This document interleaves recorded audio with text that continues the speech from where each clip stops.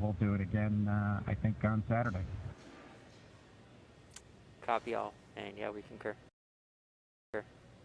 And appreciate your resilience sitting there in the vehicle for us. We got the easy job. Nothing better than being prime crew on a new spaceship.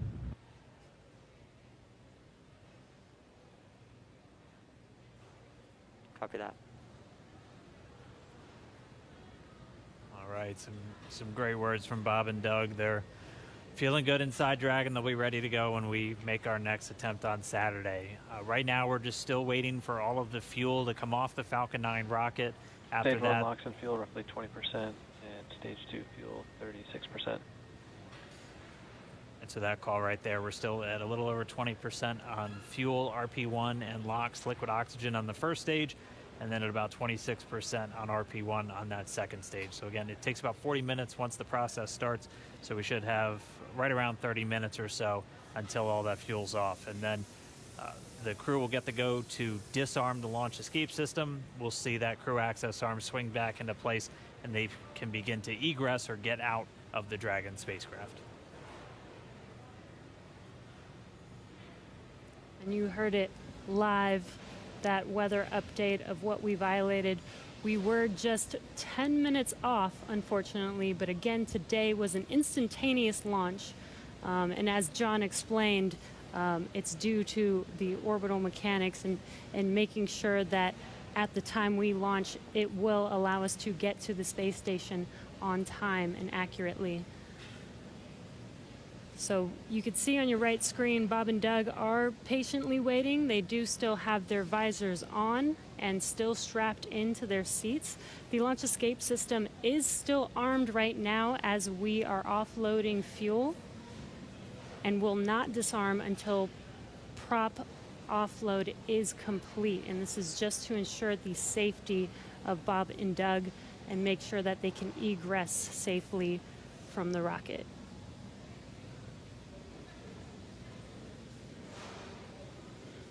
And just a reminder, today, just this first attempt, we're going to be right back here looking like on Saturday for attempt number 2. Launch America is not going anywhere. still on the track to get Bob and Doug into space, get this Crew Dragon up to the International Space Station. So it's always good, if you're going to scrub, probably rather scrub for weather than an issue on either Falcon 9 or Dragon. And we weren't tracking any issues with the flight systems throughout our countdown today. Everything passed with leak checks on the hatches and the crew suits. All the communications working great.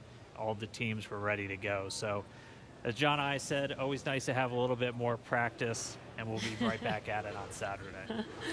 What would this launch be if it wasn't even more exciting to try and launch today, and now we have to push it to Saturdays? Really got to build the suspense. Yes. So.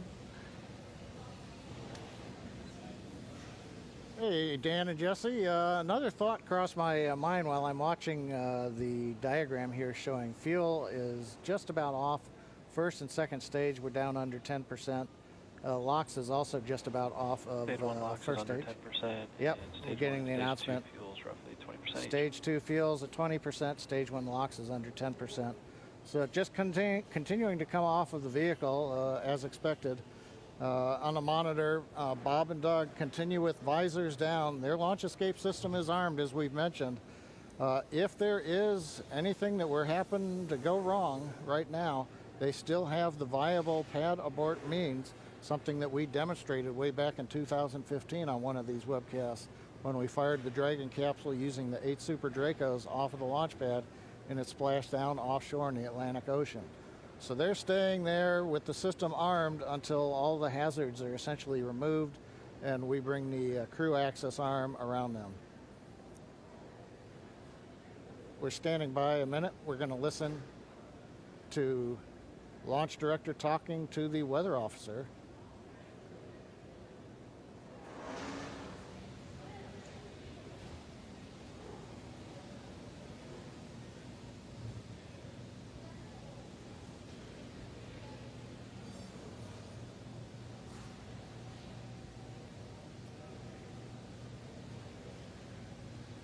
If you're just now tuning in, We did not launch today. We did have a scrub because of weather, but as we were saying, we are looking forward to trying this again on Saturday.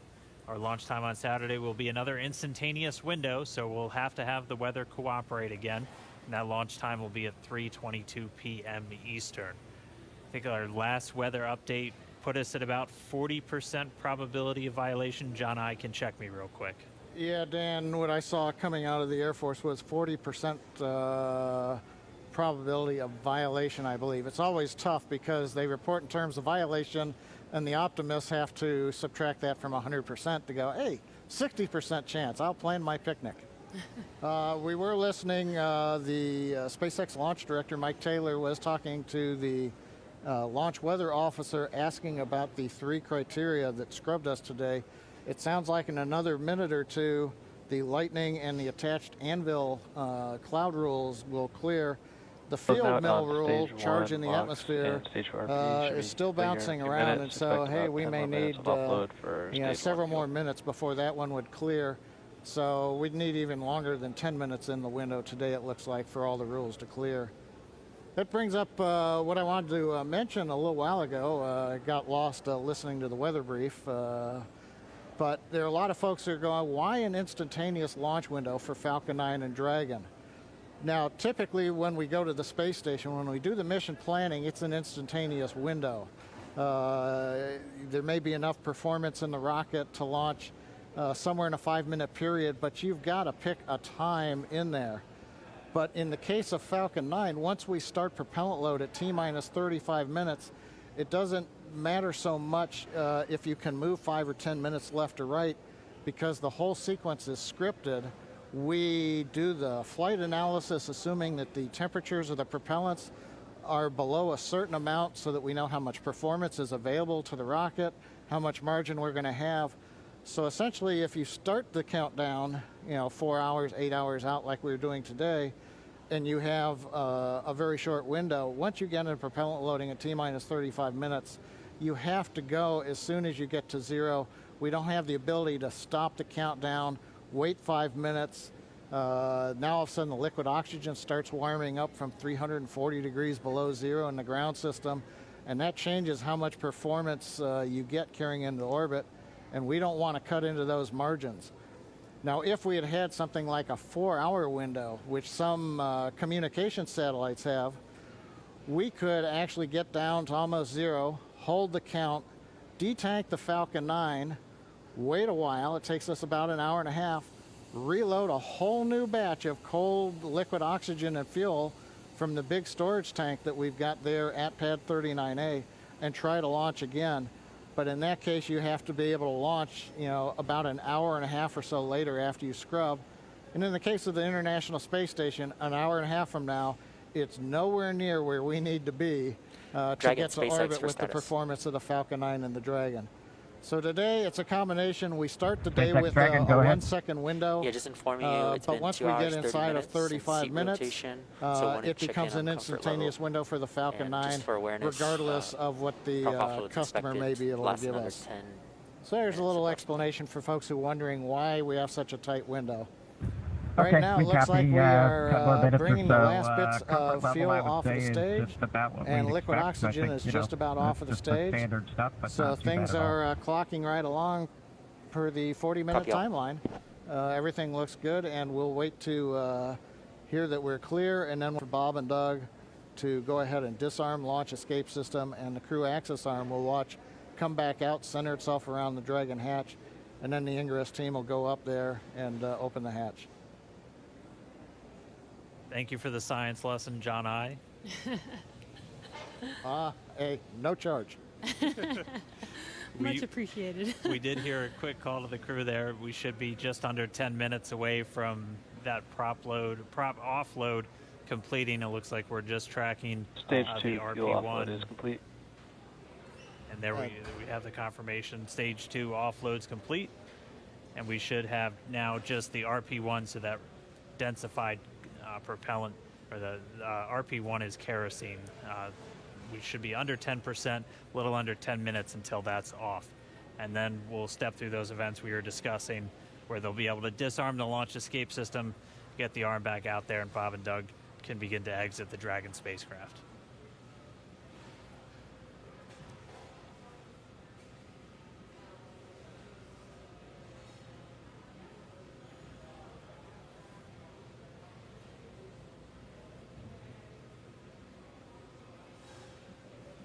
Still not the friendliest skies in the background. That is Florida, though. The weather is constantly changing over there, which is why we always have to keep an eye on it through every single launch that we have out there. Bob and Doug are patiently waiting. As you can see, that is a live view of them on the Crew Dragon vehicle as they're waiting prop offload to complete. Second stage prop offload is complete. We are just waiting on first stage to Stage complete. 1 LOX offload is complete. Waiting on stage 1 fuel, roughly 5 minutes or so. And again, the launch escape system is still armed. We are waiting for a prop offload to complete before they disarm that, and then they will be able to egress from the Crew Dragon vehicle. And we just heard we should be just under 5 minutes away from the last of that fuel coming out of the Falcon 9 first stage. And then we'll see those events start to pick back up, and we'll see the crew arm swing back out. They've been in those seats for a couple hours now. They typically get inside of Dragon a little over 2.5 hours ahead of launch. So they've been strapped into these seats for quite a while. They are custom sized though, so they're as comfortable and as snug as possible. Obviously, since they're going to be in them for a really long time, but most importantly, when you're doing that splashdown at the very end of the mission, it's your car seat, and splashing down or landing on land is not the most gentle of procedures in a capsule. So just really making sure that they're snug inside of that Dragon capsule. But we should be a little under 5 minutes away from the prop offload being completed. And as Dan mentioned, those suits are custom made, but the seats are also custom fit for each astronaut as well.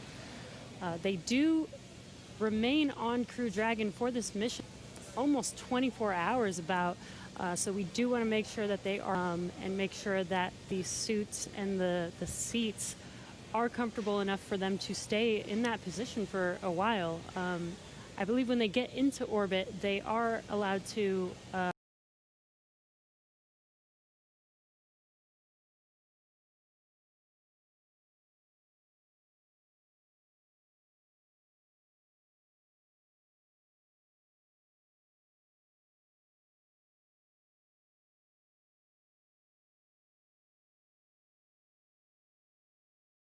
on board the Dragon capsule.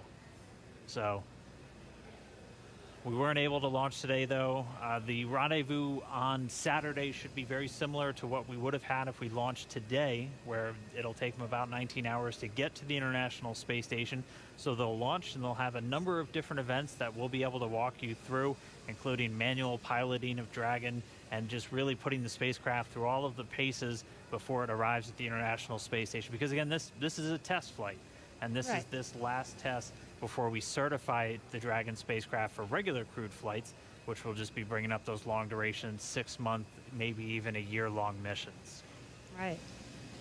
And it should be a very exciting test flight because it's pretty much like an actual mission.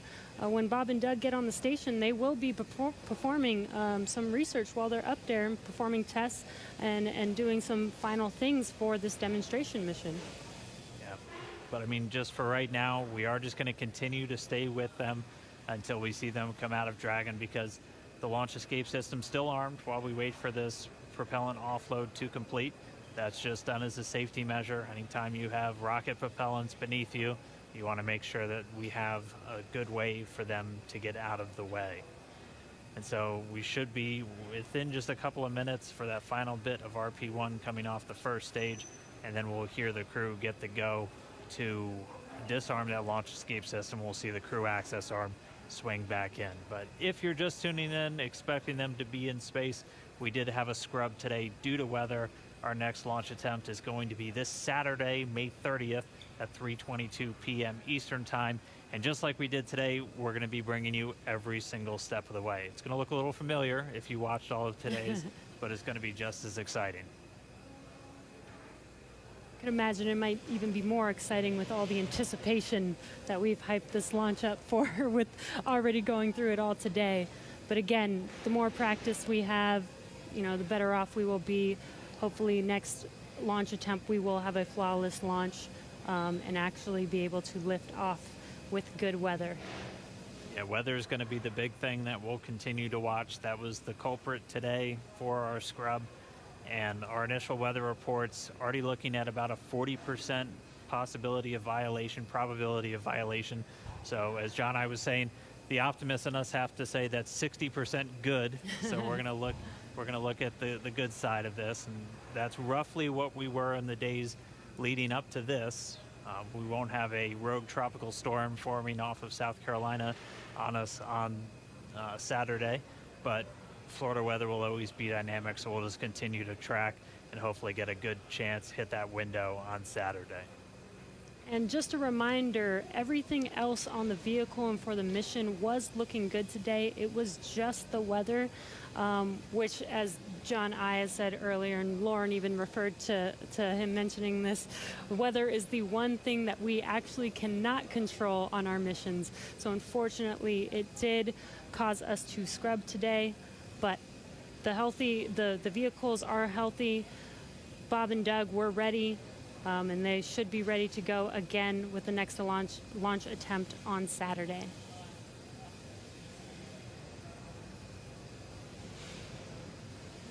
Just looking at our data, it looks like that RP1 is just about all out. So we'll just kind of stand by for a few more moments. Hopefully we get that call soon, John I. Yeah, I was going to, while we're waiting to hear the call, that the last percentage of fuel is off. I was going to comment on Jesse's discussion about it was just the weather. I think during this countdown, there were more words said about the weather than everything else. Uh-huh. I'm listening right now to a weather discussion in the background. Yeah, and again, for people wondering if we knew that we did have bad weather, even from this morning. Again, we do monitor this all the way down to the final minutes of the countdown. And with Florida weather being pretty sporadic, sometimes we have even hurricanes coming through or bad weather coming through and passing 20 minutes later and having good weather for a launch. So this is why we continued to attempt to launch today, but unfortunately for T0 today, weather was not on our side. Yeah, and Jesse, this is John again. I dropped off to listen to a weather discussion. They were just giving the times. The lightning rule went green, so we could have gone without a lightning concern. The attached anvil rule cleared, but the field mill rule is expected to clear at 58 minutes after the hour. So that's another 4.5 minutes from now. So we were close, but we needed about 25 minutes later launch time. It does remind me, at risk of offending some people, but the old saying that says it's better to be on the ground wishing you were flying than flying wishing you were on the ground. Yes, definitely. Safety first, always, and making sure that when Bob and Doug do fly, they are flying safely and as planned. So again, this is standard procedure for us to make sure that they do have a safe flight to the International Space Station. All right, well, for now, we're just continuing to stand by, expecting the call that all of that prop has now been offloaded from Falcon 9. All right, venting vehicle tanks to nominal TPC set points for crew ingress.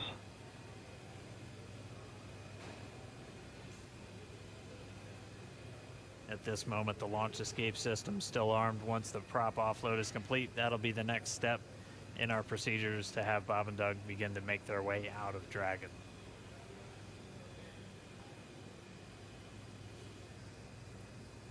LD, countdown 1.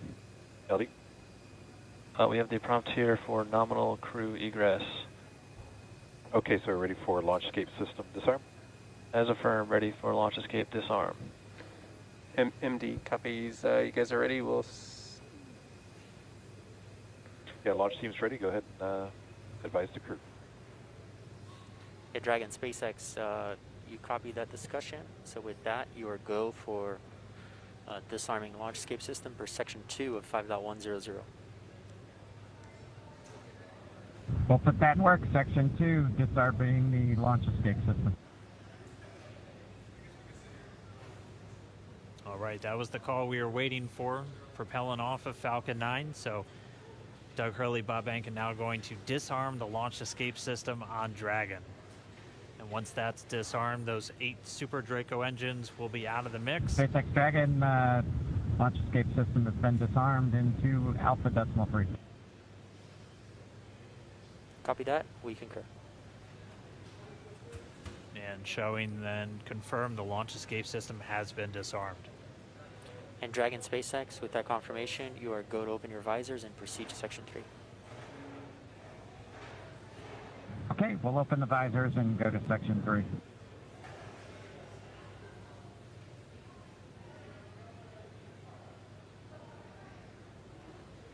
As you heard and you can see, Bob and Doug can now open their visors and get ready for exiting the vehicle.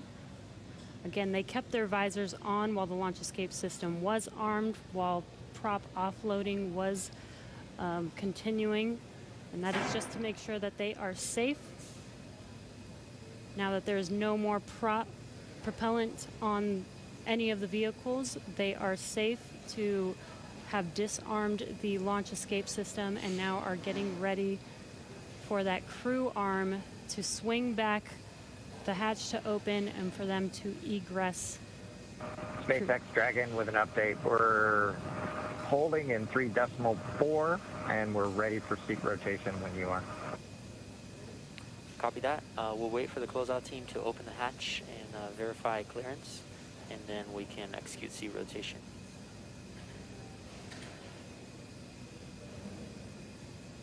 Dragon cap.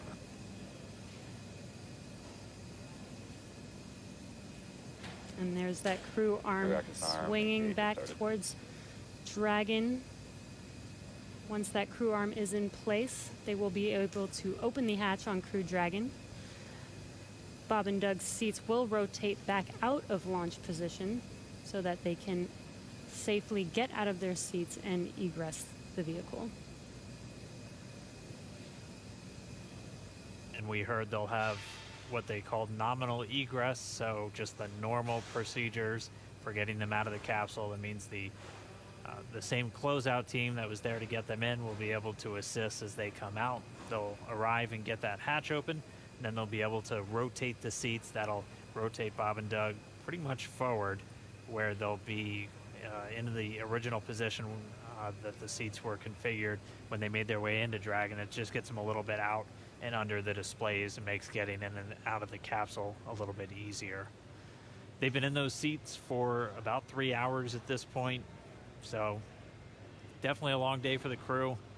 As they woke up about 6 hours prior to our T-0, had their breakfast, which we confirmed was steak and eggs, at least for Doug Hurley. And then they proceeded through all of the suit up and the trip to the pad, making their way inside Dragon, where they've been for about the last 3 hours at this point. We were on track for an on-time liftoff right at 4:33 p.m. Eastern time, but did have to scrub a little under 17 minutes before launch due to weather. So for now, we've offloaded all of the propellant off of Falcon 9.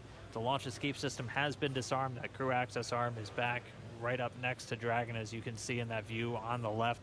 Pretty soon we'll see the teams arrive to get the hatch open, get Bob and Doug out, and they'll make their way back to crew quarters and their quarantine. It is important to note that throughout the entire process of them getting into Dragon, suiting up all of those different steps, they maintain that same quarantine that they've been in since for about 2 weeks now, and that is specifically for events like today, where we have to scrub and just go to another day. So we don't want to break that quarantine once we're putting them into that launch vehicle, and that's a standard quarantine that we have for any crew members flying to the International Space Station.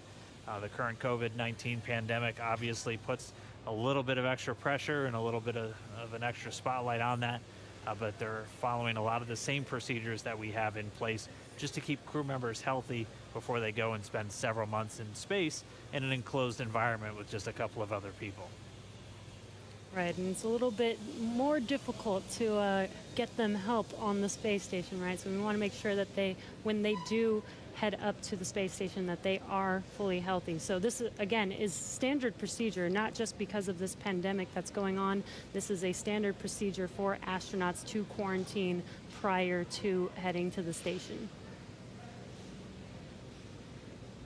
And as Dan mentioned, this is a standard procedure to exit the vehicle as well. We did scrub today, but this is not an emergency state. This is standard procedure. This is something that is practiced and rehearsed and made sure that we do follow our standard procedures to make sure that everything is still safe. Bob and Doug exit safely and go back into quarantine and get ready for our next launch attempt. Looks like they're getting a chance to stretch their legs, though. Yeah. Yeah, Dan, Jesse, I'm monitoring along in the scrub procedure right now. They're getting the goes to get the folks back to the pad, the crew that'll open the hatch. So they have notified the team chief, launch engineering, to return to the pad. As a reminder, around the pad, the Air Force and NASA set up roadblocks to make sure nobody gets into the hazard area. So they will head to the roadblocks, they'll pull them open so that they can drive to the pad. So launch director, I think, is estimating it's still about 15 minutes for the crew to drive all the way down out to 39A, get up the tower, and then begin operations on the hatch. They have confirmed that the purge of the Dragon service section, which is nitrogen during the countdown to avoid an oxygen leak, that is back on air now. The crew access arm is on air, so they're ready for the egress team to get up into the tower. But it's going to take them a little bit still, I think, to drive down the road in the vehicles and go up the elevator. But everything continuing to run per a normal scrub countdown, which we have had the opportunity to practice with the crew in, for example, the dry dress rehearsal last Saturday, after we had done the static fire of the Falcon 9 the day before.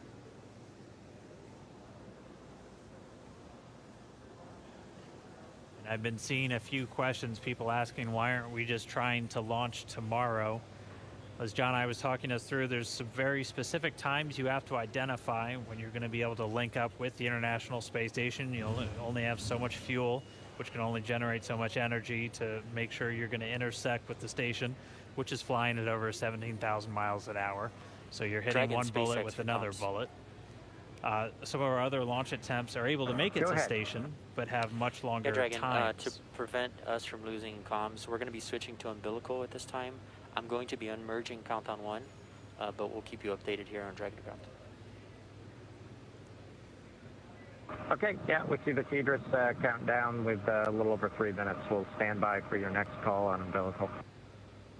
Copy. The crew getting a call, they're just going to reconfigure some communications.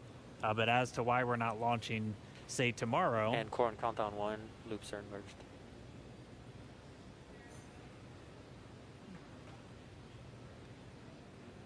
but when we pick our launch attempts, we also have to take in mind some of the human factors of these attempts. Some of these other launch attempts may exist, but it would require Dragon taking in excess of 30 or more hours potentially to reach the station, which could wreak some havoc with the sleep shifts cycles, not only for Bob and Doug, but also for the crew on board station that has to line up their sleep schedule with Bob and Doug as they arrive. And the crews on station and Bob and Doug will be operating off of Greenwich Mean Time once they get there. Dragon SpaceX, comm check umbilical.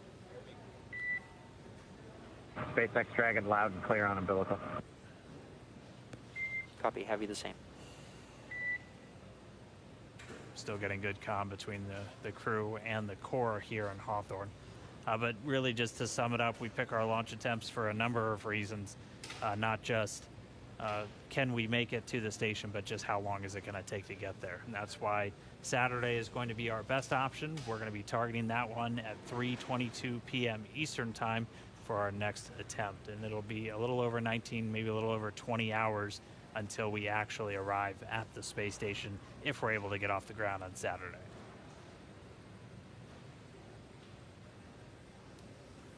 And this gives Bob and Doug, a few days to kind of shake off the nerves from today's launch attempt, give them some more time to rest, and again get ready for our launch attempt on Saturday.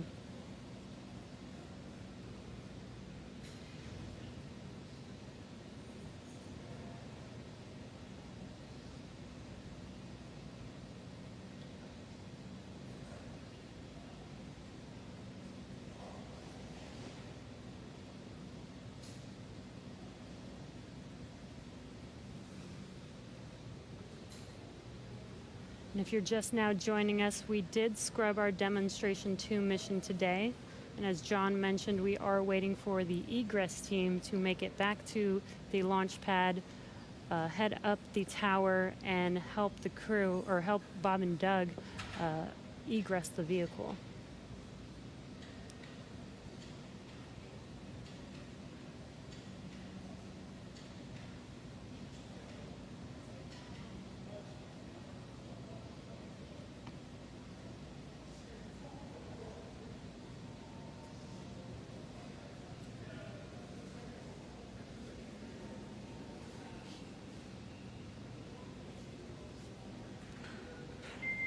Dragon SpaceX for closeout team status. Go ahead. Yeah, the closeout team has arrived at the pad and they are proceeding to the White Room. Copy that. You heard that call out. The egress team is at the pad and are proceeding to meet Bob and Doug in the White Room, where they can open the hatch and help them exit the vehicle. But we'll continue to stick with Bob and Doug until we see that hatch get open and them start to make their way out. And then they're going to, and there we can get some views once more back at the pad. You can see that egress team moving back in. They were wearing the black clean suits that we saw as they were helping Bob and Doug get into the Dragon just several hours ago. They're now going to get on the elevator, make their way back up, down the crew access arm, and then we'll get that Dragon side hatch opened. And as we saw earlier, this is a very tall structure, but that elevator is pretty quick there. So we saw them enter the bottom of the tower. It should be a very short time before they make it to the top and are able to get to the White Room and open the hatch for Bob and Doug.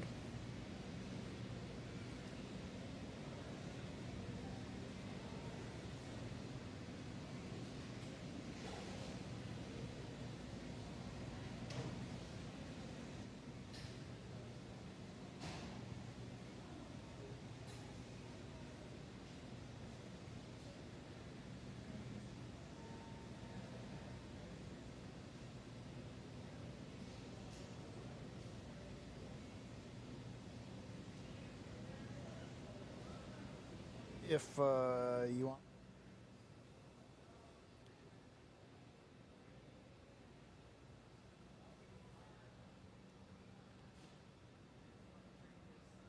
And it should just be a few more moments. We'll see that closeout team make their way back into the crew access arm and down the hatchway. And again, if you are just now tuning in, we did have that scrub just about a little under 17 minutes before launch. Our next launch attempt is going to be this Saturday, May 30th. At launch time, it's going to be another instantaneous launch time. It's going to be 3:22 p.m. Eastern time over there in Florida. And assuming an on-time launch, it'll be a pretty similar flight that we were looking at today, where it'll be roughly about 19 hours before they make that initial contact to the International Space Station. They'll get on orbit and execute a series of 5 different burns to gradually raise their orbit until they're just a few hundred meters below the station and maybe a few kilometers behind. And then they'll do all of the final approach initiation maneuvers And by that point, the team here in Hawthorne will be working very closely with the team down in Houston in the International Space Station Flight Control Room.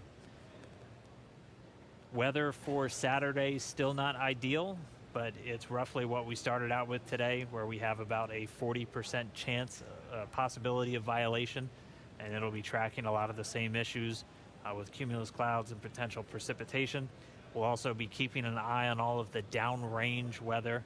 Oh, it looks like we're seeing some people start to make their way into the crew access arm now, so we should see them get that Dragon side hatch open in just a few minutes.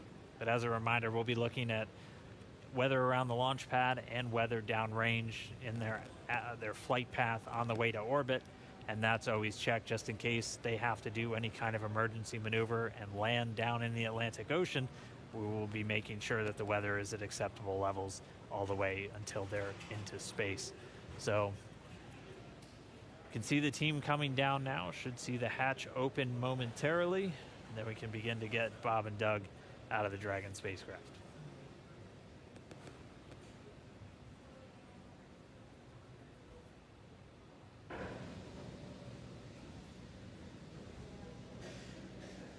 And again, we are staying live until Bob and Doug are safely out of Crew Dragon. You can see on your left-hand screen the team getting ready to open the hatch for them and help them out of their seats.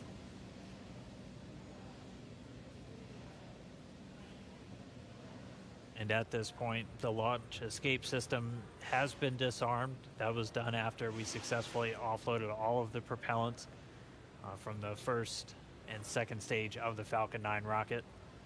There are propellants loaded into Dragon, so the teams look like they were just doing what we call kind of a sniff test, so using a portable detector just to assess the atmosphere around the Dragon capsule itself before they get the hatch open and bring Bob and Doug out.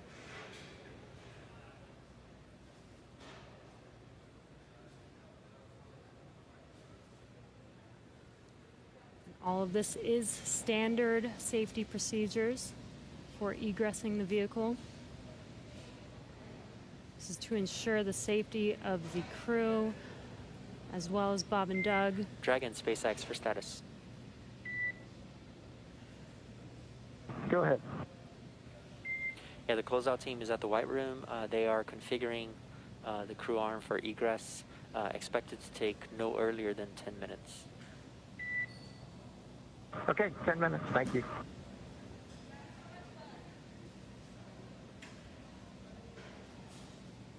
It should be just about 10 minutes. As a reminder, they're in the White Room. We walked through that a little bit earlier in our coverage this morning. The White Room named simply because of its color, and that's something that started all the way back during earlier Gemini missions. And that is literally the last place on planet Earth where astronauts are standing before they get loaded into this vehicle. It has an environmental control apparatus and a seal that it can put right up against the Dragon spacecraft just to keep all of that dust, dirt, and Florida humidity And Dragon out of the SpaceX, capsule. we're right at 3 hours in seat rotation. I just wanted to check in with you on comfort levels. I'd say no changes, Jay. It hasn't been too bad at all. Copy all. And obviously at this point, with the launch escape system disarmed, we have loosened up straps and gotten our feet out of the straps on the bottom of the seat, so it's a little more comfortable anyway. Copy all. Looks comfortable.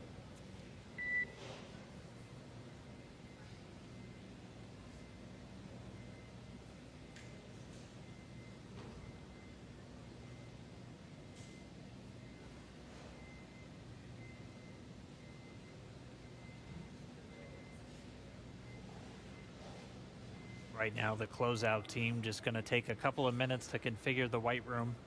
They'll set up a seal between it and the Dragon spacecraft just to make sure we're not letting anything from the surrounding environment get into that spacecraft, which is kept very pristine, obviously, for the crew members once they're inside. They have a small bridge that just connects the crew arm to the capsule itself. Just making sure they have a nice clear path for their entrance and exit from the spacecraft. So it should just be a few more minutes. We'll see that hatch get opened, and then our crew members can start to make their way out. And you heard seat rotation. They rotate the seats prior to their actual flight to where they're a little bit more parallel to the ground, and that just puts them directly in front of those displays. We'll see them rotate down, just giving them easy access to get out of the capsule.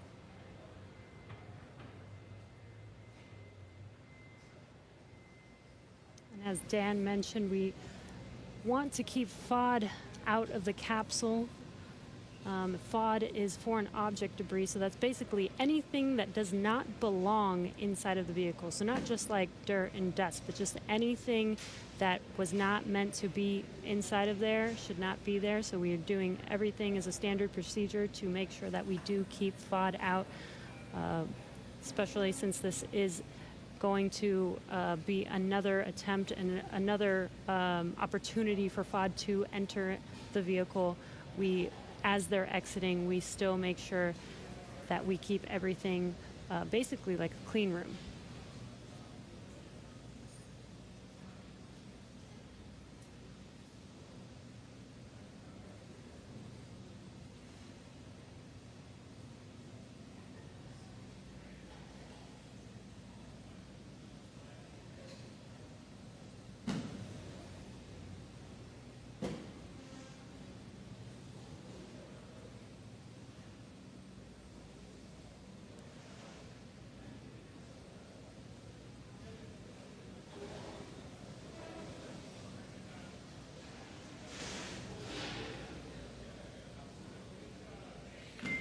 Dragon SpaceX, you may hear some vehicle venting in about 20 seconds. Copy.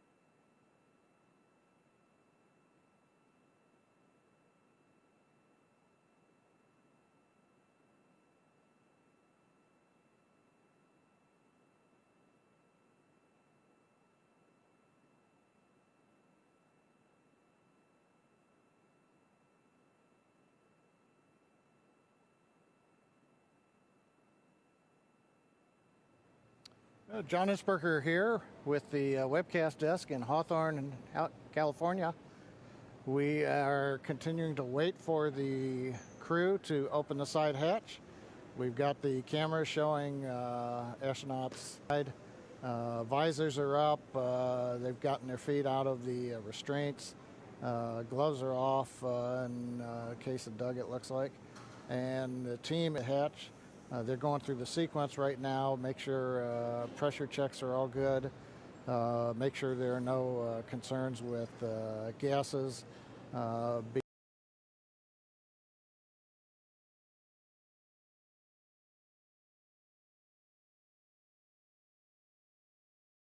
Be it the propellants of the vehicle or just nitrogen gas that we use as a purge.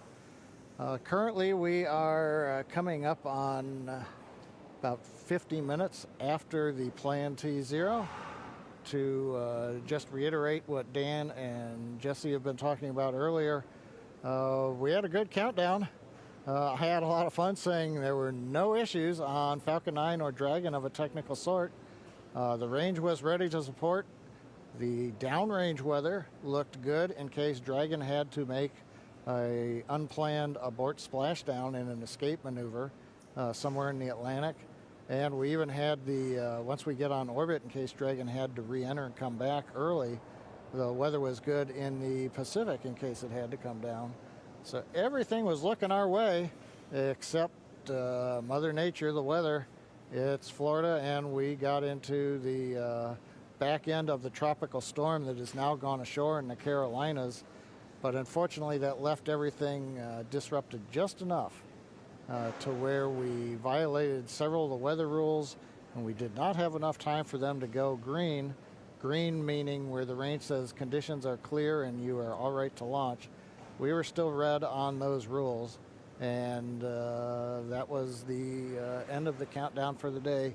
Again, we scrubbed at T-minus 16 minutes, 54 seconds. That was shortly before we were due to begin loading the liquid oxygen onto the second stage. That was both the logical breakpoint in the countdown procedure where we could take a scrub without loading one more propellant on the vehicle. And at the same time, that was when the range gave us the final bad news that we weren't going to get green conditions before the clock ran out of T0.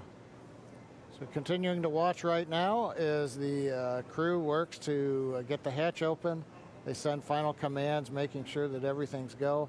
Once the hatch is open, the ground crew can verify that there's nothing in the way under the seats that Doug and Bob are sitting in, and we will get the seat rotation again, get them back a little bit more vertical. They're more on their backs right now in the launch position, so they'll rotate, then they'll help them out of the seats, and they'll come back out and down the arm and off of the tower.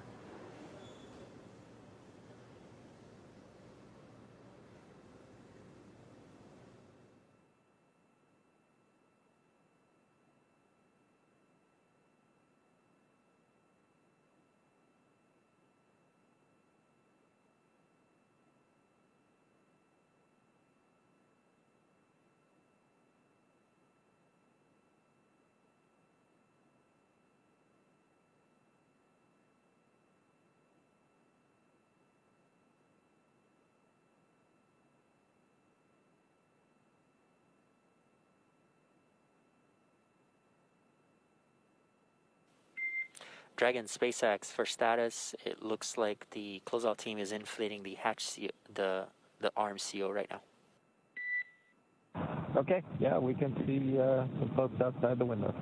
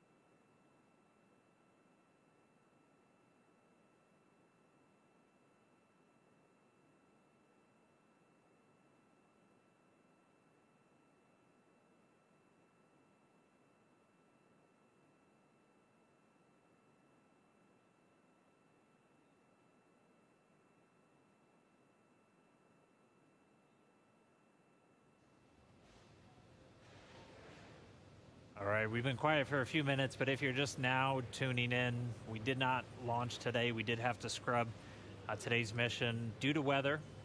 We were just under 17 minutes away from our T0 time at 4:33 Eastern when the call was made. We were still in violation of a few of the weather constraints that just are really there to inform teams when it's safe to launch. So we're looking at weather both around the pad and weather all the way on the way to orbit for them. So we did have to scrub.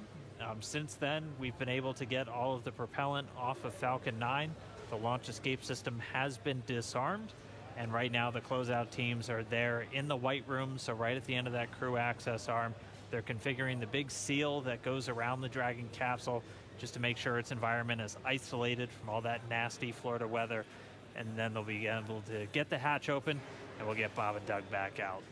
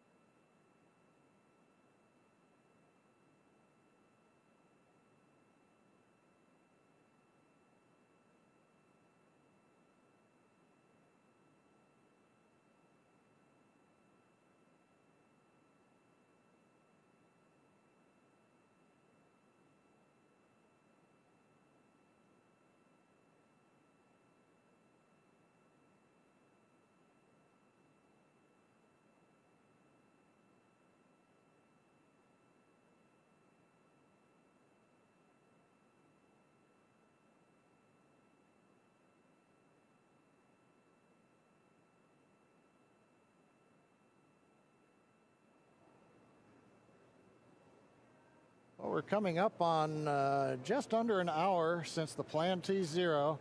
Again, if you're just joining us, well, we've been here summing up for a while. Dragon, Launch SpaceX did for not- status. Yep, stand by for status check. Go ahead, Jay. Yeah, closeout team still working to do the hatch seal inflation. Expect another 5 to 10 minutes. Okay. Okay. We scrubbed at T-minus 16 minutes, 54 seconds. We violated 3 weather rules. The weather rules finally cleared up, but it was long after the planned T0. The SpaceX egress team did return to the pad. They were sent through the roadblocks that surround the pad, demarcating where the hazard area is.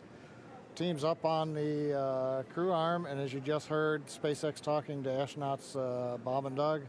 They're working the seal around Dragon.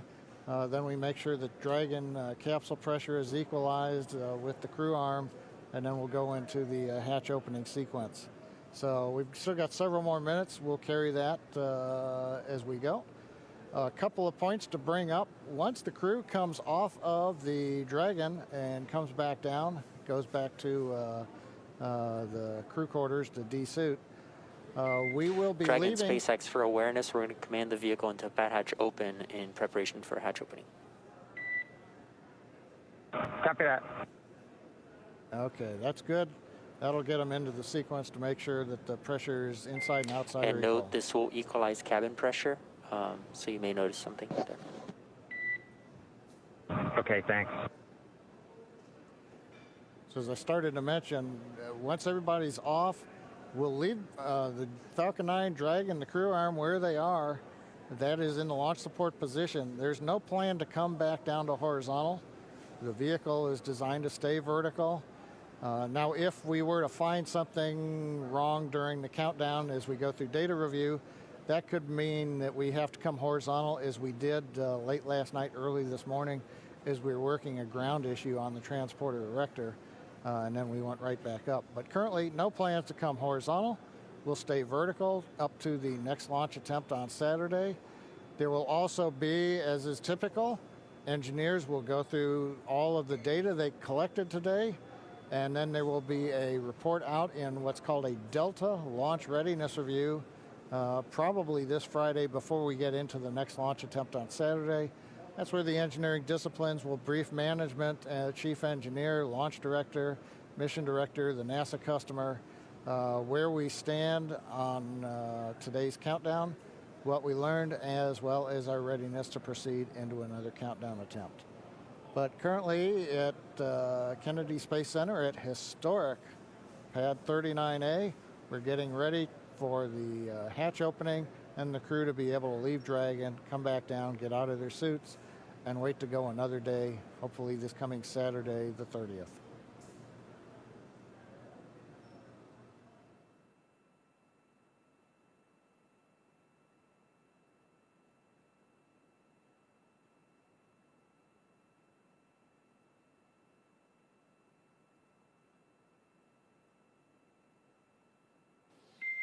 And Dragon SpaceX, sure you see the vehicles in pad hatch open. The AVVs are now open, and that nitrox injection is complete. Yep, we felt it and heard it, and copy all.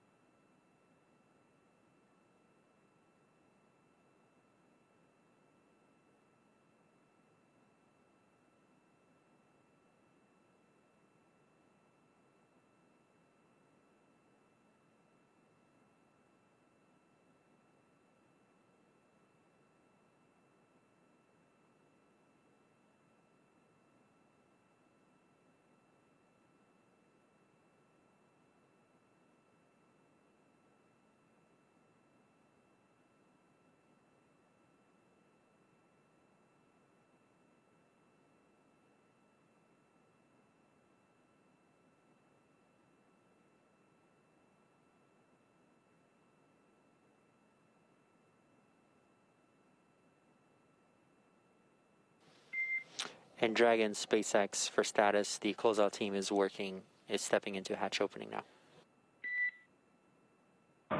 Copy.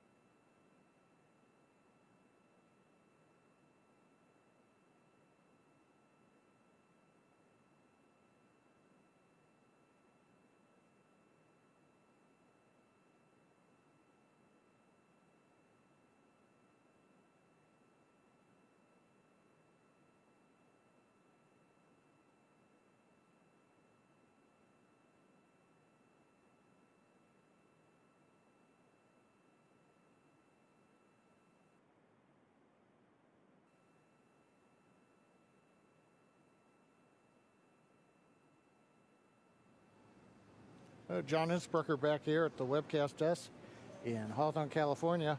We've got another camera up, and you can see the side-by-side view on the monitor. Astronauts Bob and Doug inside, waiting for the hatch to come open.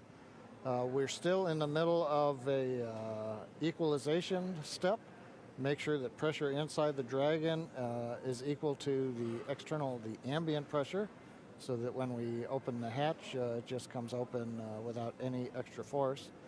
You can also see the SpaceX team is up alongside the capsule. They are removing essentially the thermal protection devices.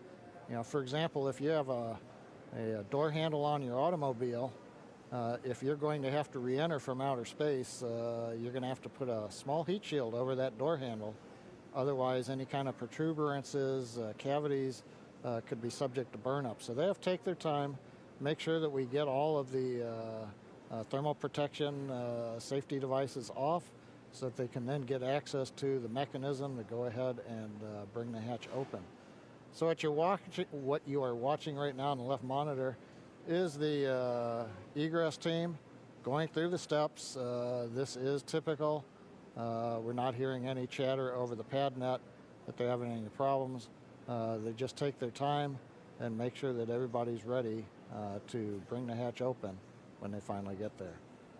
So currently we are T plus 1 hour and 11 minutes or so since the planned launch. Obviously, we're still on the ground as we're going through the post-scrub operations to bring astronauts Doug Hurley and Bob Bacon out of the capsule. And you can see now hatch is coming open.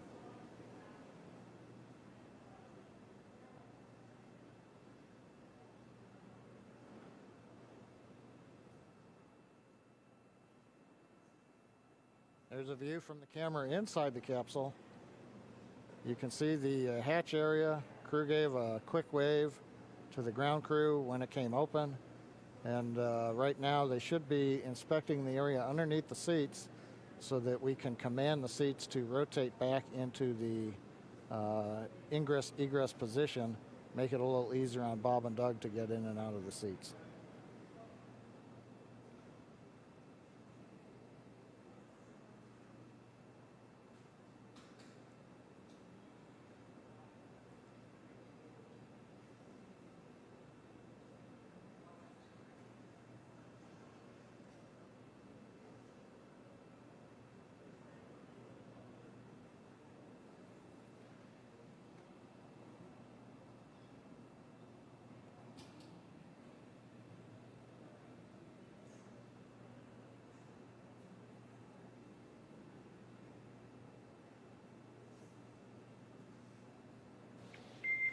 Dragon SpaceX, just for awareness, they have a few more steps in their procedure, and they should be calling to us for seat rotation shortly.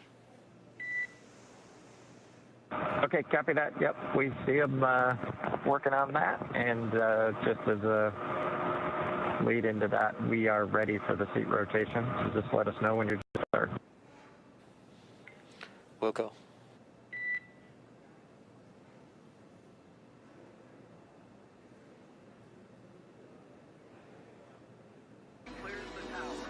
Here's a confirmation from the Dragon team talking to the astronauts that they're just about ready to send the seat rotation command. Again, the ground crew is verifying, making sure that none of the cargo that's packed in Dragon underneath the crew, nothing is in the way, nothing came loose. You're looking at one row of crew seating, but there is you know, as we've mentioned before, and there it is. Designed You're to carry looking up at the to 7. American-made rocket But and on this flight, spacecraft for that will example, return American much of the astronauts cargo to the that we're International carrying Space is Station loaded from in American various soil areas down below for the where first the time astronauts are since the seated. retirement of the So space they're just shuttle, verifying last nothing's flown in the nearly way 9 years so that ago. when they send the Today we're rotation giving it command, another shot with our the partners at seats will SpaceX. pivot Wednesday's without first attempt was encumbrance. postponed due to that wild weather. But if all goes well today, we will mark a new first in NASA's storied history and usher in the commercial crew era of American spaceflight. At 3:32 Eastern Time this afternoon, That's NASA astronauts Doug Hurley and Bob Bacon are expected to lift Yeah, off absolutely. from Pad Thanks for walking 39A us through that, Lauren. towards Again, SpaceX's Crew the Dragon launch escape spacecraft system is atop a armed. Falcon 9 rocket. That protects Bob If and the weather Doug so that if cooperates, something were to today's go attempt wrong, will they mark can shoot off of the SpaceX's pad first away from ever the flight with rocket crew and parachute the to beginning safety of in a the new ocean. chapter in human That is such a spaceflight. crucial safety Good capability. afternoon and welcome And back so to now we Kennedy want to go Space over to Center, home Hawthorne of the for an wild operational Florida update weather, with which is why John. we're sitting inside again today, but this time a little bit closer. Thanks, with some Marie. plexiglass. We are counting down those final And I'm minutes. Lauren Lyons, Everything the is still Senior looking good on the Starlink Falcon Development 9 Engineer and the at Dragon SpaceX. vehicles for And an joining on-time us launch. today But is weather retired is astronaut trending the and wrong way NASA right meatball now. lover, We're Leland. keeping our ears open in case we hear that the weather is going to be no-go for the rest of the count. Right now, we are counting down at T-minus 32 minutes. Stage 1 locks and Falcon 9 RP1 did flow rates begin are nominal. propellant load at T-minus 35 minutes, right on time. The propellants we use on Falcon 9 are a fuel, which is rocket-grade kerosene, also called RP1, refined petroleum. We use an oxidizer, and that's the super chill liquid oxygen, or LOX as we call it. Those two propellants... Space Shuttle Atlantis launching to the International Space Station, building out the International Space Station. So now Doug and Bob can launch Crew Dragon and go to an assembly complete space station. Yeah, and I know it's been really touch and go with the weather. We were looking at it last night. We're looking at it this morning. The teams are going to continue to monitor things, so it's kind of touch and go. But at last check, it was a 50-50 chance. So hopefully those odds are going to be, I don't know if they're going to improve, but 50-50 is not bad. It could be worse, right? So we have teams all over the country covering the action from SpaceX headquarters in California, Mission Control in Houston, and our social media desk in Washington, and of course, right here in Florida. Today's mission will be Crew Dragon's second test flight and its first test with humans on board. We're a little more than 4 hours away from liftoff. Bob and Doug have had their lunch and have completed their medical checks in advance of launch.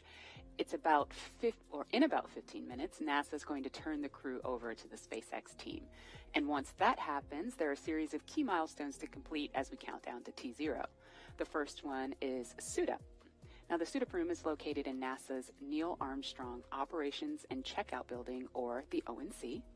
Here, the SpaceX team is going to help the astronauts put on their suits and perform key suit checkouts. From there, the next step is crew walkout. The astronauts are going to leave the ONC building for final goodbyes with friends and family gathered outside of the facility before they head out to the launch pad. And following final goodbyes, the crew will get in a Tesla and begin the roughly 20-minute drive to pad 39A. Now, once at the pad, the crew will ascend the fixed service structure in order to board the spacecraft in a process we call crew ingress. During ingress, the SpaceX team will run a series of checks to ensure the suits, seats, and the vehicle interactions are all functioning properly. And after all the vehicle and crew checkouts are completed, the SpaceX closeout team will close Dragon's hatch with Bob and Doug safe inside. About 40 minutes before launch, the crew access arm, which is that long suspended walkway that the astronauts are going to use to board Dragon, it's going to retract away, followed by the arming of the launch escape system. Once the arm is retracted and the escape system is armed, that's when propellant loading on the Falcon 9 rocket will begin. About 5 minutes before liftoff, Dragon will be configured for what we call terminal count. This is when Dragon's onboard computers take control of the vehicle. And at T0, again, a little over 4 hours from now, if all goes well and the weather cooperates, Crew Dragon and Falcon 9 will lift off from pad 39A, carrying astronauts Bob Behnken and Doug Hurley. Roughly 12 minutes after liftoff, Dragon will separate from Falcon 9's second stage, enter its activation phase, and begin using its own onboard propulsion system to carry Bob and Doug to their destination, which is the International Space Station. And as I mentioned previously, Bob and Doug are just finishing up their lunch, and we are currently awaiting their arrival to the suit-up room. And while we await that, you will notice over the course of this broadcast that we do not have crowds gathered here at Kennedy Space Center. And that, of course, is one of the impacts of our protocols to protect each other and our teams. We would normally have tens of thousands of guests here at the Kennedy Space Center in Florida to view the launch. But even though we couldn't host a lot of guests here, you can still join us through every step of this historic mission from wherever you are. We have a team dedicated to those of you following along on social media, and NASA's Tahira Allen is in Washington right now leading that effort. Hi, Tahira. Hey, Marie, and hey, everyone out there. My name is Tahira Allen, and if you are one of the 4.9 million people tuning in on Wednesday, we are so glad to see you here again.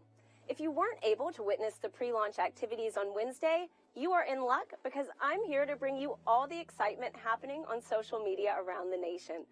This is a big day for both NASA and SpaceX, and we are ready for you to be a part of it.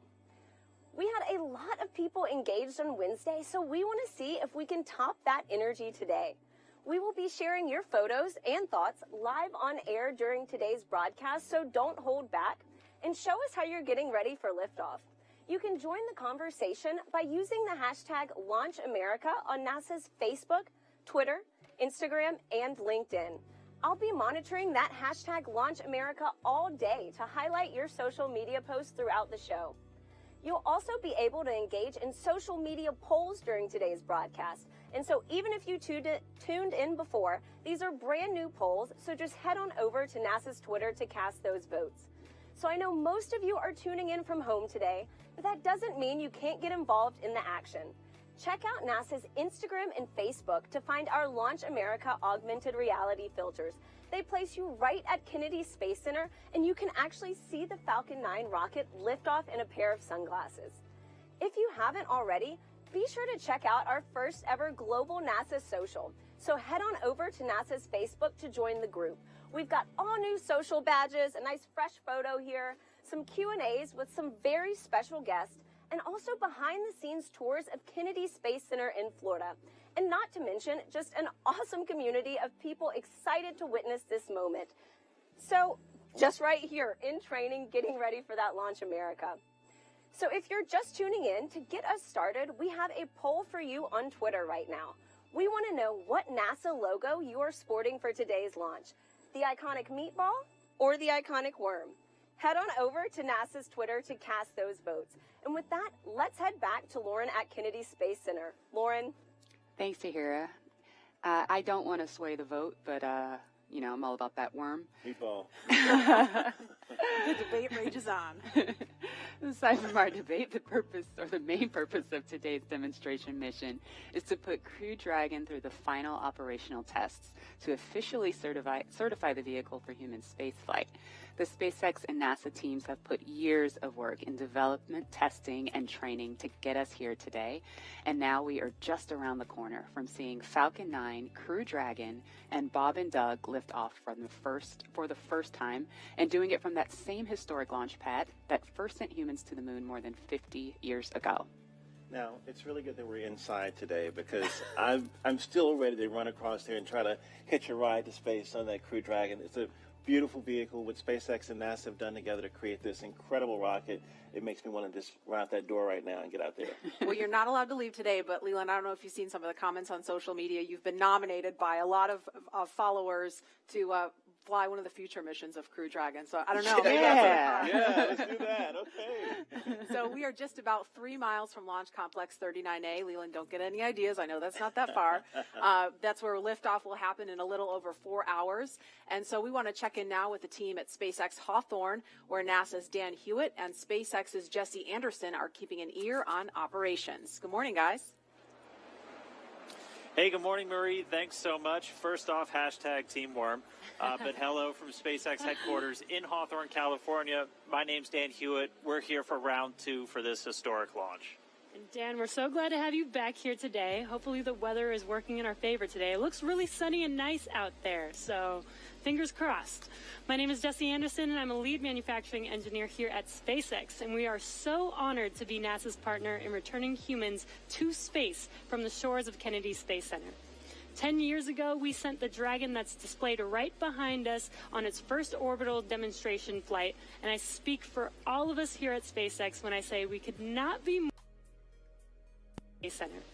10 years ago, we sent the Dragon that's displayed right behind us on its first orbital demonstration flight, and I speak for all of us here at SpaceX when I say we could not be more excited to finally be sending humans to the International Space Station. And just as a refresher, today's mission is known as Demonstration Mission 2 or Demo 2. This is going to be the first time a commercially built spacecraft will launch people to the space station. Demo 2 is an end-to-end flight test from launch to docking all the way to splashdown in the Atlantic at the end of their mission.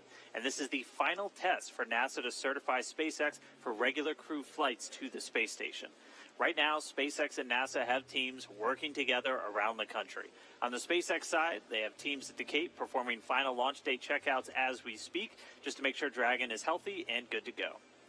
At the moment of liftoff, we will transfer authority over Dragon from our firing room in Florida to Mission Control here in Hawthorne. Mission Control will have insight and command of Dragon systems for the entirety of this upcoming mission. And since Dragon is a highly autonomous vehicle, our teams in Mission Control will be continuously monitoring the health and performance of the spacecraft through the entire duration of its journey. That's from liftoff all the way until Dragon splashes back down on Earth. While there are a number of people on headset here in Mission Control right behind us, the mission director is the one in charge. It's also where the SpaceX Core, which stands for Crew Operations Responsible Engineer, who's essentially the voice talking to astronauts throughout their flight, will reside. Dragon and Falcon 9 together have years of operational experience, or what we refer to as flight heritage. SpaceX has successfully completed 22 flights of Dragon to and from orbit since 2010, and that includes 21 trips to the International Space Station. And to get us where we are today, not only have we conducted thousands of hours of testing, but we've also enhanced and added a number of safety features to Dragon. One of the most important safety features on Crew Dragon is the launch escape system. It's a huge advancement in the safety of human spaceflight, and SpaceX was able to demonstrate the system in 2 important tests. The first one coming back in 2015 with the pad abort test, which we're watching some video back from right now. And then a little bit more recently, last January of this year, the in-flight abort test. Dragon's launch escape system is outfitted with 8 Super Draco engines that are integrated directly into the spacecraft body. This enables Dragon to separate from Falcon 9 and carry astronauts to safety in case of an emergency on the launch pad or all the way up to orbit. And in addition to the launch escape system, SpaceX has completed over 80 parachute tests, which includes nearly 30 tests of just the upgraded Mark III parachutes that's flying on today's vehicle. And that's to ensure a safe landing back on Earth, even in the unlikely event that one of those 4 main parachutes fails. And we can't forget the significance of our first demonstration mission just last year, which itself was an end-to-end flight test to and from the International Space Station, just no actual humans on board. But now, though, let's go to the one and only SpaceX's principal integration engineer, John Insprucker, for our first status update. John? Oh, you're so kind, Dan. Good morning from SpaceX headquarters in Hawthorne, California. As Dan said, I'm John Insprucker, and I'll be bringing you status updates throughout today's countdown. We're currently just inside T-minus 4 hours, 9 minutes. Today, as mentioned, is our second launch attempt. The first attempt was scrubbed on the 27th. In that attempt, the team proceeded deep into the countdown, but when 3 weather rules concerning lightning and cloud cover were no-go, and there was no chance of improving, the SpaceX launch director stopped the countdown at just inside T-minus 17 minutes, and the launch was scrubbed. Now, following the scrub, we drained back the propellants from Falcon 9, and the crew left the capsule and returned to crew quarters. Now, since the scrub, Falcon 9 has remained vertical on the pad, as you can see there on the monitor. It's remained powered up. The launch crew currently reports no significant issues on the Falcon 9. Minimal activity has occurred on Dragon over the same period. The most significant task was topping off oxygen and nitrox in the environmental control system. Now, we just finished up a weather briefing to the crew a few minutes ago. Conditions at Kennedy Space Center for launch, 50% chance of violating conditions, which is also 50% chance of good conditions. The basic concerns are precipitation, cumulus thick clouds, anvil clouds, all related to the threat of lightning. We're also watching the weather downrange in case there is an abort and Dragon has to splash down off the coast. Further, several hundred kilometers away, we are watching a series of weather patterns that look like they're going to be good, so we are continuing into the count right now. Coming up at T-minus 4 hours, the SpaceX launch director will perform a poll. That'll verify the conditions are safe there at the pad to open it back up to just the support crew.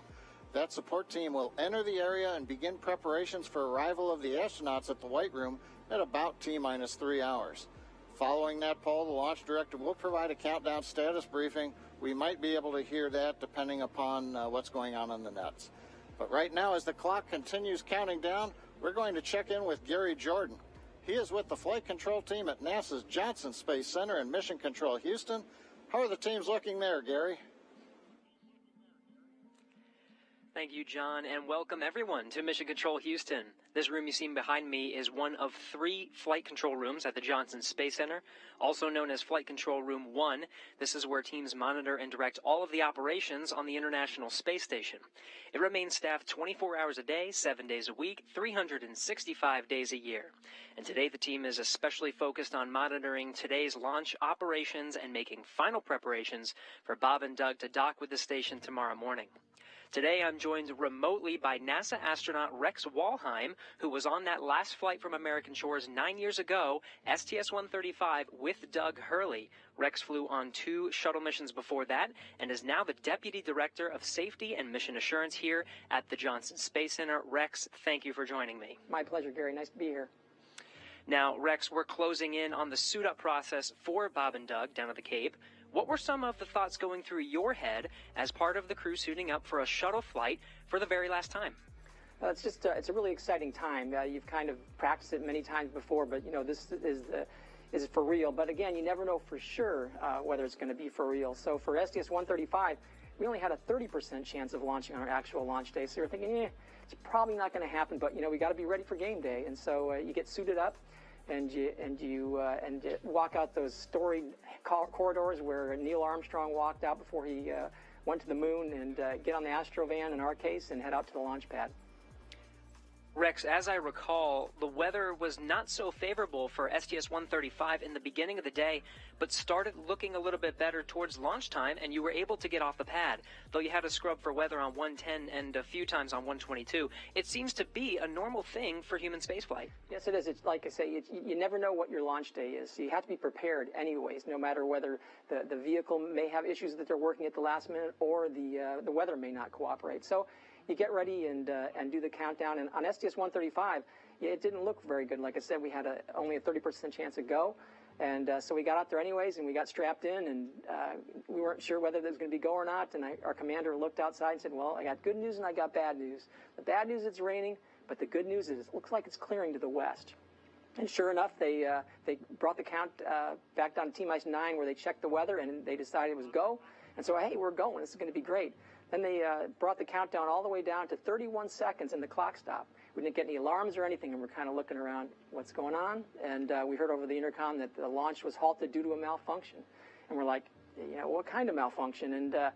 And sure enough, we figured, okay, well, now we're not going to launch for sure. It's just 31 seconds from launch. We've only got like a minute hold time, and so your mood starts going down. And figured, well, doesn't look like it was going to be it. But turned out the team at the Kennedy Space Center knew what the problem was. They wanted to make sure that the gaseous oxygen hood, the arm, had moved out of the way so the shuttle could launch. They took a camera, verified it was, then they picked up the count.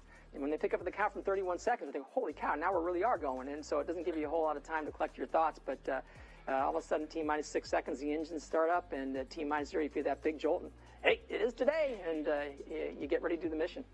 Well, here's to hoping for the best today. NASA astronaut Rex Walheim, thank you for joining us. Let's go back to the Kennedy Space Center to watch the suit up in action as we continue to count down to launch. Leland.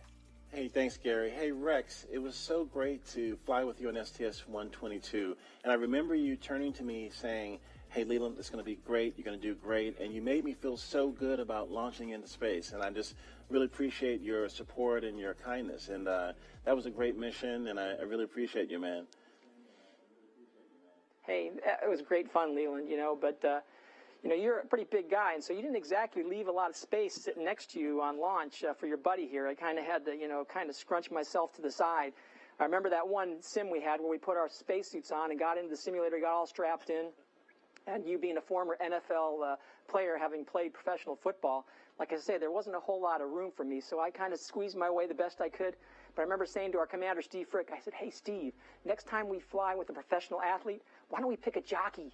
So it was a little bit, crowded there, but it was a wonderful flight, and it was absolute pleasure to fly with you, Leland.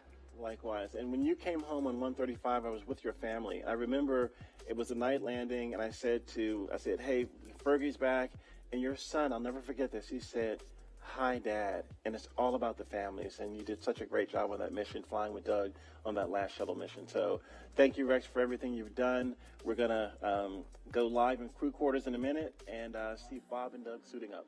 Yeah, absolutely. Thanks, Rex. And my takeaway from what Rex had to say is, you're telling me there's a chance. There's a chance. There's a pretty good chance, actually, 50% in fact. And the astronaut crew quarters is where astronauts live in seclusion before missions to space, and it's where Bob and Doug have been living for the past 10 days. Now, the suit-up room inside of the crew quarters is something of a national landmark in and of itself.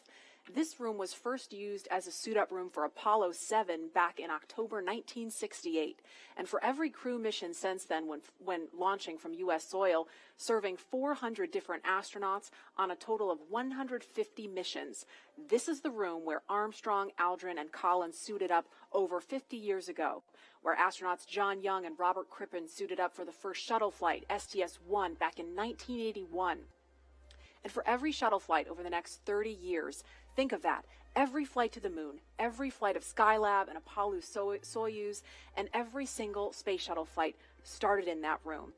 And Leland, I know many of us have experienced some form of quarantine over the last several months, but I would imagine that 2 weeks in quarantine in preparation for a space flight is unlike any other time in your life. What were some traditions that took place? Oh, we would get together and sit down and sometimes tell jokes and try to make the mood a little bit lighter. We would review our notes and things, but we would bring our families in and have a crew meal together with our families, and that was really touching. And it's just card games, different things to get ready for that iconic mission to space. Absolutely. In many ways, everything prior to this moment was preparation, and everything after this is the mission. And prior to Wednesday's first attempt that we told you about, the suit-up room was last used for the final shuttle flight, STS-135, in 2011. And I want to mention one more detail about that mission. We want to show you a picture of the crew from the last American space flight launching from U.S. soil. In the picture, if we can bring it up, you'll see Doug Hurley. There it is, Doug Hurley. He was the pilot for STS-135. Today he is the commander of Demo 2, the spacecraft commander. Also suiting up for that mission was Chris Ferguson, Sandy Magnus, and Rex Walheim, who we just heard from a few minutes ago. And we are standing by to go into the suit-up room. We just passed the T-minus 4-hour mark, so suit-up is just beginning now, and there is our first look in the room. There is astronaut Doug Hurley getting into his spacesuit, and he's being helped by one of the suit technicians there. So this is our first look in the room. Again, Doug Hurley, he has flown into space 2 times before. He was the pilot on STS-127 and 135. And there's a wider shot. You can see astronaut Bob Behnken also in view now. Bob is to the right of your screen, and he also flew on 2 shuttle missions. Bob is a native of St. Ann, Missouri. So if you're watching from Missouri, especially St. Ann, wave hi, there's Bob. And Doug is from Appalachian, New York. He was born in Endicott, considers Appalachian his hometown. I know a lot of people there because I'm from there too, so if you're watching from upstate New York, shout out to you there too. This is so cool to see. Leland, this must bring back memories for you. It does, but it's a little different than when I was suiting up, because there were Apollo-era lazy boys that were sitting in and leaning back in, and now they're in these really incredible, sleek suits, as well as these the seats that are actually the same seats that are in the Crew Dragon vehicle, and that's pretty amazing. Yes, these seats are basically ground support equipment seats. They're pretty much the same as the ones in the vehicle, as Leland said. So what they're doing right now is strapping the crew into the seats to prepare for the 2 big checkouts that they're doing right now. They're going to do a comms check, a bidirectional comms check, where they're going to check that the microphones that are inside of the helmets that the crew are wearing, that the suit techs can communicate with them bidirectionally. And they'll also do a leak test, which is a pressure test, where they'll pressurize the spacesuit. So the suits are much more than just futuristic-looking outfits. They do look like they come from a sci-fi movie, but they, as we described, they're designed to connect directly into Dragon seats to provide communications, cooling, and the ability to pressurize if necessary. A moment ago, you may have seen one of the suit technicians attaching a big white umbilical to the leg of the suit. That is the way in which the communications and the airflow, all of that is happening through that umbilical, which is connected to the seat. So right now, as you can see, the team is getting the crew all buttoned up in their 5-point harnesses and getting ready for those checkouts.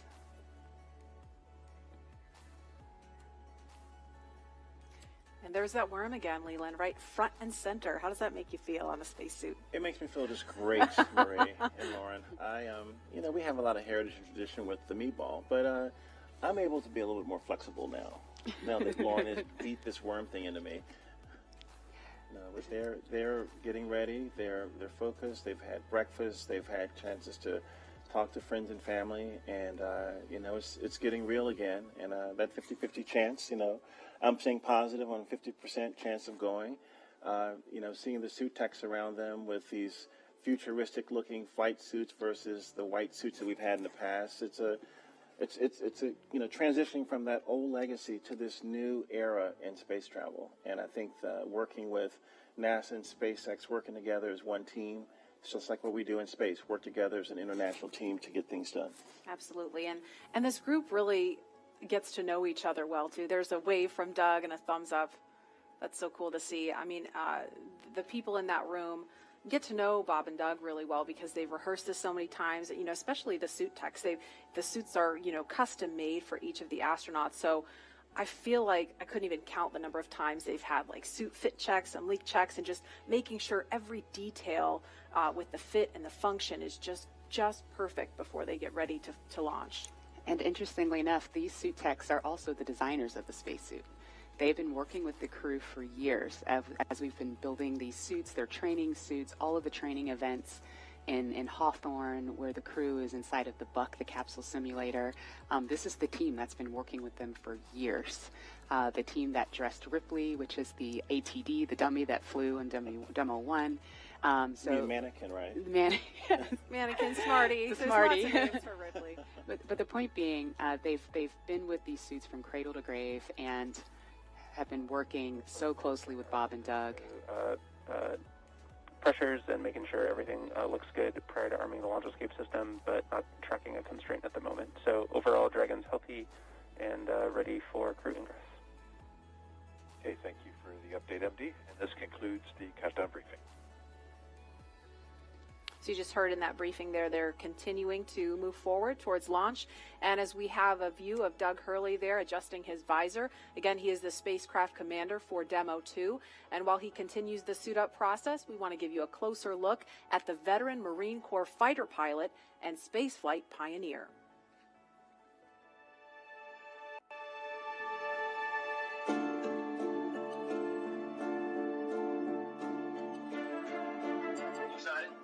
Very excited. Yeah, very excited. You feel ready? Feel pumped? Oh yeah, I think we're ready. I think we're certainly ready. Joining the SpaceX Demo 2 test. He is a Marine Corps colonel and test pilot. He was selected as an astronaut in 2000. He piloted Space Shuttle Endeavour and Atlantis for STS-135, the final space shuttle mission. Introducing NASA astronaut Doug Hurley.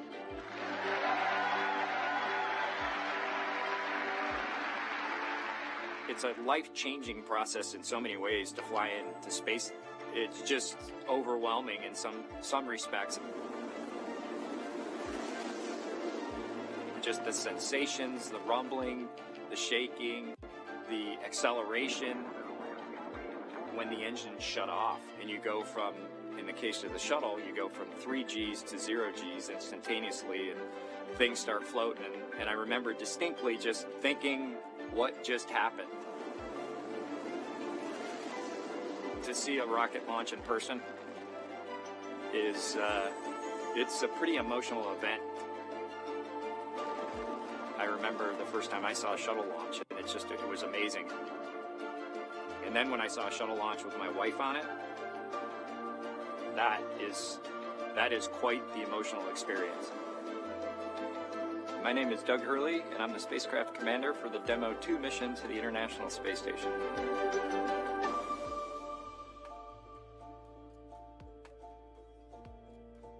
We are doing the first crewed flight for NASA and for SpaceX. So this is the test flight to prove end-to-end from launch to docking to ISS operations and then entry, descent, and landing. This will be the first time the Dragon had a crew on board, and so there's a myriad of objectives we want to achieve for this mission. SpaceX has been responsible for design and essentially making this vehicle what it is. What the astronauts bring to the table is the crew vehicle interface. What would work on orbit, what might not work on orbit, what would definitely work, to be able to just have the entire integrated team that's going to support us getting to and from space station, talking together, working through the challenges that simulators typically throw at you. It was really neat being part of it. It's just been an incredible undertaking to see where we've come just in the last 5 years that Bob and I have been a part of this, and to be, shortly flying to the International Space Station with the Crew Dragon. It overwhelms you to think about how many people have, in some way, shape, or form, touched this program and this vehicle to get us to this point. And we are the lucky ones that get to fly it, but we certainly not for 1 second take for granted the amount of effort that so many other people had to put into this to make it successful. For Doug personally, he's worked so hard, through his entire life, to get to where we are right now. As a test pilot, this would be the dream to fly a new vehicle. So it makes me so happy to see that he gets to be part of this mission, the spacecraft commander, I'm just glad to see his hard work and his dream has come true for that.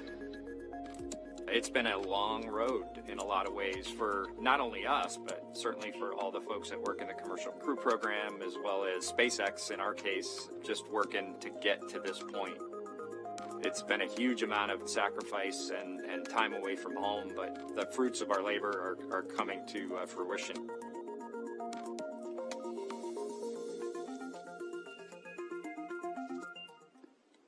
We are now getting closer to when we expect to see the crew complete their suit checks and walk out of the Neil Armstrong Operations and Checkout Building. And before they do, here's an introduction to the Joint Operations Commander for Demo 2. You see to the left of your screen there, former Air Force flight test engineer Bob Behnken.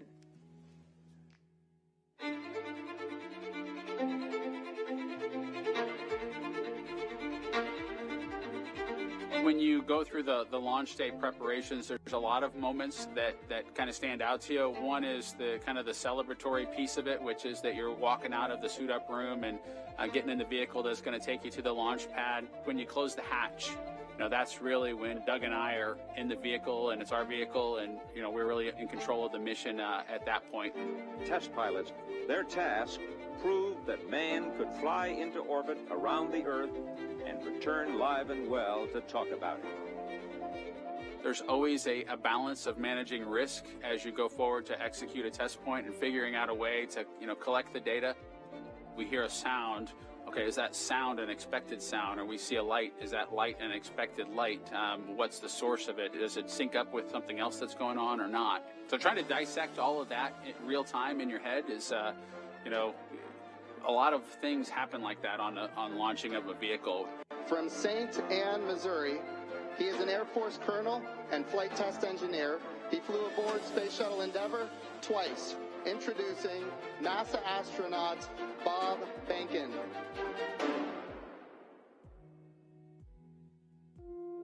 My career at NASA has kind of spanned a couple of decades at this point. I arrived with the class of 2000. Went through the training program, primarily focused on the Space Shuttle and the International Space Station, learning those systems. Having launched a couple times on vehicles, the second time was definitely different than the first time. You can feel a little bit guilty of, hey, should I study one more thing? Or is there one more piece of information I should get? Am I really prepared or not? So that's definitely different between where I was on my first flight and where I'm at right now. It's been really interesting, I think, for both my wife and I to have gone through the process of seeing each other launch in space. I've seen her take that risk and had it be in front of her, and I've done that to her. And there's just something different about watching a rocket launch when there are people on board. You feel a little bit differently about the pit of your stomach, and I can only tell you it's multiplied significantly when it's somebody that you know, and then somebody, of course, that's a family member. It's even multiplied more.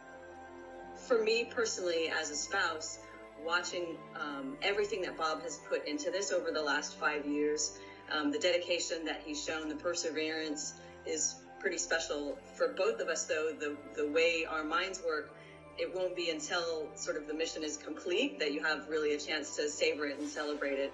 This is a huge accomplishment for an Air Force flight test engineer to be part of the demonstration mission of a brand new vehicle. It's going to be amazing.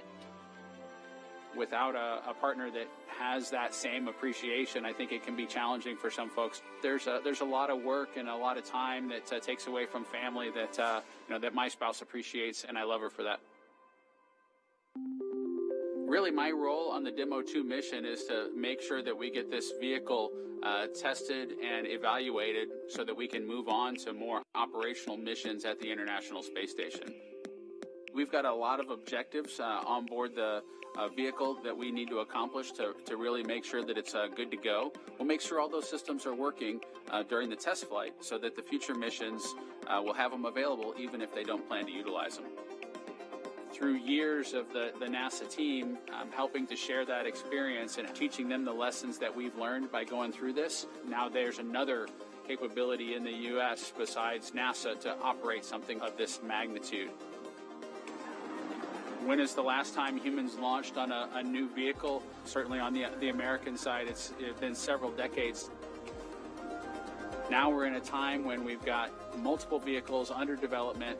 It's a great time from a space exploration time frame just to see all that happening, and it's because of this nurturing of the environment, being able to pull in a wider group of people who can contribute towards human spaceflight. It's a super cool time. On a deeply personal level, I'm really excited that my son is get a chance to see me launch into space. Being an astronaut has been a little bit of an abstraction thing for him because he's seen me do it in old videos, but he hasn't seen me do it for real, and so I'm excited for him to see this launch.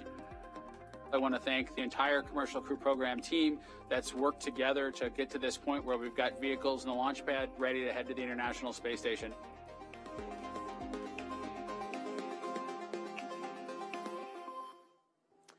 And here is a live look again inside the suit-up room in the Neil Armstrong Operations and Checkout Building. We can see now NASA Administrator Jim Bridenstine. He's talking to the crew. You won't hear any audio in here, and actually we had some questions about this Wednesday because people were like, why can't I hear what they're saying? That's by design. It's not a mistake. We are really lucky to be able to show you this video live as they're suiting up, but you don't hear the audio because that's a little bit, we try to give the crew a little bit of privacy, and so being able to talk freely and share really what's on their minds without having to worry about who's listening is part of the reason you don't hear audio in there. But that's Jim Bridenstine there talking to the crew, and it looks like Associate Administrator Jim Morehard is also in the room standing to the right of your screen. And these are great moments to get a last chance to talk to the senior leadership of NASA as they're about to go off and launch into the cosmos. And I think when you look at how Bob and Doug complement each other and how these SpaceX suits, they really complement the astronauts too, because they're more form-fitted, they're custom-made, and this is a moment where they're getting ready to, do the real deal. And Lauren, I think, the integration of the suit and the vehicle and these seats is just really, really impressive how y'all at SpaceX did that. Yeah, the primary purpose of the spacesuit, it's a pressure suit. Now, the Dragon capsule is already pressurized, so even in the vacuum of space, the crew is safe when inside of Dragon, but in the unlikely event of an anomaly that causes the capsule to depressurize, we can actually flow oxygen or nitrox into the suit, and that will keep the astronauts pressurized in flight. So that's its main purpose. So it's that form and function and some style there as well. And for the kids out there that have 3D printers or have 3D printed, the actual helmets were made by 3D printing. So you could be a spacesuit designer yourself because you already have the skill set, and or fly in space one day if you wanted to. And I'm curious about what kind of conversation might be going on with them. It looks like it's lighthearted. You can see Doug laughing there. I know that Mr. Bridenstine has said, Bob and Doug, if you want to back out, it's not too late. I would imagine he may have said that again. I know they're ready to go. They're as eager as can be. And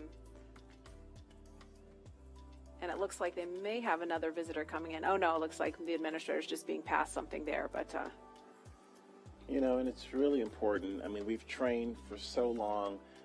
We've gone through the malfunction processes. Now he's doing a selfie. So, of course, you got to do the selfie. I didn't see them do this on Wednesday, so they were probably kicking themselves when they walked out. Why didn't we do a selfie in there? I wonder if he has that Instagram filter to put the glasses on. Do you think he has it on?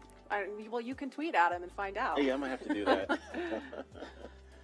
No, this is a great lighthearted moment. It helps gets the guys in a good mindset to go off in space in a very calm and cool and collected way.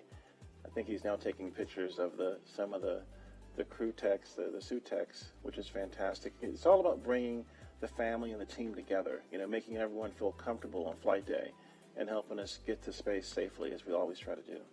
And obviously this is a very serious mission. I mean, we don't want to make too much light of it, but Leland, you mentioned Wednesday, and I thought that was a really good point, why it's important to be able to joke around and keep things light as you're getting ready to go to the launch pad. Yeah, when I went up on 122 with Rex and we just talked to Rex, we were, in the caravan going over to the launch pad, we were kind of making some jokes, but as we were suiting up, we would look over each other, we would get up and high five and we'd say, hey, you're ready? Let's go, let's do this, and it's just, you've already trained. You know how to do this. You've done it many, many times. And so I think it's that lightheartedness is good. But, you know, right when you get in the vehicle, the 3, 2, 1 liftoff, that's when you're ready to go. And they're the visitors making their way out of the room. And as we mentioned, Doug Hurley and Bob Behnken, I mean, they are two of the finest at what they do. And it's really starting to sink in that the mission is on as you see them in their spacesuits. And seeing them in these suits has always been so inspiring to me from the first time that I saw them in Hawthorne at SpaceX headquarters during training. It's kind of like a sci-fi film, but unlike a movie prop, which primarily just needs to look cool, our team designed the suit to maximize safety and functionality while maintaining style. Here are two members of our spacesuits team, Chris Trigg and Maria Sundin, telling us about how the suit came to be. I think one of the things that was important in the development of the suit was to make it easy to use, something that the crew just has to literally plug in when they sit down, and then the suit kind of takes care of itself from there. So the suit is really kind of one part of the bigger Dragon system. It's really part of the vehicle. So we think of it as kind of a suit-seat system. So the seat that the crew is in and the suit are in a lot of ways working together. And so it made sense that we were designing Dragon in-house to also design the suit. Our spacesuits is completely designed in-house. It's built here in Hawthorne, California, in the same building as the rocket and the capsule. The spacesuit is custom-made for each crew member, and that is to optimize the fit for the crew member. We definitely wanted to innovate, and we wanted it to look inspiring, but first and foremost, we wanted it to be safe and reliable. The spacesuit's primary purpose is to protect the crew in the unlikely event that the cabin were to depressurize. But the suit does a number of additional things. It provides cooling and communication to the crew inside of the suit, provides them hearing protection, and the outer layer of the suit is flame resistant, so it provides flame protection as well. When the crew gets in the capsule, they get in their seats and they plug the suit into the umbilical that's attached to the seat. And the umbilical is providing everything that the suit needs. So it provides the avionics or electronics for communications, is providing the air to cool the suit, and then it also provides gas when needed to pressurize the suit. So it's really a single point that lets the suit do all the things that it needs to do. We designed the helmet in-house. The helmet serves a number of different functions. Obviously, it's protecting the crew's head and it's retaining gas like the rest of the suit, but it also houses the microphones as well as the valves that are regulating pressure in the suit. We had to design the gloves so that they would work with the touchscreens, but the gloves also still had to do a number of other things like the rest of the suit, so all of those things had to come together within the glove. It'll be obviously really amazing to see Bob and Doug in their flight suits, and I think one of the things that's cool about the suit is it's not just a piece of hardware, it's not just a suit, it's a very personal thing. It's Bob's suit and it's Doug's suit. And so seeing the two of them in their suits, using it in flight will be just a really amazing thing. And you're looking live at Launch Complex 39A. That is Crew Dragon in the center of your screen, sitting atop a two-stage Falcon 9 SpaceX rocket that will produce 1.7 million pounds of thrust at liftoff. We are keeping our fingers crossed that the weather cooperates. It's a 50-50 chance. It looks beautiful right now, but there may be some thunderstorms rolling in later, so we're keeping a close eye on the weather. In the meantime, we're going to head west to Hawthorne for an operational update. Dan? Hey, Marie. We are here in Hawthorne still. The astronauts have a crew training facility that's equipped with both a cockpit simulator and a full-scale Dragon mock-up to conduct simulations both for nominal and off-nominal situations. And recently, the SpaceX team shared the exact same ISS simulator that the astronauts train on with the public, so you can try your hand at docking the ISS. If you head over to iss-sim.spacex.com, you can try your hand at docking with the space station. And I've tried it once before. It was really difficult. It looks way more, it's more difficult than it actually is, I think. Yeah, flying in space is really deceiving. Just when you think you're going really slow and everything's okay, the next thing you know, you're careening into the space station. So it's way harder. You have to go way slower than you think. It might take a couple of tries, but it's doable. Yeah, but you guys should try it and check it out and see if you can do it. So let's check in with John Insprucker for a quick update on Dragon and Falcon 9. John? Well, we're coming up on T-minus 3 hours and 35 minutes. All continues to go well for today's launch.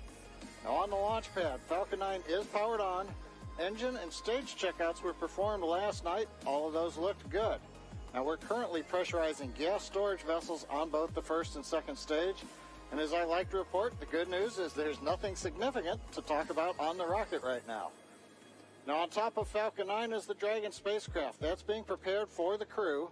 The Dragon propellant system was pressurized to final flight pressure about an hour ago.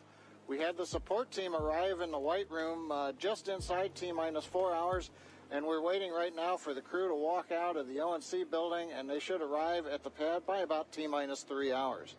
For the Dragon spacecraft, all systems are also currently go. The Air Force range reports no issues at this time. The range will be maintaining both air and sea space clearance around the launch pad.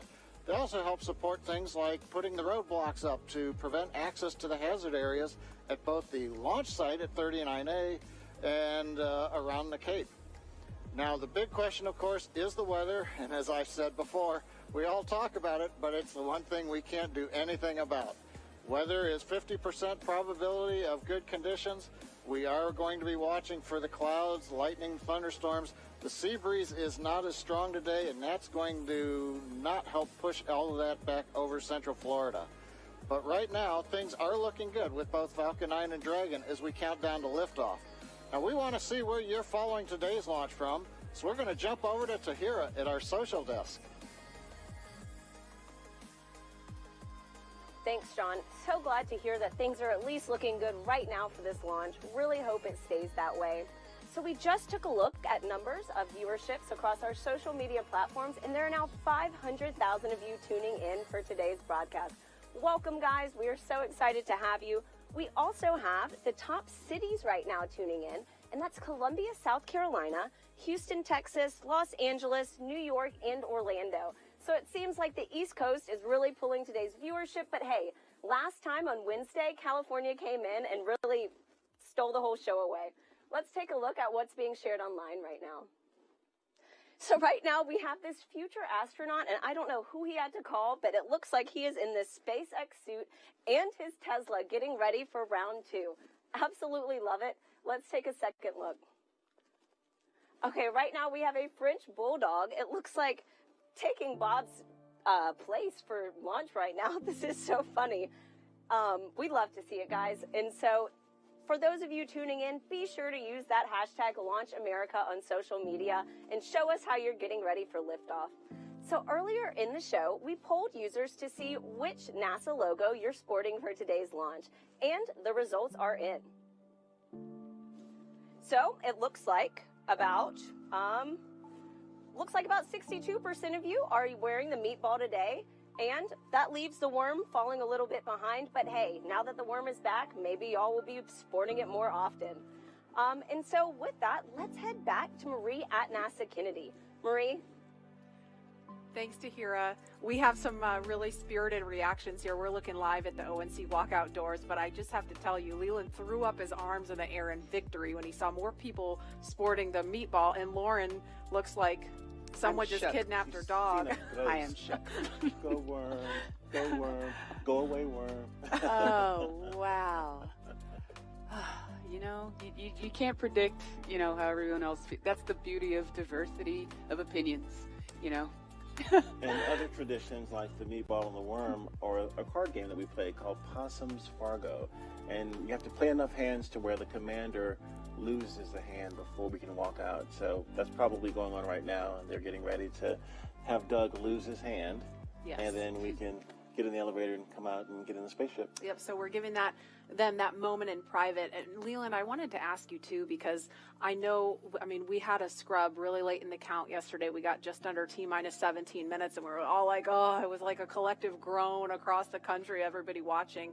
And I know you've been through a delay once yourself on one of your shuttle flights. And I wonder, you know, what does it take to kind of refocus yourself on day 2? I mean, do you go through all the exact same preparations? Do you do anything a little different? Is there a little bit of superstition involved? No, not really. I mean, we try to keep everything the same way because we've practiced this way, and now we're in the real day. We're playing this way. So if you stay the same, kind of the same form and function that you've done before, nothing else hopefully will happen that's out of character to your mission. So I think we just try to stay the same way.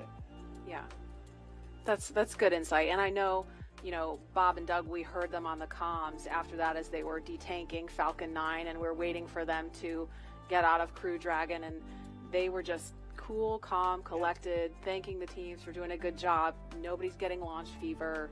And, you know, they're going to do the same thing today. No matter how many people are watching, they're going to make the same call as they would if nobody was paying any attention. Right, and I was talking to CJ Storkow before I launched on my first mission, and he said that he made a mistake and flipped the wrong switch on Ascent, and he glommed on that and was about to make another mistake.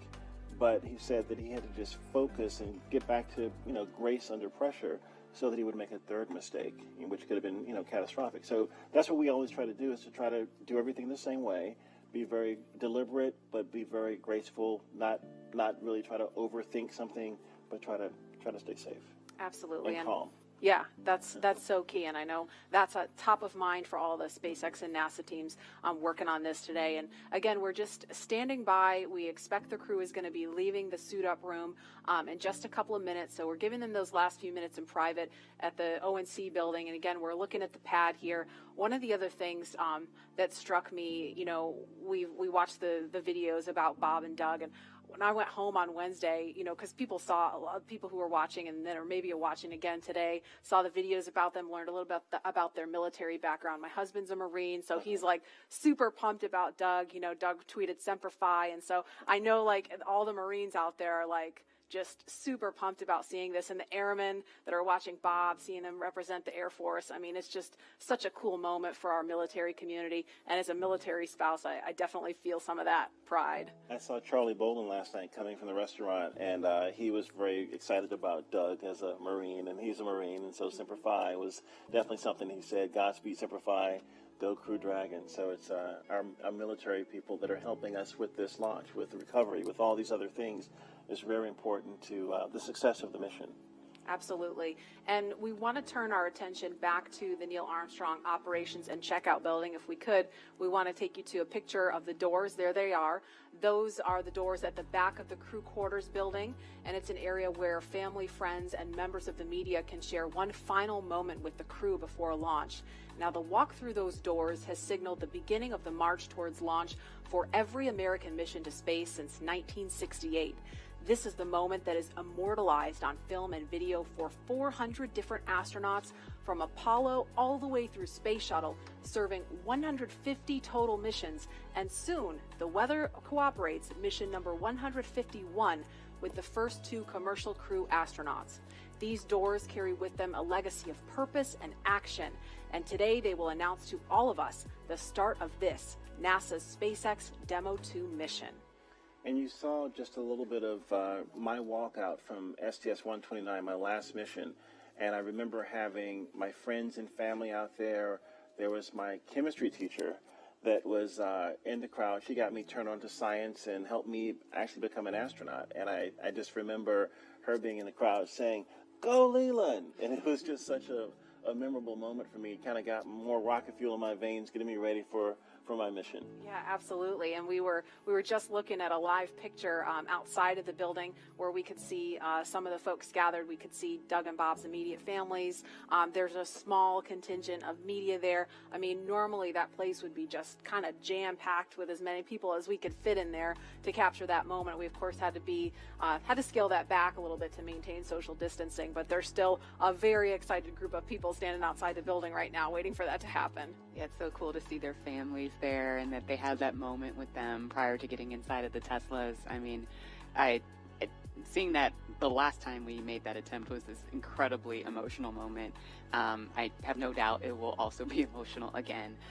But yeah, that I can only imagine what's going through their heads, you know, in that moment when they're just waving goodbye for the last time before flying. I mean, Leland, like, were you nervous? Were you... You know, at that moment we were, you know, we've been a little jovial in the suit up walkout, but I think at that moment we're thinking about our families, leaving our families, but then at the same time we're going to do this incredible thing for helping advance our civilization. We are working as a team, all the other teams now with SpaceX and NASA and people all around the world really, you know, in recovery and all these things, helping us get to space. so we can advance our civilization. And I think those moments are really heartfelt for us, that a team of people have helped us get to this point. Absolutely. And we are looking at a live picture now of Bob Behnken and Doug Hurley walking down that hallway in the astronaut crew quarters. We just saw Doug wave at the screen, and they're just turning the corner, getting inside that elevator. And this, you can't see it from here, but there is a banner hanging there. You can kind of see it in the back. There's a banner hanging on the wall of the elevator with the signatures of all the people who worked on this mission. So it was really important for them to hang that up in there so Bob and Doug could see it. Yeah, we see that, and we see all those signatures of people that have helped us through training, through fit check, through all of these moments and getting ready for this mission. And it feels like they're going along with us on the ride. Absolutely. And as we wait for the crew to come downstairs to the first floor, we will pause to honor today's efforts with our national anthem. Kelly Clarkson just blew us away with a fantastic rendition Wednesday. Here she is again. Most say, can you see by the dawn's early light what so proudly we hailed at the twilight's last gleaming, whose broad stripes and bright stars through the perilous fight o'er the ramparts we watched were so gallantly streaming, and the rockets rock alive, the bombs bursting in our gave proof through the night that our flag was still there. Oh, say does that star-spangled banner yet wave o'er the land of the free and the home of the brave.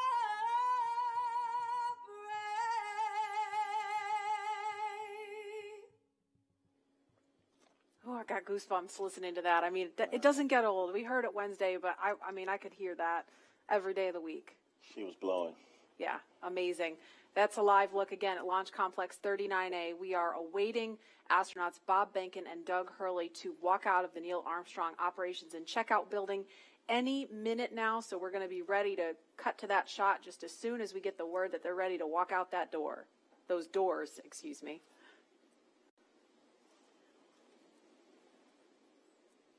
Again, looking like it's been a beautiful start to the day here on Cape Canaveral, but we're keeping a close eye on weather because it looks a little iffy as we get later into the afternoon, closer to launch time, which again is 3:22 this afternoon.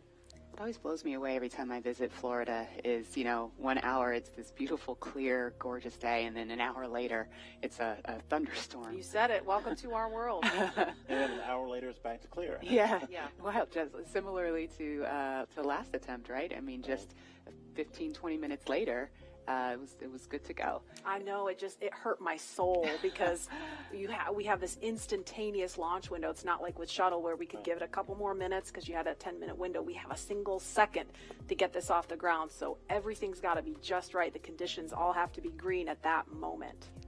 Again, Mother Nature showing she's in charge. Absolutely. And we just heard we're about 30 seconds, less than 30 seconds now from seeing the crew walk out of those doors. So we are standing by to show you that moment live.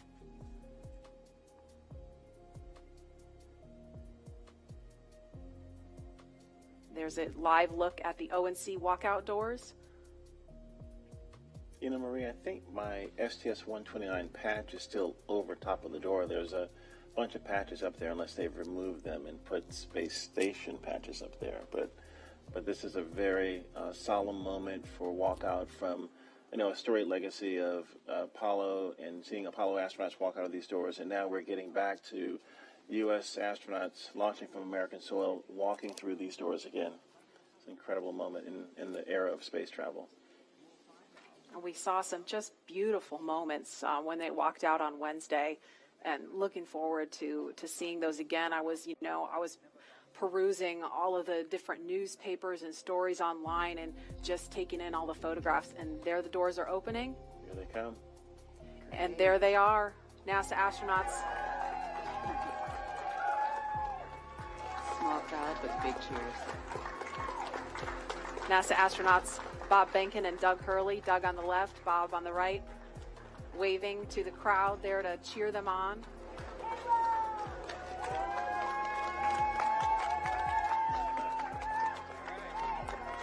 And there are their families right in front of them. The virtual hugs, a very special moment. Fist bumps.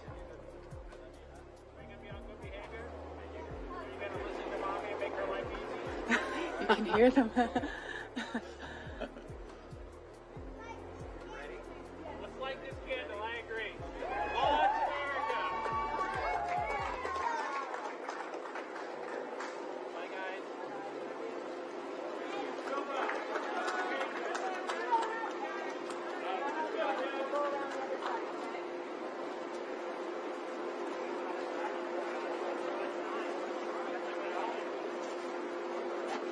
Now they are getting into the Tesla Model X that's going to take them to the launch pad, being strapped into their seats. Their suit techs are attaching their umbilicals, so integrated into the Teslas. These are not just the new Tesla you can just buy off the web or in a Tesla dealership.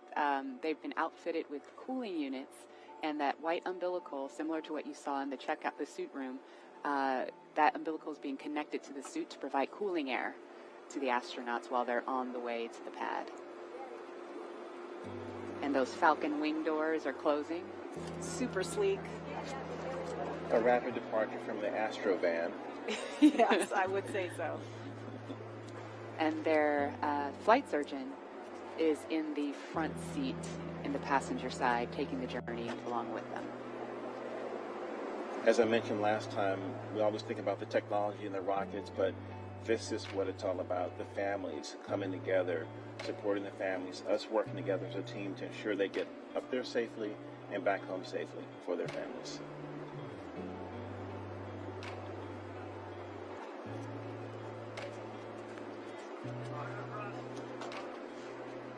I couldn't hear everything they were saying, but I did catch Bob telling his son to be good for mom, make her life easy. As a parent, I appreciate that. See that prominent NASA meatball.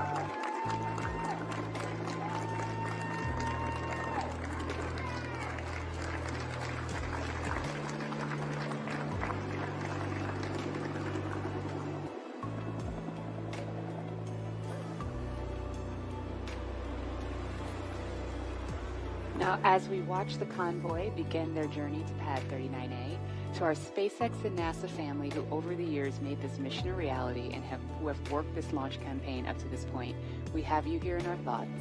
And we wish every one of you could be here to see this up close, but we want you to be part of this journey regardless of where you call home and regardless of where you're watching from today. And so for the next few minutes, we are going to follow the convoy, but highlight those whose words and hands and thoughts built all that we see here today.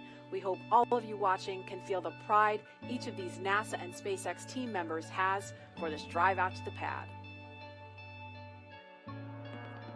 This is Laura Segura from the Commercial Crew Program. We're so excited about this historical day.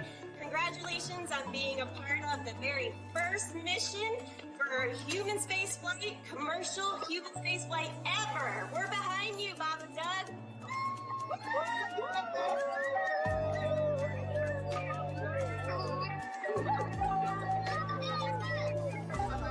I'm Nicole from SpaceX in Cape Canaveral, Florida. Congratulations to SpaceX for hitting another major milestone, and safe travels to Bob and Doug.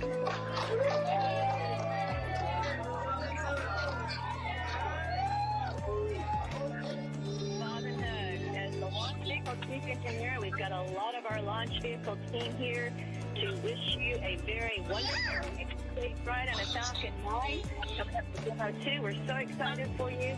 And launch America. It's time to launch. Let's go.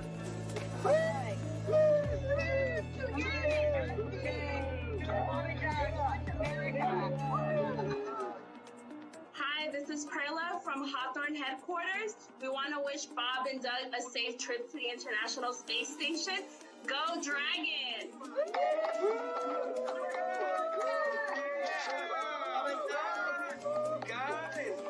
It's been 9 years in the making. This is such a historic time, and our team has worked so hard, and we're very excited to be here. Go Bob and Doug!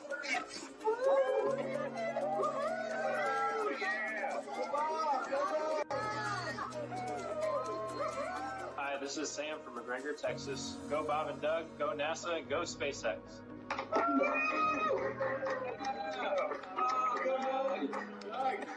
Sean O'Rourke from Johnson Space Center. Bob and Doug, wishing you a great flight. I just wanted to tell you good luck.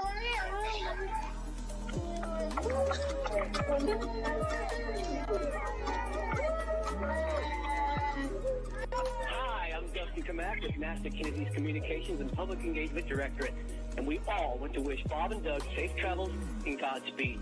You are both an inspiration to us all. Now, let's get out there and launch America. Let's do it. Come on, launch America.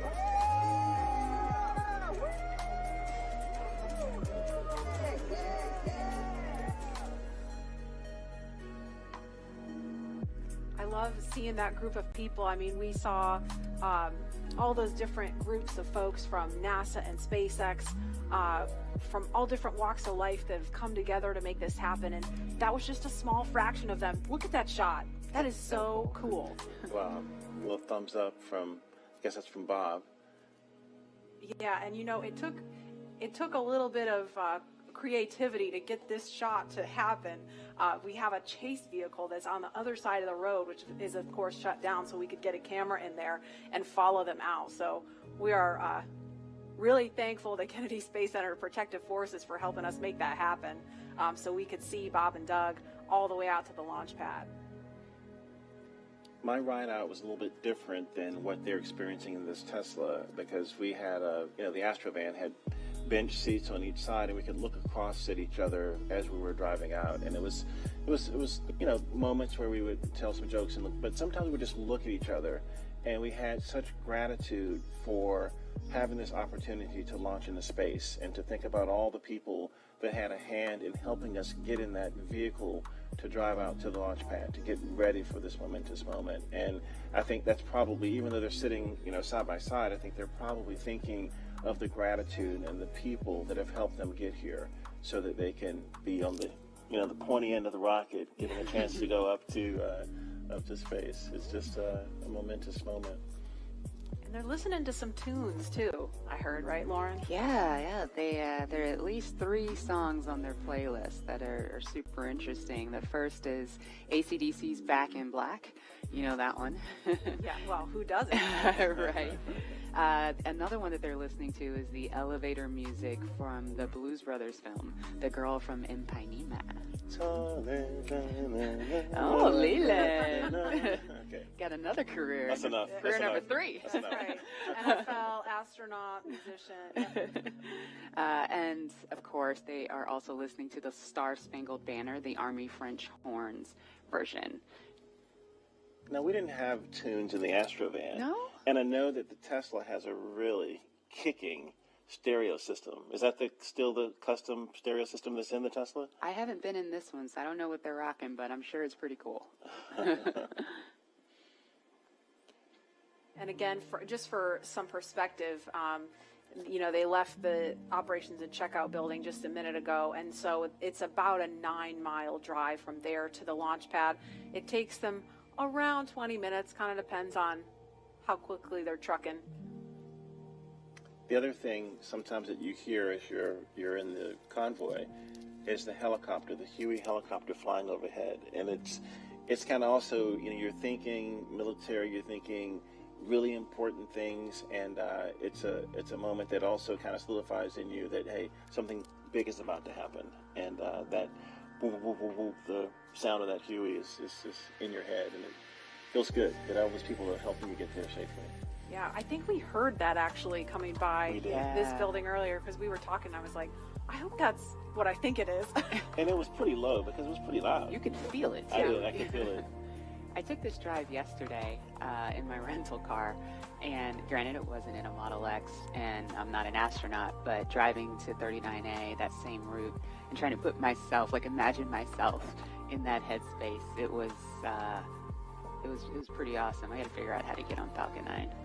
Lauren, we're all astronauts. We're in space. That is true. You just gotta get on the rocket. Yeah, well, Leland, there's a big group of people that want you there. I think we should, listen to them. Yeah, I'm all for it. I think we should Maybe we should make that a poll question. Yeah. Well, we should all maybe go to space. What do you think? I am on board. I mean, not literally right now, but I would like to be on board. Lauren, would you go with us? Absolutely. Okay, poll question.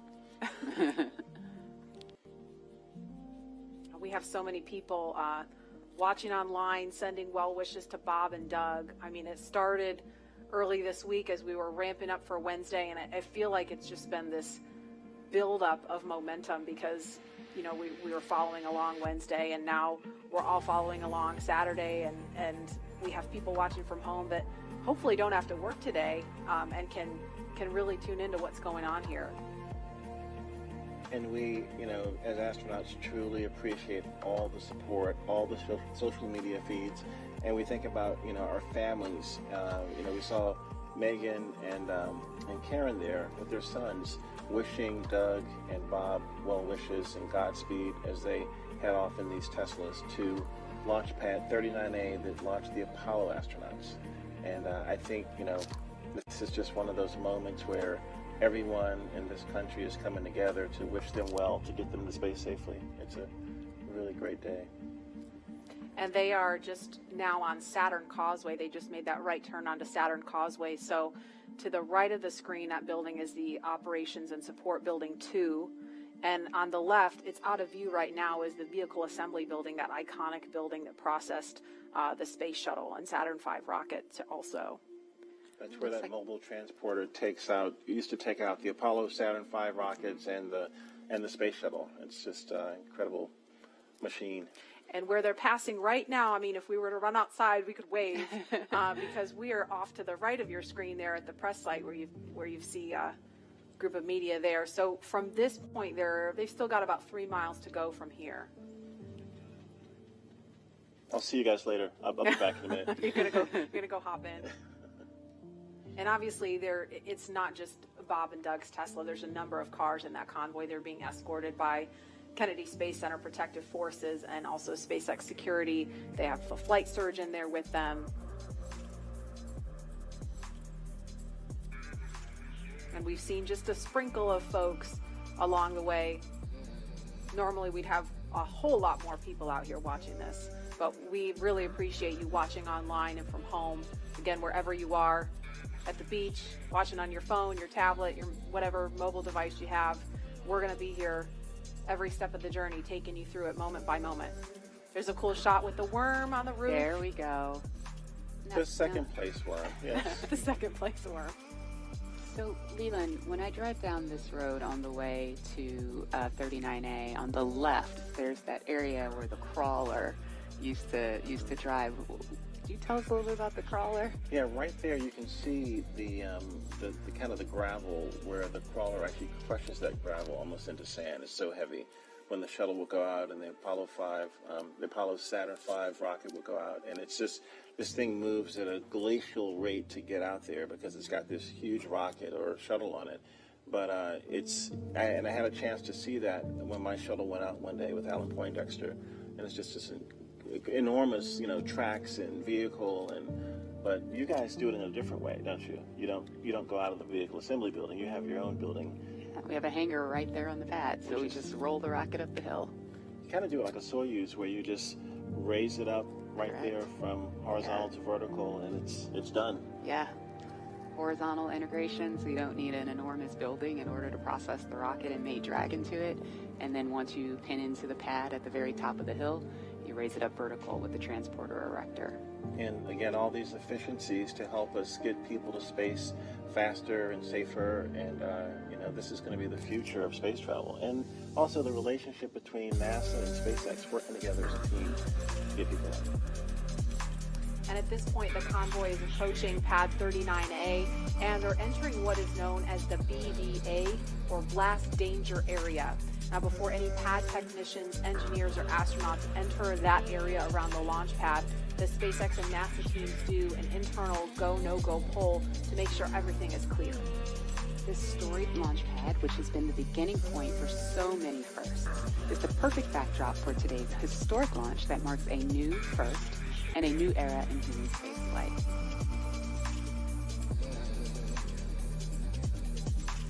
And here's a view from our gantry near the Launch Complex 39A.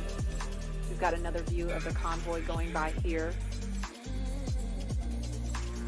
If I had to count up all the cameras we have all over the place for this, I'd be here all day. That's a beautiful shot right there, looking at the Kennedy Space Center and Merritt Island and all of the nature around us. It's a big buffer from 39A so that we can be safe and launch our rockets off to space safely. Absolutely. And a lot of people don't realize this is a national wildlife refuge. I mean, I pass turtles on the way to my car every day. Well, when we would run from the operations and checkout building, we'd have to watch out for snakes and for alligators, and so to be really careful about the wildlife. We used to have one who lived at 39A. Oh, really? Yeah, an alligator. Well, maybe we'll see him. We'll keep an eye out. Tweet at us if you see any.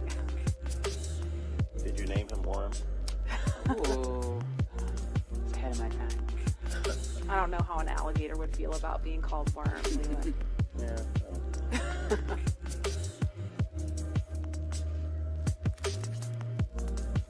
And we've got a ton of you following along on social media.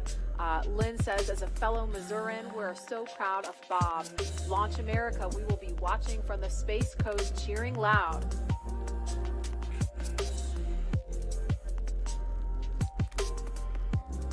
And another comment, Godspeed and good luck. Astro Benkin and Astro Doug, hashtag Launch America. There you see the SpaceX horizontal integration facility. It's on the left of the screen now. We saw the front of it from the other angle. Or I'm sorry, no, there it is. I was getting my buildings mixed up, so it's on the right now. Yeah, Bigger building. The other is the Falcon Support Building. It's where all of our offices are, and yes, you're correct. Thank you for the correction, Laura. There's our hangar. We process Falcon Heavy in there. There are other boosters in that hangar as well. And the rocket and Dragon that is on the pad right now was put together, or rather finally integrated inside of that hangar and then rolled out to that pad to go up vertical. And there it is. That shot really gives you a sense of the scale of the Falcon 9 rocket. Those Teslas look teeny, teeny, tiny, making their way up there. And so as they make their way up to the pad, we're going to throw it over now to Hawthorne, where Jesse and Dan are watching the action. Hi, guys. Thanks, Marie. Yeah, really cool watching the Teslas pull up, driving on the launch pad just a few feet away from the vehicle. This is awesome and getting really excited over here. And with us looking at the launch pad right now, we've had to do a number of upgrades, but not only to the launch pad, but SpaceX has also made changes to both Falcon 9 and Dragon to enable flying crew. And a key update to this latest version of Dragon is its highly reliable launch escape system that is capable of carrying crew to safety at any point during the ascent of the rocket.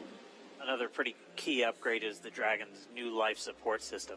As you can imagine, flying humans requires keeping a habitable environment throughout the entire flight, and that means covering everything like providing breathing air, keeping the capsule at a safe pressure, keeping it free of contaminants, removing any carbon dioxide in the air, regulating the temperature, the humidity, all of these things, and also implementing that waste collection system, aka the toilet.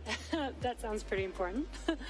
The changes to Falcon 9 were small but extremely meaningful to meet NASA's requirements for safety for human spaceflight. And specifically, SpaceX had to prove a high degree of fault tolerance, meaning that small failures in the system would not lead to mission failure.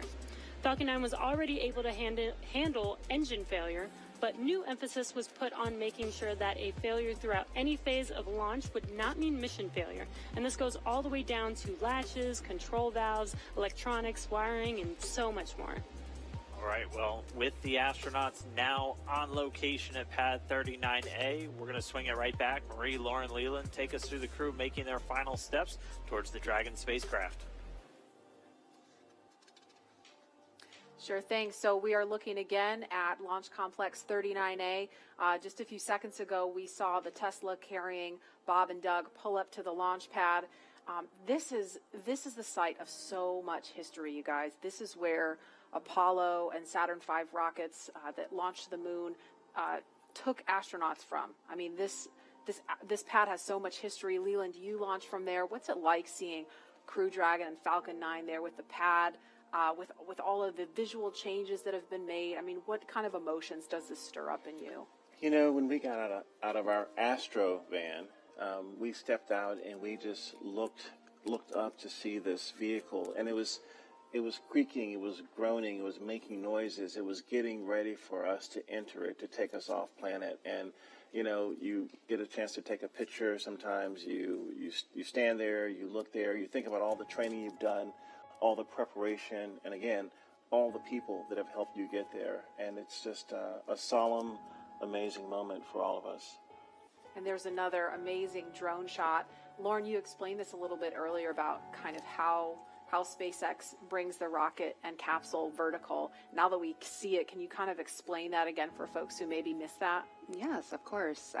Dragon is actually processed a few miles down the road at Area 59, or Dragonland as we like to call it. We then put it on a truck and drive it all the way to the hangar where the rocket is.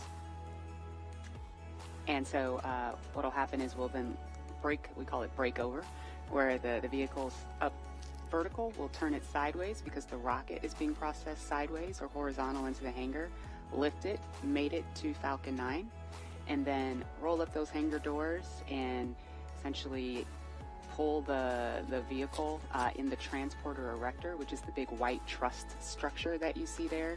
All the fluid lines, electrical lines, and everything are connected to the vehicles via the TE, transporter erector.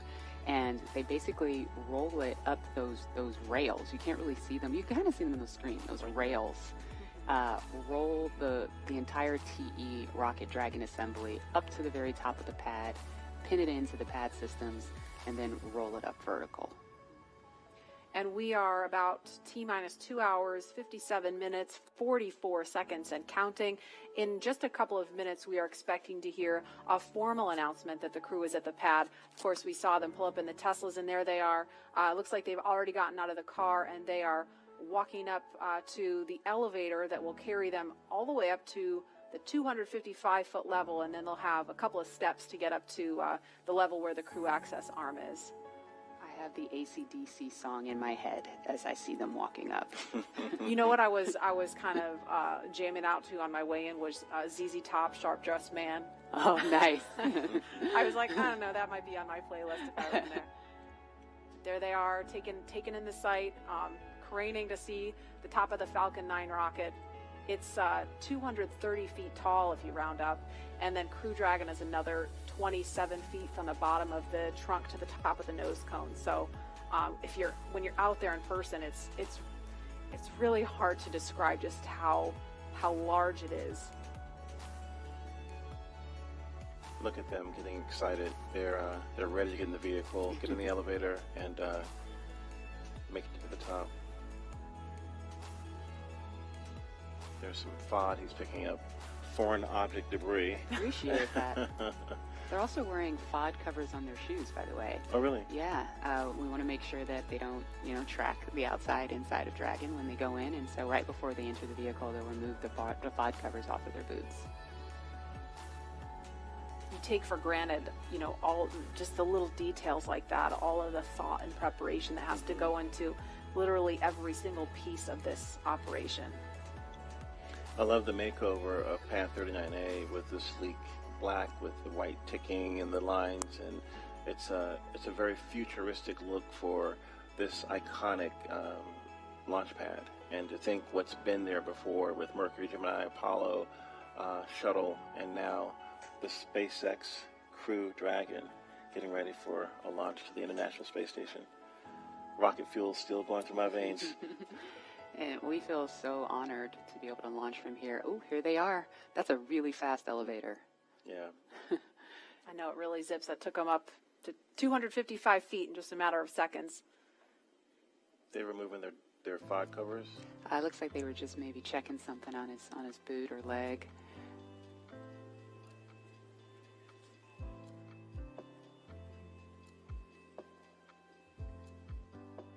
We should hear a call any moment that the crew has arrived at the pad as they make their way up the stairs, and they're headed to the crew access arm now.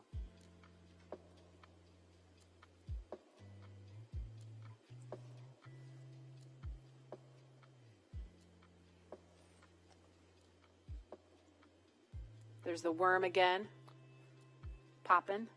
You know it. Meatball. Don't worry, there's a meatball on Crew Dragon. Those white arrows you see there are essentially illuminating the way for anyone who's up there to find their way to the escape baskets in the event of an emergency that would require them to get far away from the rocket and the pad. And it's hard to tell from this angle, but there's actually a phone right here, and I can't tell if it's Bob or Doug that's using the phone right now. But Leland, can you explain the significance of that? It's the same phone that was there during the shuttle days. Yeah, you get a chance to talk to maybe friends or family that you haven't maybe couldn't come to the launch. In this case, it's quite a few people, but just to have that last moment to talk to someone before you get in the vehicle. It's a beautiful view.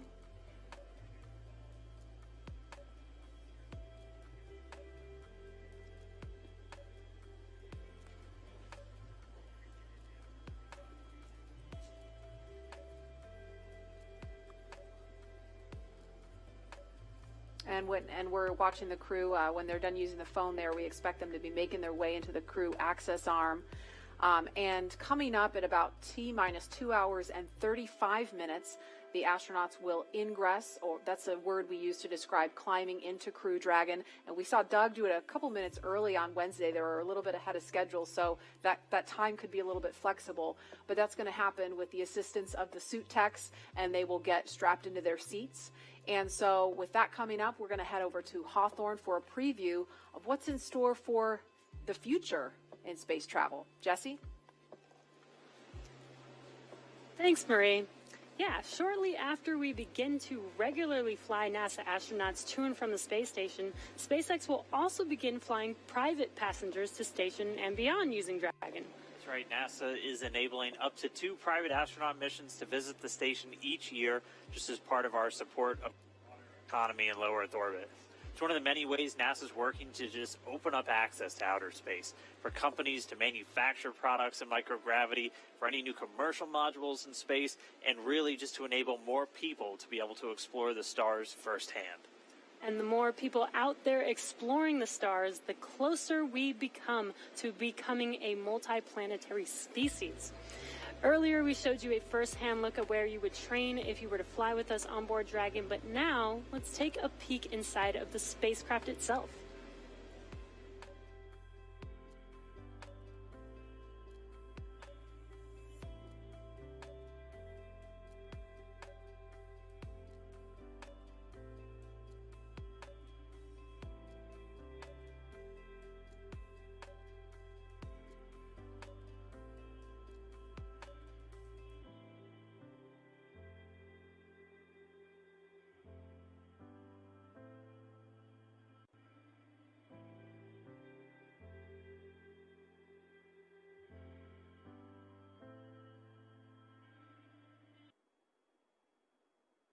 Intuitive to know what we need to do at any given moment in time. When I think about comfort for the astronauts, it's really every aspect of how you could interact with the spaceship that comes to mind. We have 3 different seat sizes. We even go so far as molding the foam around the astronaut's body so that there's not any pressure points, and it's just generally a pleasurable journey to space. Dragon is a spaceship that's all about safety and reliability. We designed it to be 2 fault tolerant, which means that any 2 things could fail. So I could lose a flight computer and a thruster, and I could still bring the crew back home safely. We also added a launch escape system. If anything goes wrong on ascent, the crew can get away from Falcon and get picked up safely. I've worked on Dragon since 2012. When I see Dragon lift off, I think I'm going to feel a buildup of emotion of 8 years of working with some of the best engineers and technicians across the country that put their heart and mind into making this incredible moment happen for everybody.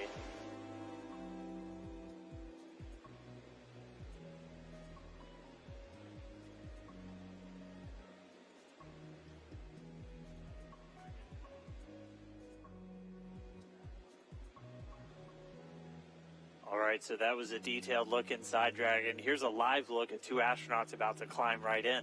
If you're just now tuning in, you're watching our coverage of the mission known as Demonstration Mission 2 or Demo 2. 2 days, SpaceX and NASA are going to be sending people into orbit on a mission to the International Space Station from U.S. soil for the first time since 2011. Bob Behnken and Doug Hurley are the NASA astronauts flying today, and you can see them right there on screen. They are just right next to their ride up to space. Yeah, very exciting. So as you can see, they have already arrived at Pad 39A, where Falcon 9 will lift off from at 3:22 p.m. Eastern Time today. They have ascended the tall structure already, which is next to the rocket, and it's called the fixed service structure, and also have already walked down the corridor, which is known as the crew arm, which is what they're standing in right now. Right, and as they prepare to board Dragon, they have this one final stop that they're standing in right now, and that's the White Room. The White Room is literally just a room at the end of the crew arm that has an opening into Dragon. It is the last place on planet Earth Bob and Doug are going to be standing before they step into Dragon for their ride to the International Space Station. And the term the White Room was first used during NASA Gemini missions, where the room right before entering the spaceship was painted white. And as you can see, we've continued this tradition with painting ours white as well. And on Wednesday, they actually started a new tradition by signing the wall in the White Room. It's a fairly small area that has room for the crew and a few ground support members to complete cargo load at T-minus 24 hours and crew ingress at T-minus 2 hours and 35 minutes, which is coming up here shortly. And ingress is how we refer to the crew boarding Dragon. Also inside the White Room is a movable platform that just gets extended out to the capsule just to make that boarding process much smoother for the crew to climb into Dragon. As you might expect, it's also environmentally controlled. You can see kind of a big seal right up against the side hatch, and that's just done so Dragon can be open while keeping all the dust, dirt, and the Florida humidity out of the capsule, making sure it's pristine for the crew. And so that seal's going to stay in place until they begin to retract it, get the arm ready to move out of the way, and by that point the hatch will already be closed. And the White Room also has lots of tools in order to open the side hatch, complete crew ingress, and prepare for any contingencies or emergency that may be encountered. And right now they're just in the White Room. They're getting a final briefing. You can see them with a number of different pad technicians. Everybody on that team has a specific job. Some are suit specialists who are going to help Bob and Doug get connected to their seats. Some are specialists with the Dragon capsule itself and are going to be responsible for closing the hatch. And we also typically have a photographer in there just to help kind of capture these moments as the crew gets ready. So right now we're watching, and we can see them start to line up there. We'll see Doug Hurley go in first, and so he'll be the first one through the capsule, and he's going to be ingressing. That's just our spaceflight term for entering. You're going to hear a lot of these terms throughout the next couple of days as they make their way up to orbit. Ingress getting in, egress coming out. And they're also doing that final FOD check, making sure that the crew don't have any foreign object debris, dust, dirt, anything that could interfere with the systems on Dragon just before they get in. Right, as Leland and Lauren were mentioning earlier, they do have stuff on their suits to protect from FOD, and they have FOD covers on their boots, as they mentioned, as well as on their umbilical port on their suits, and that needs to be removed before they can ingress. Minutes. The crew has arrived at the White Room, and its ingress is in progress on schedule. Just listening into the nets and hearing those updates live. Yes, once the FOD check is complete, they can enter, which is happening live on your screen right now.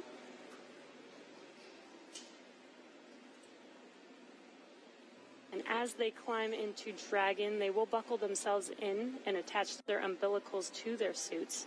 And as you can see, the suit techs are there to help them get buckled and settled into those seats. And as we mentioned earlier in the broadcast, the suit's primary function is to protect the crew in the event of a cabin depressurization. So the suits help keep them cool, as well as delivers nitrox in case there is a suit depressurization. As we go through this, we saw Doug Hurley go in first. He's the commander for this mission. He's closest to your screen. And then Bob Bankin's just next to him, and they're going to get some assistance from these suit techs as they get in. There are 4 seats inside of Dragon for these missions, and they are numbered 1 through 4 if you're looking from the perspective of the suit techs inside the hatch, going from right to left. So Doug Hurley is in seat 2, that's the commander seat, and Bob Bankin is in seat 3, which for Crew Dragon's the pilot seat. And obviously we don't have anybody in seats 1 or 4 today. Crew Dragon is designed to carry 4 astronauts, though, on future NASA missions, and we'll see that on Crew 1, which will have 3 NASA astronauts and 1 from our partner agency, JAXA. And then directly above the crew right now, but right in front of them, once their seats get rotated, are the 3 displays that they'll use throughout the flight. And that just gives them insight into all of Dragon's systems. It allows them to take control of the vehicle and manually fly it, which we'll see them do hopefully only twice during 2 manual flight tests. As again, Dragon's autonomous, but they can jump in and take over if they need to.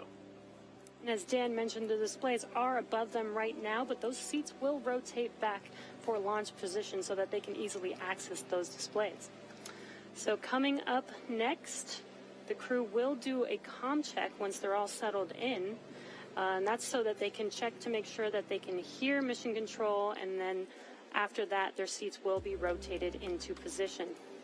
So let's check in with John Innsbrucker for the latest on the health of both of those vehicles. John, what's the status update today? We're at T-minus 2 hours, 43 minutes, and counting down for the launch of Falcon 9 with Dragon to the space station. As you see, the Dragon launch pad team has obviously arrived at the pad. They got there shortly after T-minus 4 hours, opened up the side hatch on Dragon, got ready for the arrival of the astronauts. We saw the crew come up the elevators, walk over and enter Dragon, and they're now getting situated inside the capsule. Now the flight team is monitoring data from Dragon. They most recently have completed a command and telemetry check of the radio frequency system on Dragon through the tracking and data relay satellite network. That looked to go well. There are no issues in work as we watch the astronauts getting situated in their seats inside the Dragon spacecraft. The Falcon 9 team is preparing for final checkouts and propellant load. Those checkouts are due to begin at T-minus 2 hours, some 42 minutes from now, when the launch crew officially gets on console in the firing room. All systems on Falcon 9 are currently go. The range continues to be green on the support side. The areas around the pad obviously clear except for the folks doing the entry into the capsule. Air and sea space are clear. We hear helicopter go by from time to time. The big concern is the weather forecast. We are continuing right now at a 50% probability of violation of the weather constraints. The big concerns are going to be the thick clouds, precipitation, possibility of lightning. I mentioned earlier, normally you get a strong sea breeze from the ocean that pushes inland and keeps the clouds from Central Florida from building up. But today the sea breeze is fairly weak, so we expect the thunderstorms will get closer to the launch pad. We're also checking downrange conditions. If there's a contingency splashdown of Dragon, we're looking at essentially the wave heights, lightning, rain along the trajectory. Right now it's marginal, but it is still go. We do expect that to improve slightly during the day. So fingers crossed there that the downrange weather looks good. But right now at T-minus 2 hours, 41 minutes as the clock continues to count down, all systems are go for launch. All right, thanks, John I. And as we watch Bob and Doug get buckled into their seats, I'm joined once again by SpaceX's Jessica Jensen, just to kind of walk through everybody what made Dragon a 21st century spacecraft. So first off, thanks for coming in today. I know you got to come in for a launch. That's always tough. Of course. Walk us through again kind of Dragon's life history. I mean, we have one in a clean room pretty soon right behind us. Walk us how we got to where we are today to have Bob and Doug climbing into that spacecraft. Sure. So SpaceX was founded to make life multiplanetary. That was why Elon started the company back in 2002. But, also when he founded the company, we were a very small company for several years. And so we had to look for opportunities to, hey, how do you go from being a small company to actually putting people into orbit? So when NASA came out with the need to fly cargo to and from the International Space Station, we jumped on that because we said, hey, first, not only is carrying cargo to and from the space station cool, I bet we could actually then fly people to the International Space Station. And hey, for 8 years now, we've been flying cargo. Yeah. And then now we have transitioned over into flying crew and cargo together. So that's basically been the evolution of Dragon, and it's been awesome. And I know when we see Falcon 9, we get to talk a lot about reusability. Everyone is very familiar with the first stage coming back down and how cool that looks. Dragon is also designed with some reusability. In fact, you've flown Dragon multiple times, or you've flown Dragons multiple times to the space station. How does reusability factor into Dragon's life cycle? Yeah, so I'll actually talk a little bit about both, because one thing I think everyone always thinks about reusability and, hey, it saves money, or that's great, but reusability actually improves your reliability. So when we get Falcons back and when we get Dragons back, either after one mission or multiple mission, we can do all these detailed inspections on them. And that's super important because when you fly a vehicle, you can only have so many sensors on it. You can't put a sensor, every single inch of a rocket or a spacecraft. And there's already way more than I think anybody realizes. Exactly. But so, especially for rockets that wind up in the ocean, some people don't have any idea of what they actually went through. So the fact that we get all the hardware back, we were able to inspect literally every square inch of it and make small design changes that actually improve reliability for the whole fleet. So even though Bob and Doug are on a brand new rocket and a brand new spacecraft, those spacecraft are actually more reliable based on the knowledge we've learned from reusability. We've walked people through a lot of the new systems on Dragon. What are just some of the cool things that are maybe beneath the surface that people don't know about with Dragon? So I think one of the coolest things is the autonomous docking system. And what that is it's basically we have, GPS sensors on Dragon, but then we also have cameras and imaging sensors such as a LiDAR on basically the nose cone or the front part of Dragon as it's approaching the space station. And all these sensors are feeding data back to our flight computer to say, hey, how far away am I from the space station? What's my relative velocity to the space station? And then that feeds into the flight computer, which has algorithms written by our engineers to say, okay, based on how far away you are in your rates, here's how you fire the thrusters to most effectively get to the docking target. And I think that's just super cool. Well, I mean, we're all waiting for our cars to drive ourselves to work, and for Bob and Doug, that's exactly what it's doing for them. Exactly. And what I think is so cool is the computer does this just like flawlessly. It's easy. When I tried to do it, I failed miserably. I tried to dock Dragon to the ISS 3 times and I failed. Fourth time I got it. Good morning. And I will tell the public out there that on our website we actually have a Dragon ISS simulator, so you yourself can try and fire the thrusters and see how well you do. Maybe I'm just a bad driver, but I think the flight computer does a really good job. I think we all had fun with it. All right, well, we are just starting to hear. They're going to start up those comm checks with Bob and Doug. CDR, PLT, comm check, so let's listen in. CDR, loud and clear. PLT, loud and clear. Core, loud and clear. Umbilical comm check complete. Stand by for ground station comm check.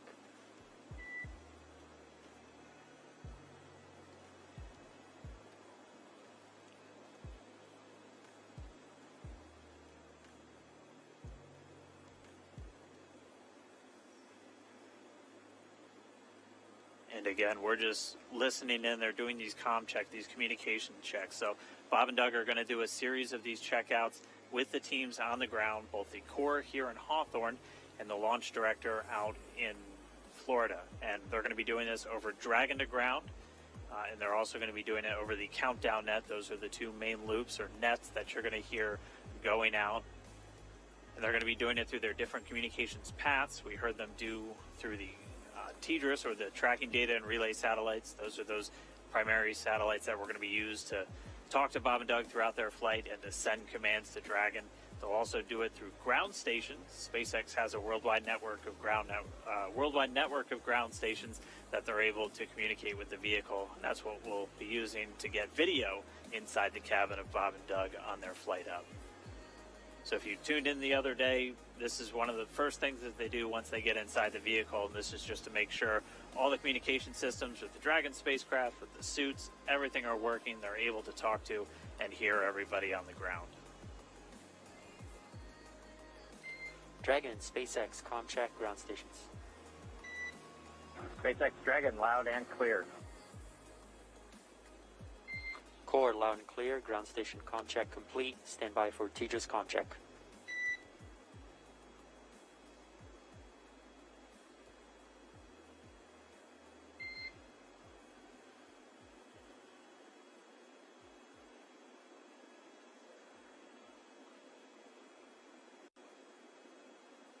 And just a reminder, you're hearing the core. That's the crew operations responsible engineer. That's, if you've followed NASA missions in the past, that's the Capcom position. That is pretty much the singular voice that's talking to the astronauts throughout their flight. And that's a position based here in Hawthorne, California. And you'll also hear Dragon, SpaceX, ComCheck, Tejas.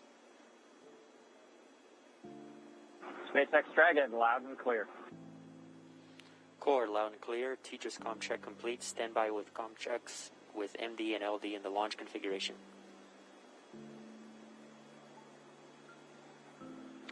Dragon, MD on countdown 1.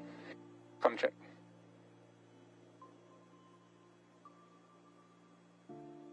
SpaceX Jason, loud and clear. Copy, loud and clear. Glad to have you guys on board. Stand by for ComCheck on Dragon Ground.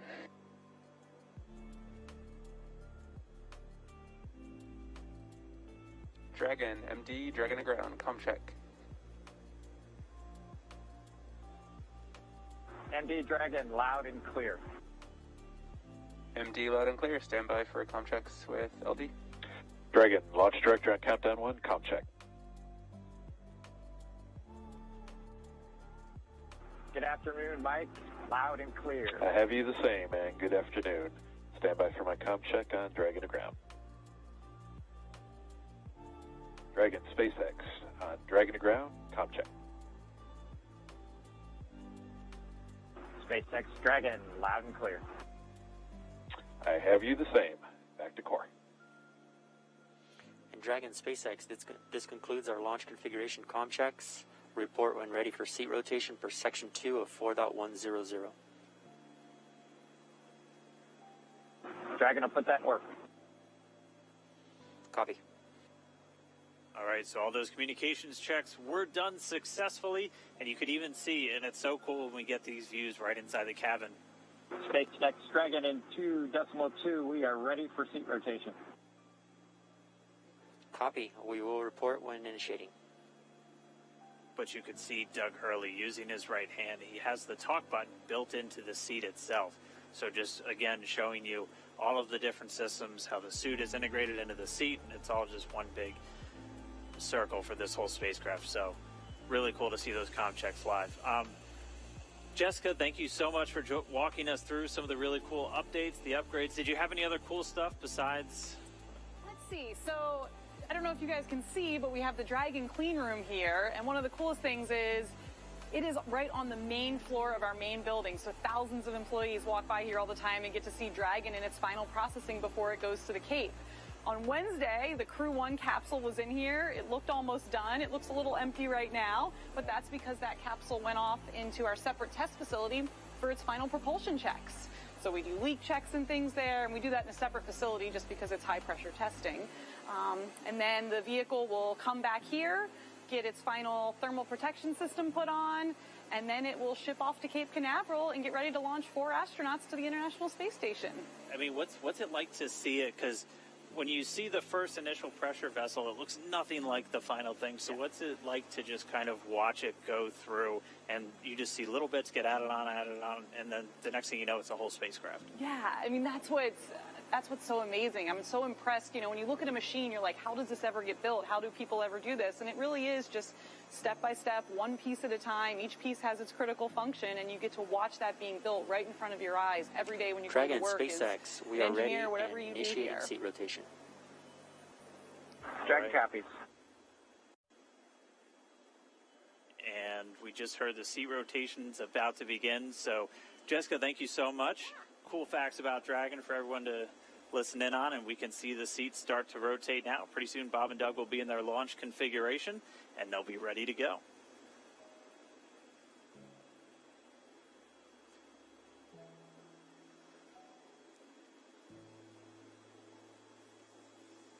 We can see the seats slowly start to rotate. Again, they're in this down position just to make it easier to climb in and out of Dragon.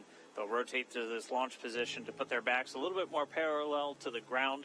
It makes taking the G-force a little bit easier for the crew on the way uphill, but most importantly, positions those touchscreens directly in front of them, which is just their gateway into Dragon. Dragon, SpaceX, seats are in the launch position. We copy. All right, in confirmation, the seats are in the launch position. Let's go down now to Gary in Mission Control Houston, where I know the entire JSC team is standing by and ready to see Dragon take flight today. Over to you, Gary. Thanks, Dan. Very much so. Great to see good comm checks from Bob and Doug, and that their seats have been rotated into their launch position. Here in Houston, Flight Director Zeb Scoville has polled space station flight controllers, and all systems are go for launch from the space station side of things. Essentially, the station is prepared for Dragon to arrive 19 hours after launch. Chris Cassidy has completed his preparations for Bob and Doug to arrive. He's got a chance to view some of the broadcasts. It even said they were, quote, looking sharp. Flight controllers here will monitor the countdown, but really it's up to the teams in Kennedy and Hawthorne to get us to liftoff at this point. So we want to hear your comments as we continue to count down to launch. So let's go to the social desk now. Tahira. Thanks, Gary. So glad to hear that polls are go, at least on your end, and just hoping this weather just works out good for today's launch. I mean, people online are on the edge of their seats. We just checked numbers, and we are up to 1.1 million viewers right now. That's almost double when we checked last time. And right now, we also have Columbia, South Carolina is leading the viewership, so interesting to see how that changes. Let's take a broader look at the conversation online with this heat map of the United States. Now, this shows Launch America mentions by state over the past week, and we have California leading right now with the most mentions, and I'm very surprised. I really thought the Space Coast would take it home, but let's see how this changes over the course of the broadcast. And with that, let's see what y'all are posting online right now. Guys, I mean, check out these outfits. Absolutely love it. Love to just see how people are making things creative for this launch and really making it their own, putting their personal touch on it. Let's take a look at another. Oh, we are back to the Launch America heat mentions, so let's see how that changes over the course of this broadcast. But really fun to see those photos online. Oh, we have another space pet, guys. These do not get old, so please use hashtag Launch America on social media. Right now, it looks like we have Catstronaut Boris, who is ready for his launch in the Crew Dragon capsule. I love seeing the pet owners unite for this mission. So like I said, definitely use that hashtag. We will be looking for it during the show. Marie, what's the latest at Kennedy? Thanks to Hero, we are at T-minus 2 hours, 26 minutes, 47 seconds and counting from liftoff of the Falcon 9 from the Kennedy Space Center here in Florida, carrying NASA astronauts Doug Hurley and Bob Behnken. You see them right now aboard SpaceX's Crew Dragon spacecraft. It's been a very exciting day so far. The crew has been up since about 8 o'clock this morning as they prepare to head to the International Space Station as part of this Demo 2 mission for NASA. And as we speak, the astronauts, as you saw, are inside Dragon and have completed their comm checks, so now they can communicate with the teams here on the ground. And their seats have rotated upright to their reclined launch positions, allowing them to see and access the display panel. And now they initiate their own suit leak checks to make sure that their seat is in proper working condition before liftoff. And in just a little bit, at about T-minus 1 hour, 55 minutes, it could happen a little bit sooner though, we're running a little bit ahead of schedule, we will see the closeout team begin to close the side hatch in preparation for flight. And that's going to be one of the key visual milestones on the timeline to liftoff. Now, we want to take you to a couple of special guests we have joining us. They are with Daryl Nail at the OSB-2 viewing location, NASA Administrator Jim Bridenstine, and also Kennedy Space Center Director Bob Cabana is there with Daryl. Hi, Daryl. Hi, Marie. That's right. We're in the fifth floor of the Operations and Support Building here at the Kennedy Space Center with a nice view of Launch Complex 39. And the two men that you mentioned are here to join me to answer a few questions. We're excited to have them both here. And they are, of course, Bob Cabana, the Director of the Kennedy Space Center, and Jim Bridenstine, Administrator for NASA. Gentlemen, thanks again for making the time to be here. Of course, the big story right now, Jim, is the weather. So let's talk a little bit about that. We can see there's some clouds building. That was forecast. You took part in a weather briefing this morning. What do you know about the weather and the decision that was made to say, hey, let's give this another shot today? Yeah, so what got us last time was the electricity in the atmosphere, and of course today there are in fact buildups. It doesn't look like there are thunderstorms at this time, but they are expected. The question is, when do those thunderstorms go away, and when those thunderstorms materialize, where are they located?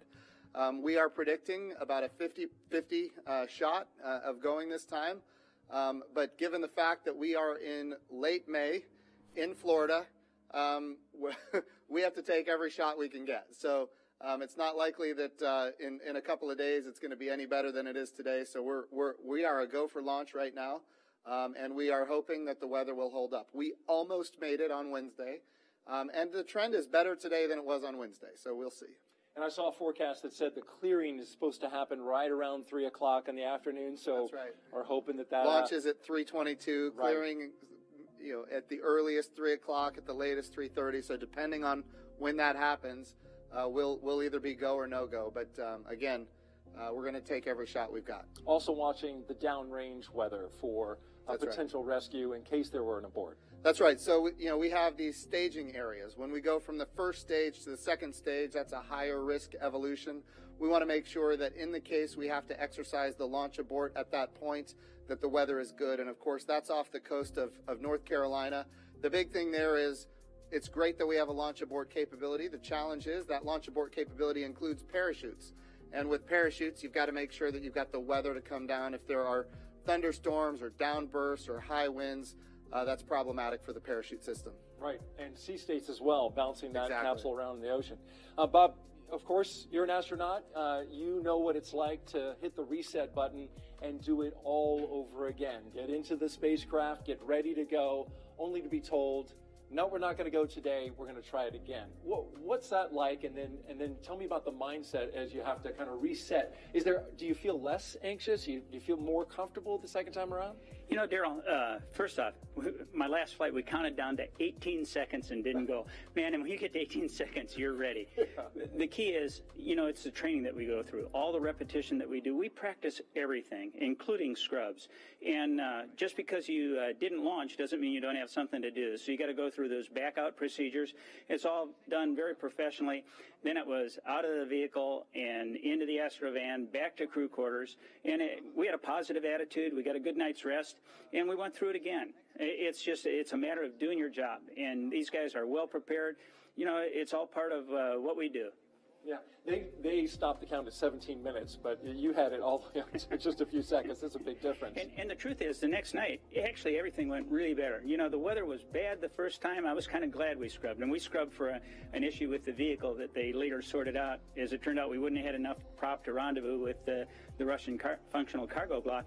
But the next night, it was just a perfectly smooth launch count. Everything just went like clockwork, and it set the stage for an awesome mission. I think you told the press before you walked out, I think you were over there at astronaut crew quarters, we're going today. I'm wondering, where's the source of that confidence coming from? I just got a feeling, you got to have a positive attitude. I watched a lot of weather down here supporting shuttle missions, and I'm hoping that those clouds over the I-95 corridor, that the Indian River keeps them west of us, and that stuff that's building offshore is far enough off that we can stay in an open window here at the Cape. Good. Well, we got your positive vibe going, and we appreciate that. Jim, when you were down in the astronaut crew quarters and when they were suiting up, you got a second chance to visit with the astronauts. Kind of tell us about that, and what was their demeanor, what was their mood today? So, again, they seemed loose. They were loose last time. They're loose this time. They're definitely ready to go. They're excited. They've been wanting to go for a long time now. I'll tell you one thing that I thought was a little interesting is, Bob Behnken was making fun of Doug Hurley because on Doug's last flight, they scrubbed 5 times before launching on the 6th time. So Bob Behnken seems to think that Doug Hurley is the problem in this case. But to see them joking about that as they're getting suited up, ready to go, yes, they're trained, they're ready, but they're also loose, and that's good to see because they're going to have to be on their game when we launch. These guys are pretty impressive, Doug Hurley and Bob Behnken. I mean, Doug Hurley, an incredible pilot. Bob Behnken, he's got a PhD in mechanical engineering. And he's a flight test engineer himself in the Air Force. Yeah. Well, in your assessment, why are these guys the right stuff? Well, this is a test flight, and we have great astronauts that are chemists. We have great astronauts that are botanists. We have really talented and diverse, a very, very diverse astronaut corps in general.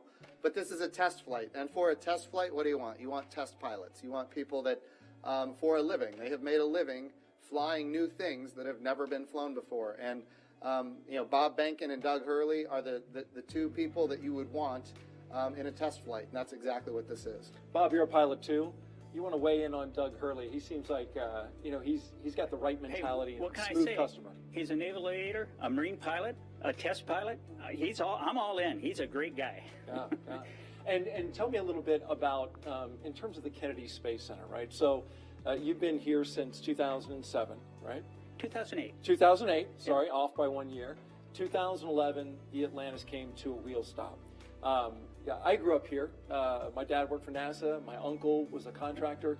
When that wheel stop happened, the next day, my uncle got the layoff notice, right? Yeah, and in 30, 60 days, it was depressing. We're talking about thousands of people laid off. Super depressing. Atlantis landed on a Thursday. On Friday, 2,000 contractors got pink slips and walked out the door. Yet they worked on that vehicle. That was the best vehicle we ever flew. The cleanest. That's the dedication of the workforce here. Right. So, and take me back to that time. You called it a depressing time. The fact that the shuttle program was something that the government completely had ownership of and paid for. Now we're moving into this commercial crew, which you've overseen making that transition. And tell me about that 9 years in which we made that move. Well, obviously, everybody was really attached to the shuttle. I mean, it was our history for 30 years. It did an awesome job. The Hubble Space Telescope, all the satellites it deployed, building the International Space Station.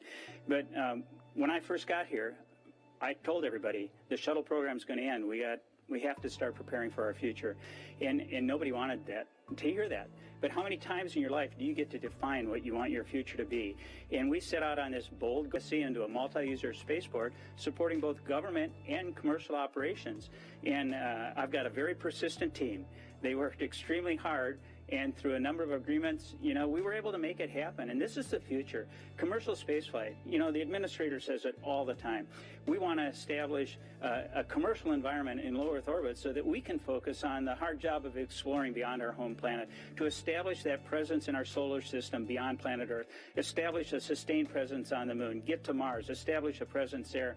We can't do that if we're locked here in low Earth orbit. And commercial crew with both SpaceX and Boeing, that's the beginning of a whole new era of spaceflight. All right, very good. Quick question. We've got, of course, a special guest coming back today. The President of the United States plans on being here. Jim, you took him around the first time around. How did that go? I think I saw a picture on Twitter. He signed some space hardware. That's right. So he took a look at the Orion crew capsule. Of course, the Orion for Artemis 1 is ready to go. And he signed, a piece of hardware that will fly on the crew capsule for Artemis 2.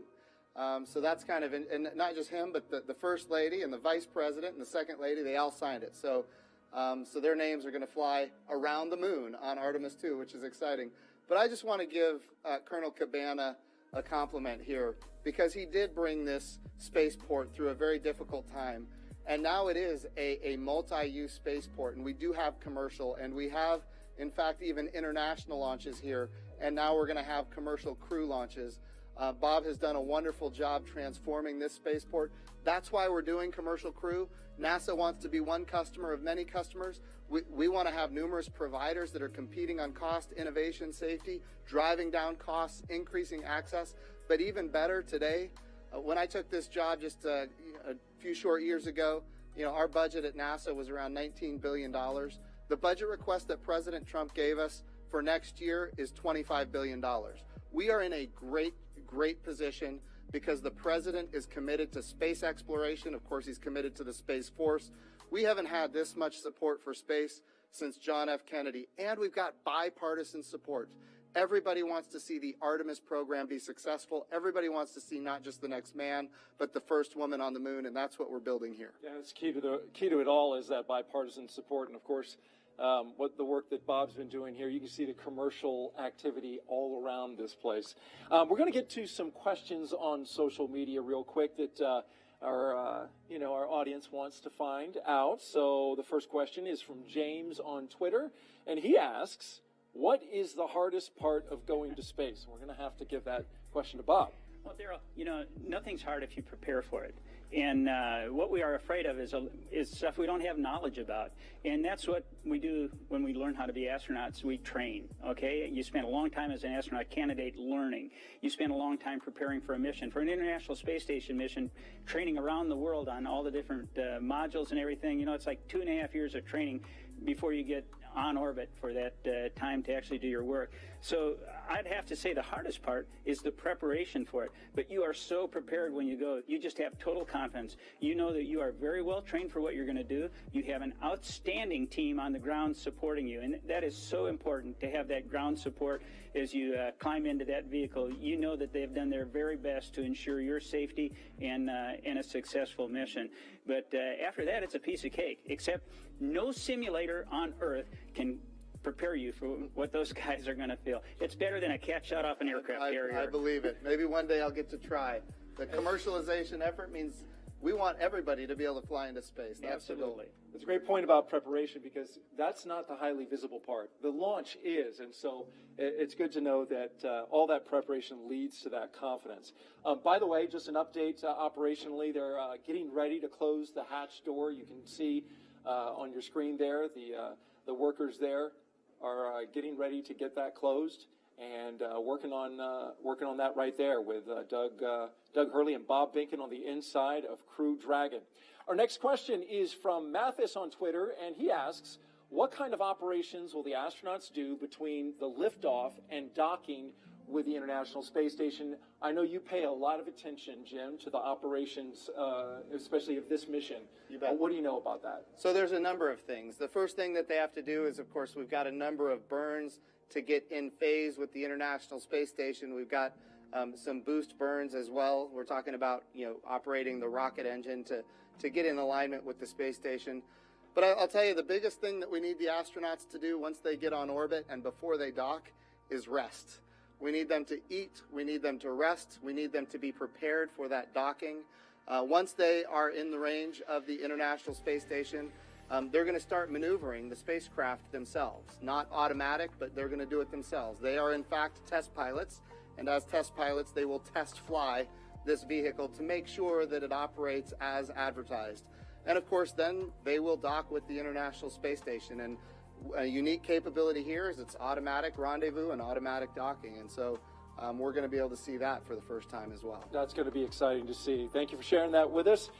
Jim Bridenstine, Administrator of NASA, Bob Cabana, Director of the Kennedy Space Center, thank you both for joining us. And we're going to send it back to Marie in the studio. All right, thanks a lot, Daryl and Mr. Bridenstine and Mr. Cabana for joining us. You can see some clouds starting to gather over Launch Complex 39A. We're keeping a close eye on weather. Again, 50% chance of launching today. We just got to see what the weather's going to do. A little bit ago, we heard the crew complete their comm checks live on the air. We saw their seats rotate. That helps get them into a little bit more comfortable position for the G-forces during launch. And more importantly, it helps them be in a better position to interact with the screen screens in front of them. They completed their suit leak checks. We saw during the interview just a few minutes ago the hatch begin to close, and so inside the white room there, the pad closeout team is in there still doing some work. That hatch close is, you know, it's not as simple as just closing a car door. There's a process to seal it and check it and make sure that everything is sealed properly. Right, Lauren? Yeah, that's correct. If they haven't already started, one thing that will be coming up next is the leak check. What they'll do is they'll attach a piece of ground support equipment. They don't have it in their hands right now, so it looks like it hasn't started yet. Ah, there it is. You can see it there. The closeout member number 5, it's already attached to the side hatch mechanism. And what they'll do is they're essentially checking for the leak rate. And they'll hold pressure there for a few minutes and then track that change in pressure over time to make sure that it's within bounds, making sure that you don't have any issues with those O-rings there that are holding that pressure. And so once they complete that leak check, they will then do what is the called the installation of, or the final installation of the SPEP, or side pressure equalization plug. That's basically a plug that once the capsule splashes down, what you'll do is actually remove that, and what it does is equalizes pressure across the hatch. So once that thing is plugged in, you know that everything is super tight and that you shouldn't have any leaks on orbit. One of the other things that I think is pretty cool about Dragon, you can kind of see them on the edges there are some of the windows. And I know that Dragon started out as cargo. It was Cargo Dragon. You have your cargo version, and before you moved on to the Crew Dragon version, but you even had windows on the cargo version. Can you explain kind of why that was?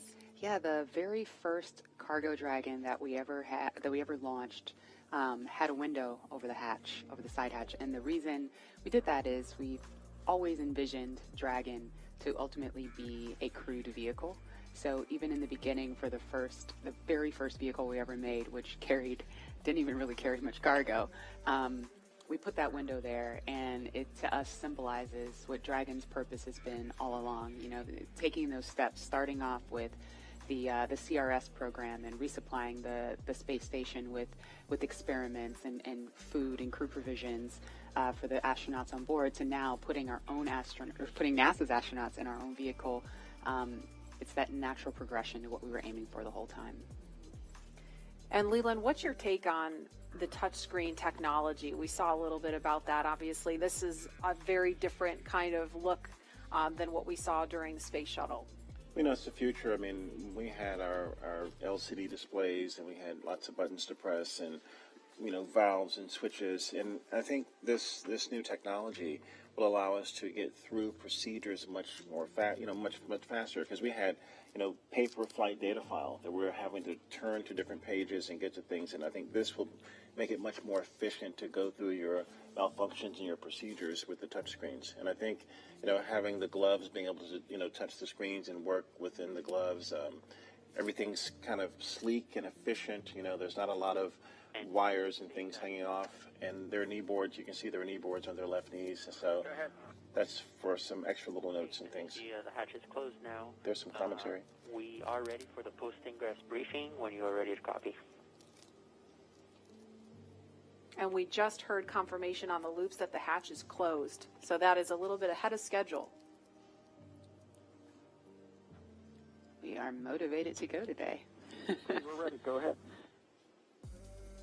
Okay, on the weather, we still have some rain showers moving through the area, but we do have a reasonable opportunity today, so we are proceeding into the count.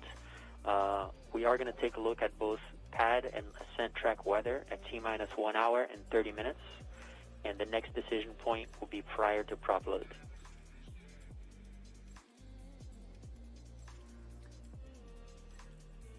Okay, we copy. And on the vehicle health front, both F9 and Dragon health remains nominal with no items of note. So we just heard the weather is still iffy. Good news. Thank you. The weather is still iffy. This concludes the post-ingress brief. Report when ready for contracts with Falcon 9 operators.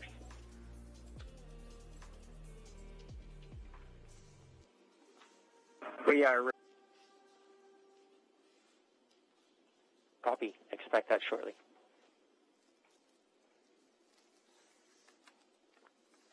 So when we hear that chatter pick back up, we're going to quiet right down so that you can listen into that along with us. But we just heard them discussing the weather briefly, still keeping an eye on that. But the next decision point is going to be before prop load. So we're going to press forward for now and then reevaluate before they start fueling the rocket. But in the meantime, it sounds like Falcon 9 and Crew Dragon are healthy. So the vehicle's in good shape, right? It sounds like it's kind of a little bit of a repeat from Wednesday that we're just keeping an eye on the weather at this point. You can see on their left legs, well, in that previous image. Dragon SpaceX comm checks with F9. You can expect it in about 1 to 2 minutes. Dragon's ready. All right, on their left legs there, they have these satchels that are strapped to their legs. Inside are some crew provisions, including these tablets that you see that they have displayed there. You say, Lauren, those are tablets versus just kneeboards that you can write on? Or the tablets are inside. Oh, they're inside. Yes. Okay. Okay. And so when would they pull those tablets out to use them? During the mission, Okay. while on orbit. Okay. And I don't know if it's coming, if the background noise is coming through over the air, but we hear the rain really picking up outside the studio here. So I'm kind of wondering if Bob and Doug are hearing the sounds of the rain clouds opening up over the pad. Looks like it's still kind of patchy out there. But again, we were following some thunderstorms that look like they may be making their way over here. It kind of looks like it's raining from that view. It's a little bit hard to tell through the haze.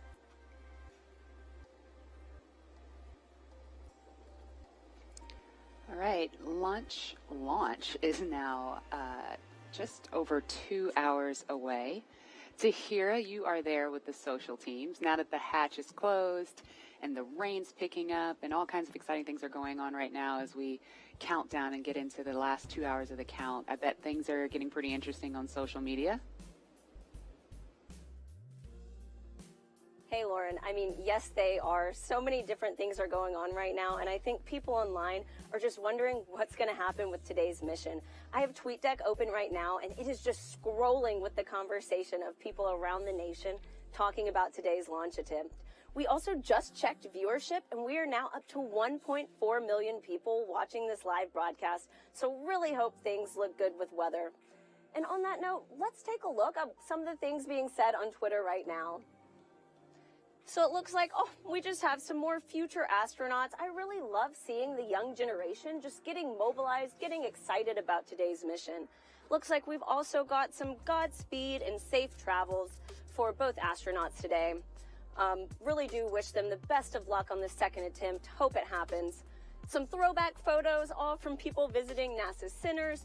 And also just let's do this. I love this can-do attitude, and I just love seeing that people are still keeping the energy alive for today's launch. So there were obviously some disappointing reactions to Wednesday's scrub, but let's take a look at how people are getting excited for today's attempt. Let's roll.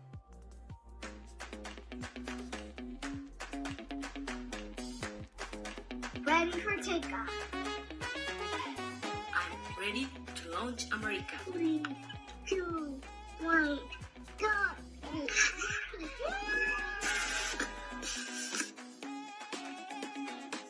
Ready for liftoff?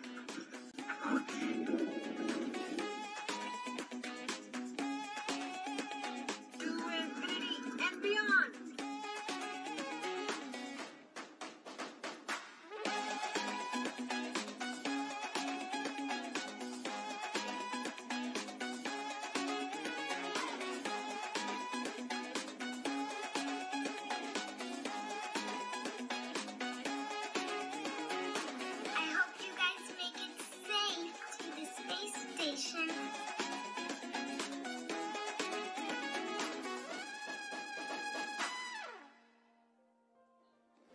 I mean, how fun is that video? I think I will definitely have to attempt the worm after this, but just really glad to see everyone in good spirits leading into today's second launch attempt, and I really hope everybody will have something to smile about. And with that, let's head back to Lauren. Lauren.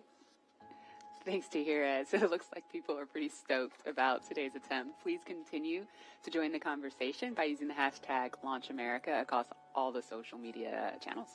Yeah, I really love seeing the little kids get excited. I know my 3-year-old is super excited. She's got an astronaut sleeping bag, and Really? she loves to climb in it. Yeah, it's the body of the bag is a spacesuit, and then the head is empty where the pillow is. So when she gets inside, it looks like she's got a spacesuit on. So she loves it.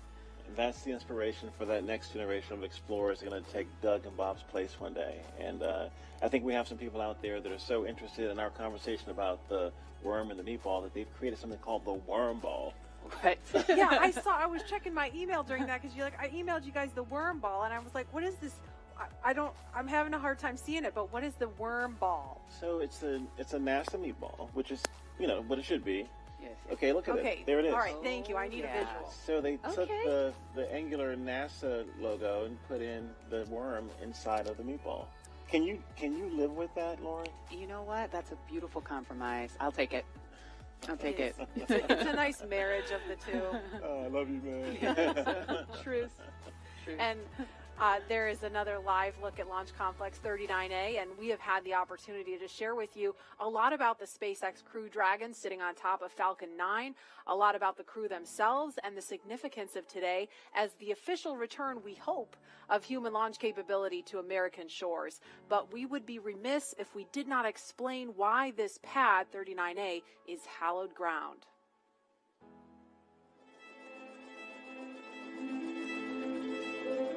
We're go, train tide, we're go. Altitude, velocity, light. Many of NASA's storied missions began their daring journey from the exact same spot on Earth. Launch Complex 39A at the Kennedy Space Center. This massive structure of steel and concrete has cradled rockets and guided each on their fiery ascent to space for over 50 years. There can be no launch without a launch pad, and this hallowed ground has a history greater than any other. Having evolved and been reshaped for each new era of space flight, it's alive with a heartbeat as strong as the first. Launchpad 39A came to life under the direction of project engineer Harry May as NASA ramped up its efforts to achieve an unprecedented calling. Why, some say the moon. Why choose this as our goal? And they may well ask, why climb the highest mountain? In 1962, Earth-moving machines sculpted its massive pyramid base to a height of 40 feet. Then, concrete was poured to hold it in place. To launch the world's first moon rocket, engineers cut a flame trench nearly the length of 2 football fields down the middle of the mound. It was then lined with heat-resistant bricks to deflect 7.5 million pounds of earth-rattling thrust, first felt on Apollo 8.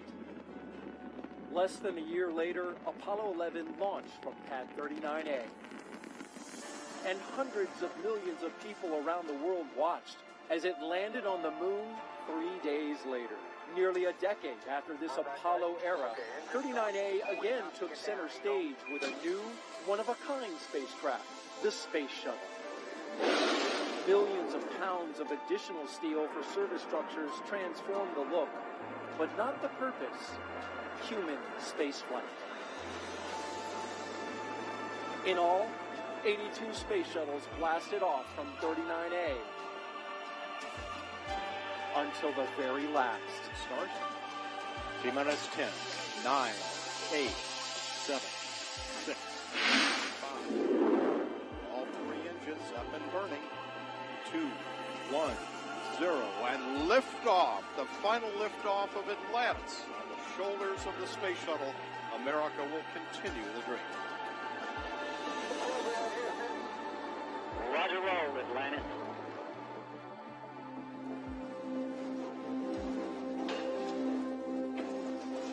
With the fleet retired, demolition crews removed the shuttle-era hardware to clear the way for NASA's monumental decision to lease this historic launch site to the private company SpaceX. Today, its sleek and modern design supports a family of rockets that has advanced the commercial age of American spaceflight. Now, 50 years after it first sent humans to the moon, this historic spaceport stands ready for the next wave of human exploration.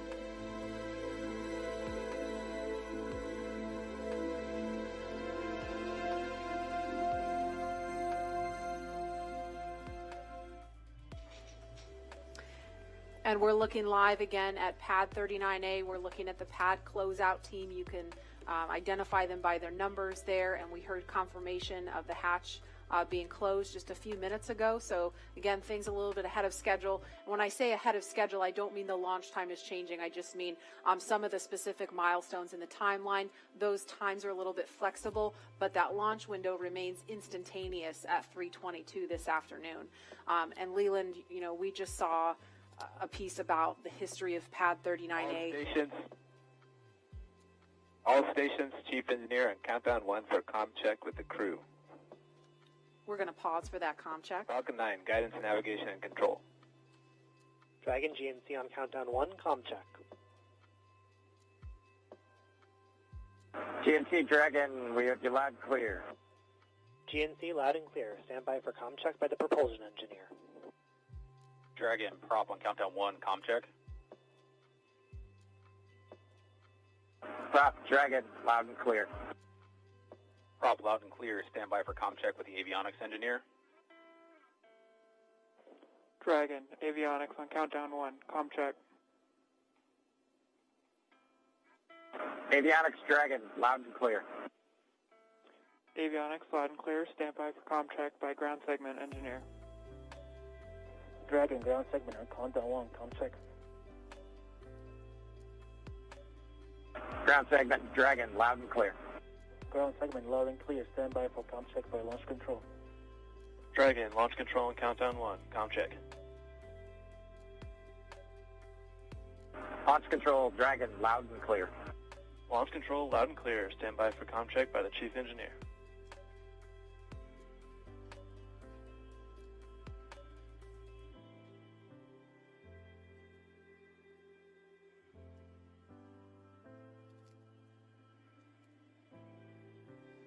Dragon, chief engineer on countdown 1, comm check. Chief engineer Dragon, we've got you loud and clear, Bala. Chief engineer, loud and clear. This completes the Falcon 9 responsible engineering comm check.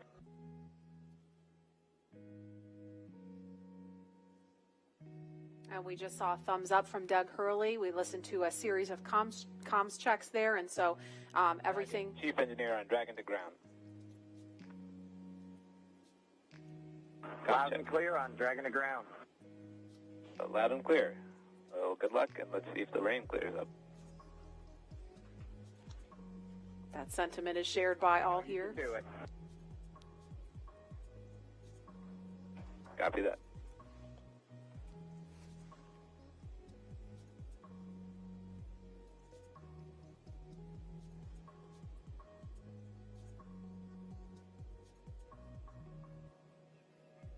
So Bob and Doug, along with the launch teams and all of the rest of America, hoping the rain clears up here. But as far as comms checks go, everything sounded pretty normal, pretty nominal there. So we're just waiting on the weather to clear up. But again, there's a live look at Launch Complex 39A, the site of 82 space shuttle missions where they began. And of course, Apollo, the first mission to the moon, Apollo 11 lifted off from 39A. And Leland, you were just 5 years old when that happened. Take us back there. Marie and Lauren, I was 5, and I was the antenna engineer during the broadcast. I was the kid standing behind the black and white Sylvania television, holding the rabbit ears, and my dad said, "Move to the left, move to the right." And I was trying to look around the television to see what was going on, but they said, no, don't move, stay there. So I never actually saw the actual, landing on the moon, Neil and Buzz walking on the moon. And the next day, all my friends in my community were like, "Hey, you want to be an astronaut? We just had this momentous thing." I said, "No." I didn't see it. I want to be Arthur Ashe, because Arthur Ashe trained 5 blocks down the street from where I grew up, and my dad talked about his excellence, his perseverance, his athleticism. And so it wasn't until I got to NASA, working as an engineer at NASA Langley, that a friend of mine said, "You'd be a great astronaut." And I just laughed at him. And I didn't fill the application out, but another friend of mine got in, Charlie Camarda. And I said, if he can become an astronaut, I can become one. So I applied the next year and I got in the 1998 class. And I think about this, again, storied legacy, Pad 39A. I was there in 2008 and 2009, Space Shuttle Atlantis, the last one that came in with Doug and the rest of the crew. And it's just an amazing time to see this new era with Lauren, with your SpaceX Crew Dragon about to take off. I never heard that story. I've got a million stories. A million stories. Wow. It's so cool that, you know, you do have a lot of these kids that are watching today who have never seen a flight, a human space flight from KSC before. And this is their first time. And I'm trying to remember back, you know, I grew up in the shuttle era. And I grew up in Los Angeles, and I remember sometimes when the shuttle would land at Edwards Air Force Base, you'd hear those sonic booms, and you hear the double sonic booms in school, and we all just knew, oh, that's the space shuttle. It was just a thing. We just knew about that. And it did make me sad that there's an entire generation of kids who didn't grow up with that experience. And I'm just so proud that, you know, today, hopefully, we get to provide that for kids and hopefully have more and more of these launches to the point where it becomes routine, hopefully never boring, but routine.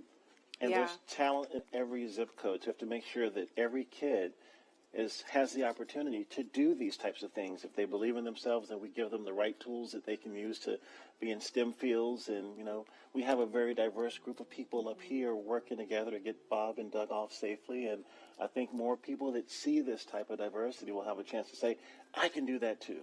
Yes. Absolutely. And, you know, we have a lot of kids watching today, and we have an opportunity to hear from another really awesome role model, especially for the little girls in the audience. So we want to throw it over to Gary in Houston to talk to a very special astronaut standing by there. Hi, Gary. Hi, Marie. I have the distinct pleasure of being joined by one of NASA's record-setting astronauts and a recent resident aboard the space station, Christina Cook. Christina, thank you for joining us. It's great to be with you today. Christina, we're coming up on 20 years of continuous human presence on the International Space Station, and you were one of those humans. What's it like to see a new milestone like this launch unfold after so much history already? You're right, so much history indeed, and it's just been great to watch it all unfold. I think for me, the most exciting thing is how NASA is not only innovating in what we do, exploring the universe, pushing the boundaries, getting knowledge on the space station, bringing it back to Earth for benefits here, but in how we do it. We're innovating in the implementation of those goals and of our mission. And what that means is that bringing in the private sector, bringing in a commercial space economy for low Earth orbit, means space is going to be more accessible and more innovative. And it's just an awesome new era of history to be able to witness. You hold the record for the longest single stay by a female astronaut in space. What's it like living aboard for so long? Well, it is truly a privilege every single day. I have to say it's a beautiful thing to look down on the Earth and to be able to kind of contribute to a space program that you yourself have held in such high regard your entire life. I would say that the biggest challenge going into sort of those longer times is remaining vigilant. The engineers make it so easy to live on board the space station. Sometimes you forget you're actually surrounded by such a hostile environment. So remaining vigilant both day to day to have that appreciation that you wake up with every day, and then also being vigilant, knowing that things could take a turn for the worse at any time, and you have to be ready to react to that.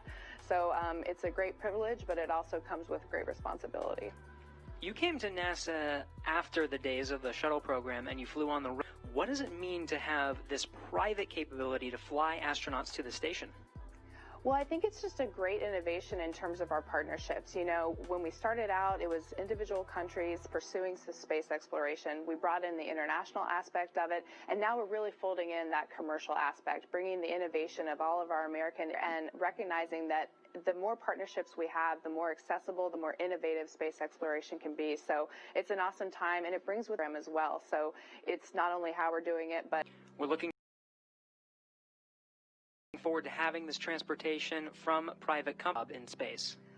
You know, I think one concept that we have in NASA for safety and to mitigate risk is called dissimilar redundancy. And here now we're bringing up a whole second way of getting crew to the International Space Station and getting cargo, last-minute cargo. So we're increasing how much science we can do on board the space station by twofold. We're increasing how we can, you know, our options for getting items up, stowage items, supplies, provisions, science experiments.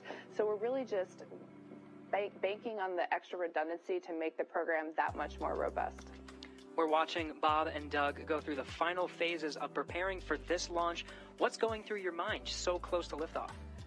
Oh, it is such a great day indeed. You know, it's interesting. You know, you're not thinking about all the things could go wrong. You're thinking about enabling success by doing what you've been trained to do. One of the things we have is that on launch day, astronauts are sometimes the most calm people in the room. And I found that to be true on my launch day, too. I think it's kind of this career culmination.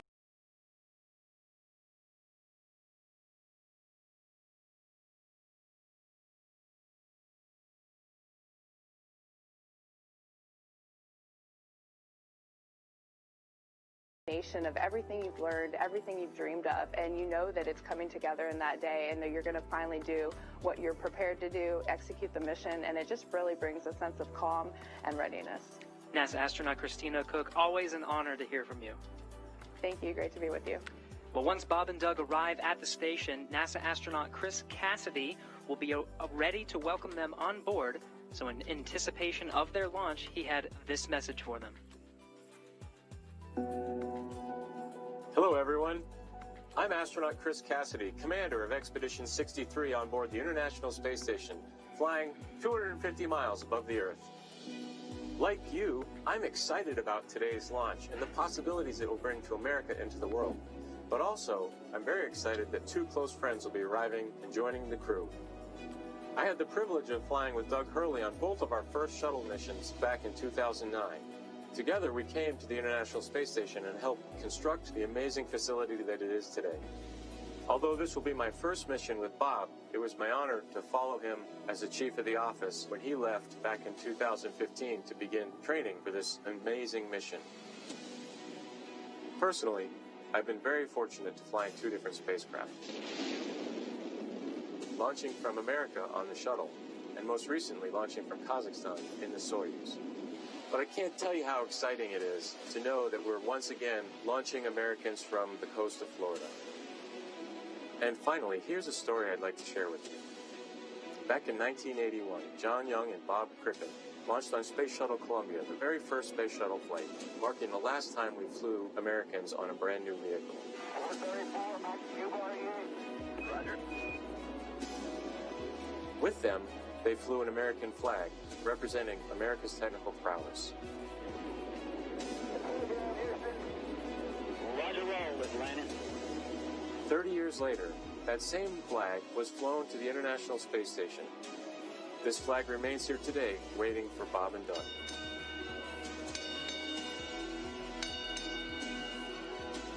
Our flag means so many things to our country, and this small piece of America represents what we'll be able to achieve together. We'll never stop exploring. And so Bob and Doug can take this very special flag home to Earth, where it awaits its next journey to the cosmos. In a few years, the first Orion crew will take this flag with it around the moon. All of this starts today. I'll be watching outside the window, along with everyone else in America and around the world. I can't wait to look out the window and see my friends on close approach. Go Falcon 9, go Dragon, and go Bob and Doug. I'll see you soon.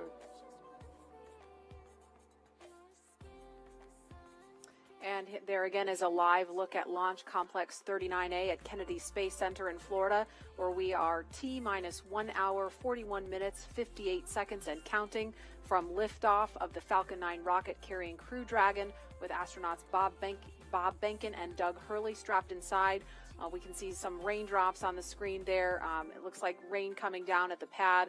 but we're still monitoring weather, and it sounds like there's going to be another decision point before they start fueling the Falcon 9 rocket, which is scheduled to happen at about T-minus 35 minutes. So we just heard a little bit about where they're headed. If the weather cooperates today, to the International Space Station. Leland, you've been there twice, and I know just from what you've told us, it's this Leviathan in space and the site of so much important work and partnerships happening. Right. Chris Cassidy is up there floating in the Columbus laboratory that I installed, or our team of us installed on STS-122. And I think about, using this robotic arm that was made in Canada. The European Space Agency built the Columbus laboratory, and my job was to use that arm and attach it to the International Space Station. And as it was getting closer and closer, the motion just stopped. And I'm like, what is going on? And there are 4 ready-to-latch indicators that have a very slight spring force that I was moving so slowly with the hand controller, the translational hand controller, that spring force stalled out the motion. And Peggy Whitson was behind me, and she said, Leland, there's some commentary. Weather update, I think. Go ahead, sir. Hey, Doug, we're still waiting for a weather update expected at 18 Zulu. Therefore, the next assessment will be closer to the propellant load time. We are currently no-go on launch weather, but we are showing an expected clear of 1830 Zulu. Okay, copy all. Thanks for the update.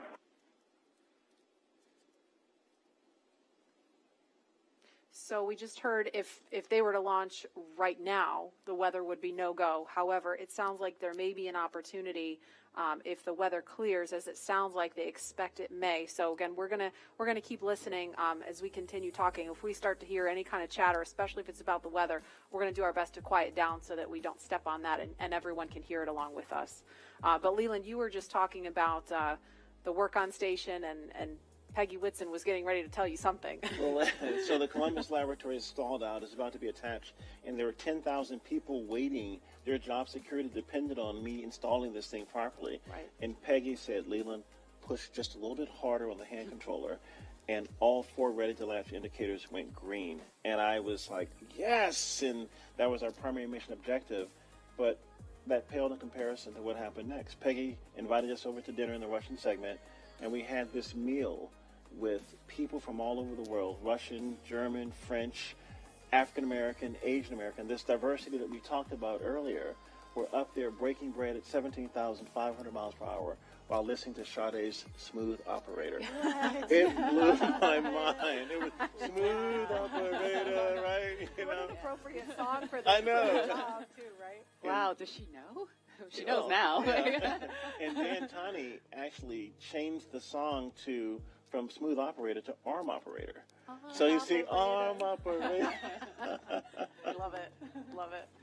And Leland, you actually, we were in another taped segment when you got a text from Drew Feustel. Can you share that with us? Yeah, Drew Feustel, his good friend, just sent me a text saying that the families say hello to all who are watching and thank the nation and the world for their support and interest. And Chris Ferguson just actually sent me a text. He was the commander on STS-135 and one of my classmates from the 1998 class, and he says, way to go, Godspeed on Crew Dragon. That's awesome. It's great to hear those words of support. Thank you guys for watching and everybody following along at home. I mean, the COVID-19 situation has been just a tough time for people stuck inside, homeschooling their kids, still trying to do their jobs, and so it's really cool to be able to watch this happening. And we see the pad closeout team. It looks like they are getting ready, or they've left the white room and they've already come down the crew access arm, so they are getting ready to leave the pad now. And we are going to go now to the Operations and Support Building 2, where Daryl Nail is standing by with NASA's Chief of Staff to talk to us a little bit about some of NASA's ambitions beyond the International Space Station and its work with the Commercial Crew Program. Daryl? Yeah, that's right. We're here in the mission briefing room at the top of Operations and Support Building here, where there's a lot of important people that are gathering to watch the launch here. And one of those people is not me, by the way. One of those people that is important is Gabe Sherman. NASA's Chief of Staff. We appreciate you being here. Hey, thanks for having me, Daryl. You got kind of the insight of what's coming down the pike here at NASA. So, of course, today is Commercial Crew. We're focused on that, seeding the commercial market. But what's off in the horizon for NASA? Well, I'll just tell you, it's an incredibly exciting time to be at NASA, and you know this. I mean, you're here every day. But whenever you think about what we're doing with Commercial Crew, in the horizon in July, we're launching Mars Perseverance, which is just going to be an incredible thing for us.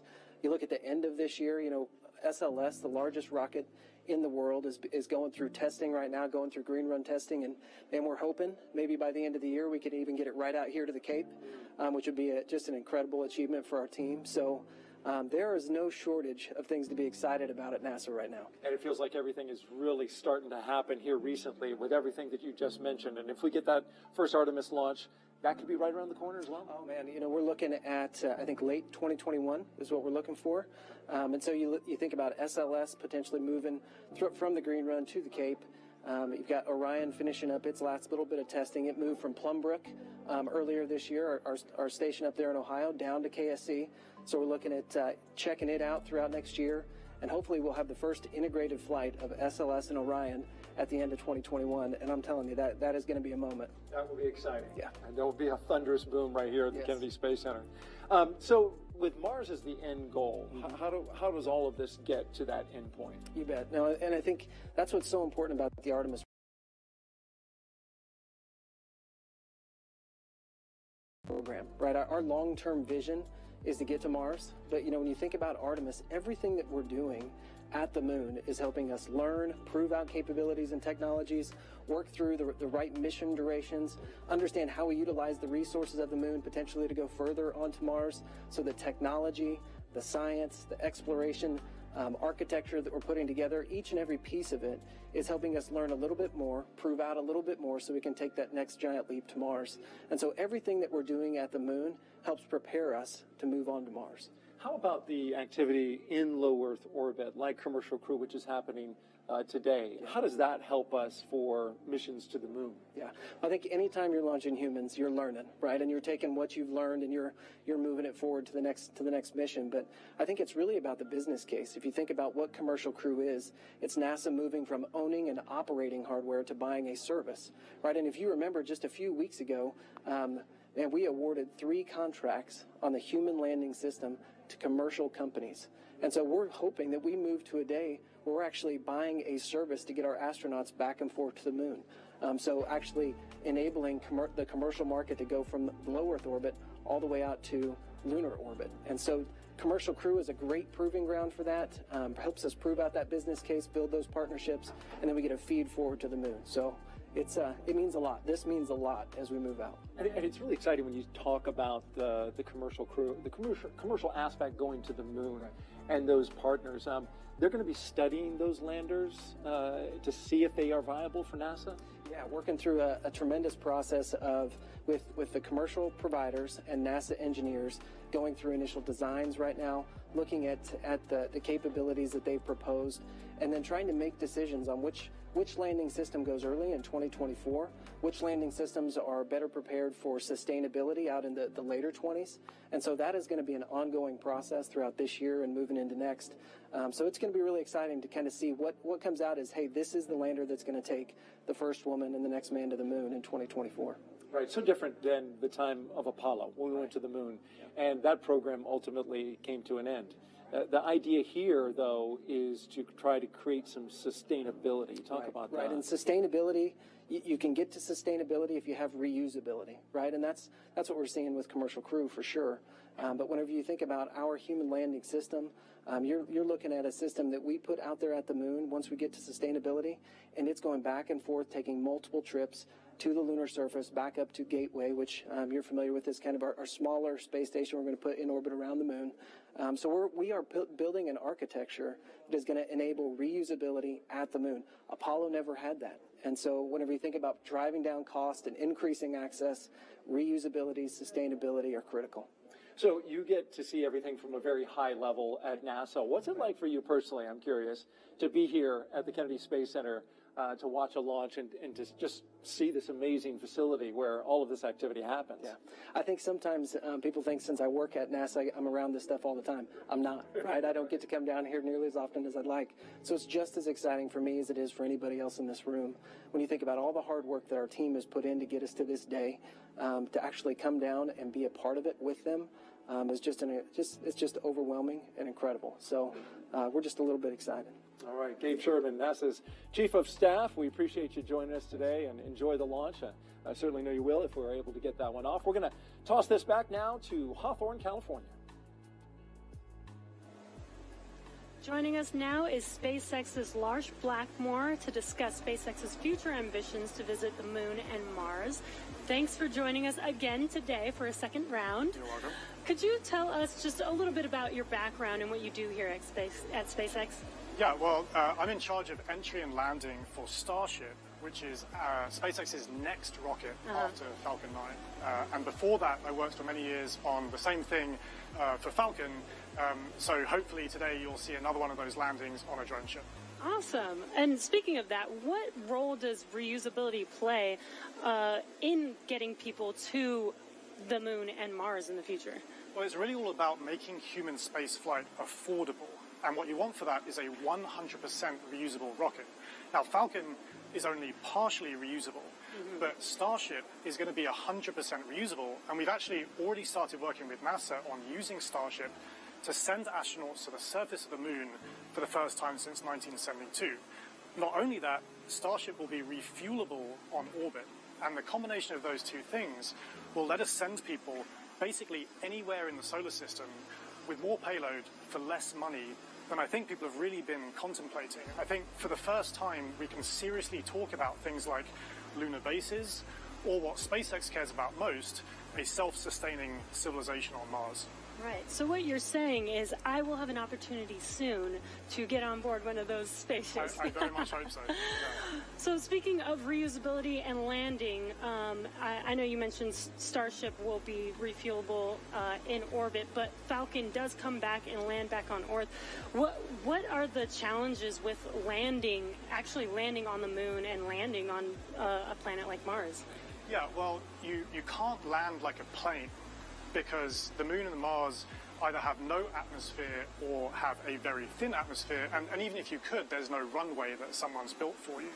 So that's one of the reasons that we do propulsive landing on Falcon, because we want to figure out how to do propulsive landing. That fundamental architecture works on basically any planet. If you have no atmosphere like the moon, you do a propulsive landing burn all the way. If you have a thick atmosphere like Earth, you let the atmosphere slow you down as you float down, then do a short landing burn at the end.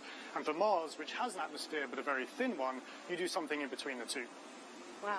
Yeah, that sounds really difficult, and I'm sure there has been a lot of effort put into that. Can you tell us anything about what we're working on now to get us to a point where we can do a landing like that in such a harsh environment? Yeah, so figuring out propulsive landing is really the key part of it. But what people may not realize is that every time we bring Falcon back, we do something called an entry burn. So just before we hit the atmosphere, we light the engines to slow the rocket down.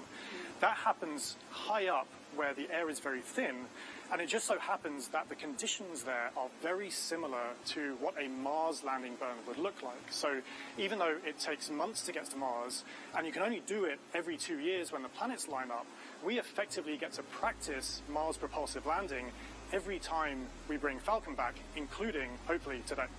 Wow.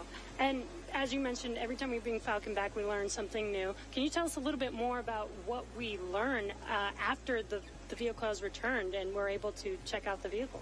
Yeah, so Jessica actually mentioned this earlier, that I talked about how cost is really one benefit of reusability, but reliability is the other benefit. I mean, imagine that you do all this planning to send a rocket up through the rigors of launch and re-entry, but you don't get to see the rocket afterwards. And what we would like to do with reusability, what we've been able to do with Falcon 9, is see the rocket, inspect it, and because of that, we've been able to correlate our models pre-flight to what actually happens when you launch, re-enter, and land a rocket. Right, instead of just guessing what happened to the vehicle after it's left. Exactly. That is amazing. Well, thank you again for joining us today for a second round. Hopefully the weather works with us today in a couple of hours, actually. Let's throw it back to KSC with Marie. All right, actually, we have Lauren here. Now, today's mission opens up the door to one day allowing the general public to be able to visit places like the moon and Mars. And as you've heard through several interviews today, reusability is a really, really important part of that. Imagine if every time you flew a plane from LA to New York, you threw it away at the end of the flight. That means essentially airline travel would be too expensive, costing hundreds of millions of dollars a flight, and almost no one would be able to fly. And so that's what SpaceX is trying to do here with reuse, allowing not just a handful of people to be able to go to space, but tens of thousands and hundreds of thousands of regular folks like you and me to be able to go to space. So, myself, when people like me have a chance to go, I know my dream is to land on Jupiter's moon, Europa. Scientists believe that there is a liquid water ocean underneath the ice and that it has the potential to be habitable. And so I'm super excited to get up close and personal to maybe some space fish. Leland, what about you? Where would you go? Wow, that's a pretty interesting destination. I think I would like to go to Mars. We've studied Mars so much and looked at it, and I think maybe having a Martian base that is dog friendly, bring the pups along, because I think as we explore, we want to take our families, our cultures, our traditions, with us, and flying with Doug and Bob is cool, but having more people, There's the dogs. The puppers, We love taking the the dogs. puppers to space. I mean, they're not. They look ready to go. They are ready to go. We just needed maybe some like SpaceX type suits for them, But it's that's what it's all about, exploration. Like the settlers going west, they took everything with them, and they started these new communities and these new traditions. And I think that's what we do with space travel. We start new traditions and communities and bring everyone together as one family, one civilization. Absolutely. We're here for it. And knowing that the opportunity to fly to space as a private citizen is really just right around the corner, we have a new poll question on Twitter for you.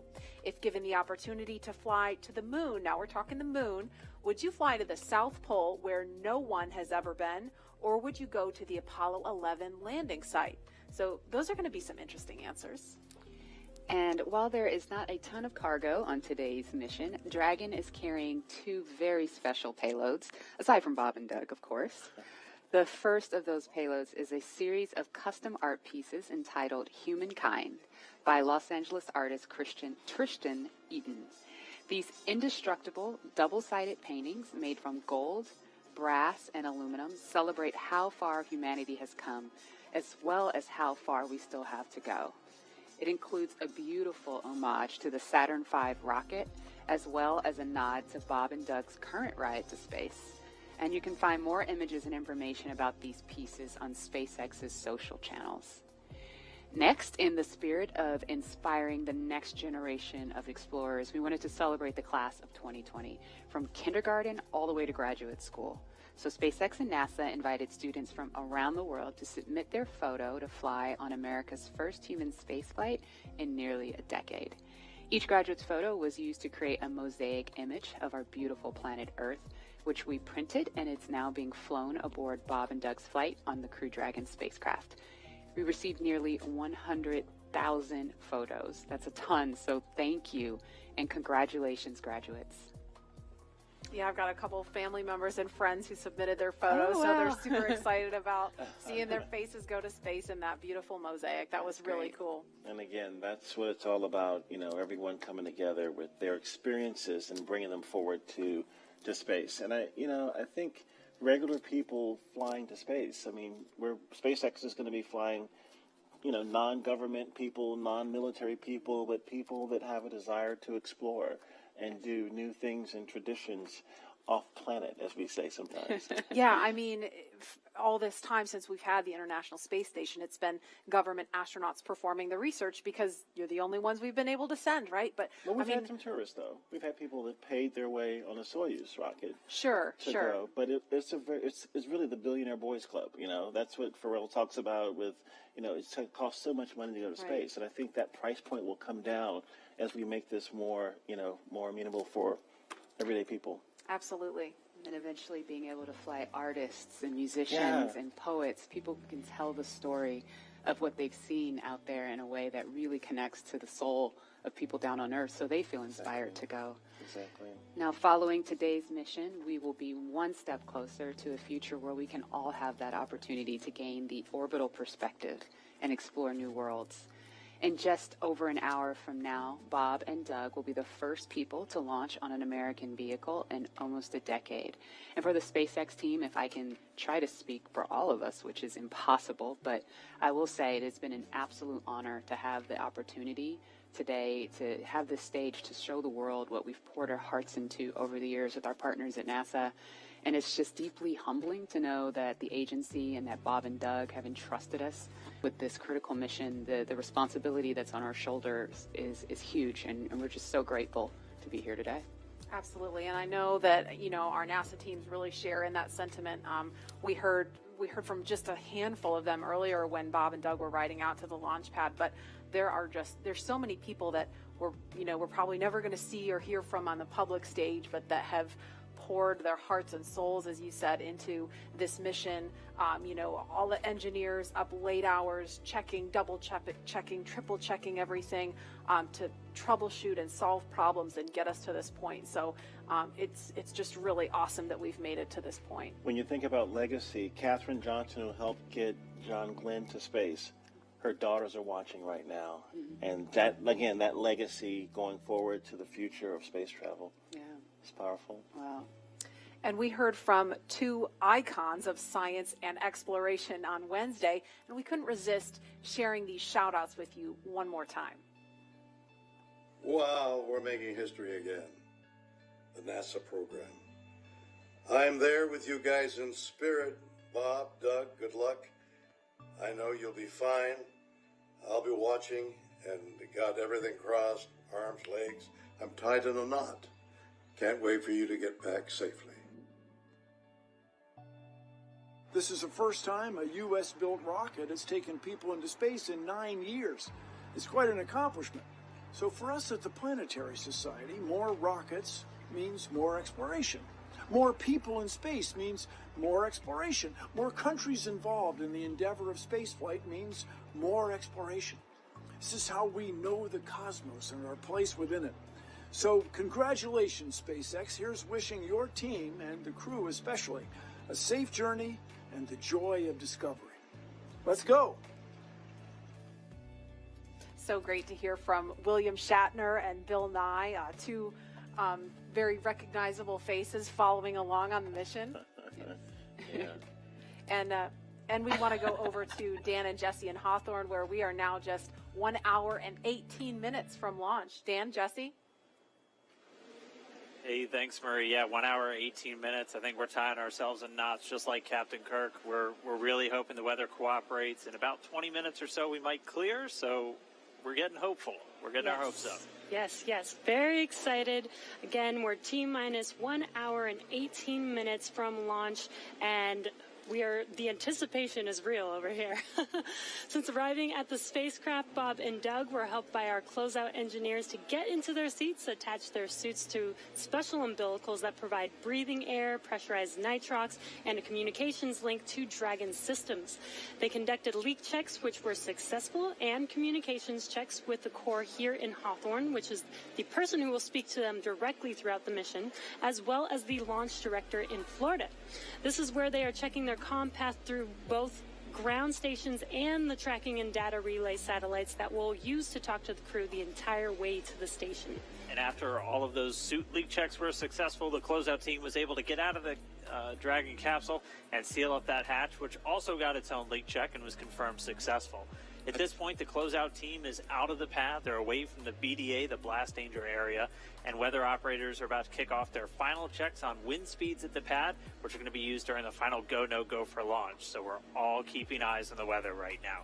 Before we get to that final go, no go, all the various teams at both NASA and SpaceX are going to do internal go polls, just making sure conditions are right with Falcon 9, the Dragon, the crew, the range, and the space station before the final go is given.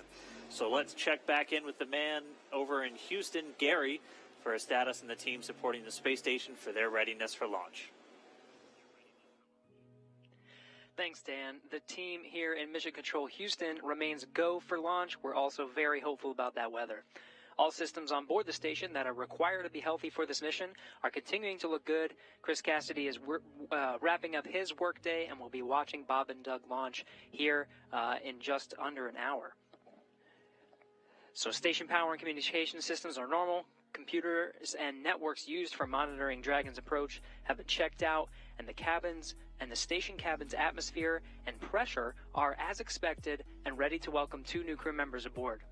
Mission Control will be closely monitoring Bob and Doug's flight and checking off milestones for most of the flight, and this very same team will be coming back tomorrow to be ready when Dragon gets in range of the International Space Station and we begin integrated operations and prepare for Dragon's docking. So I'll send it back. International Space Station team here is ready for launch. Go Falcon 9, go Dragon, and Godspeed to Bob and Doug. All right, thanks, Gary. If you are just now joining us, you picked a really good time. We're just a little over an hour to launch. And welcome to our coverage for the mission known as Demonstration Mission 2, or Demo 2. Liftoff time still holding for 3:22 p.m. Eastern. Tracking no issues with Falcon 9 or Dragon. Everything good with the range so far. We're just really keeping an eye on that weather.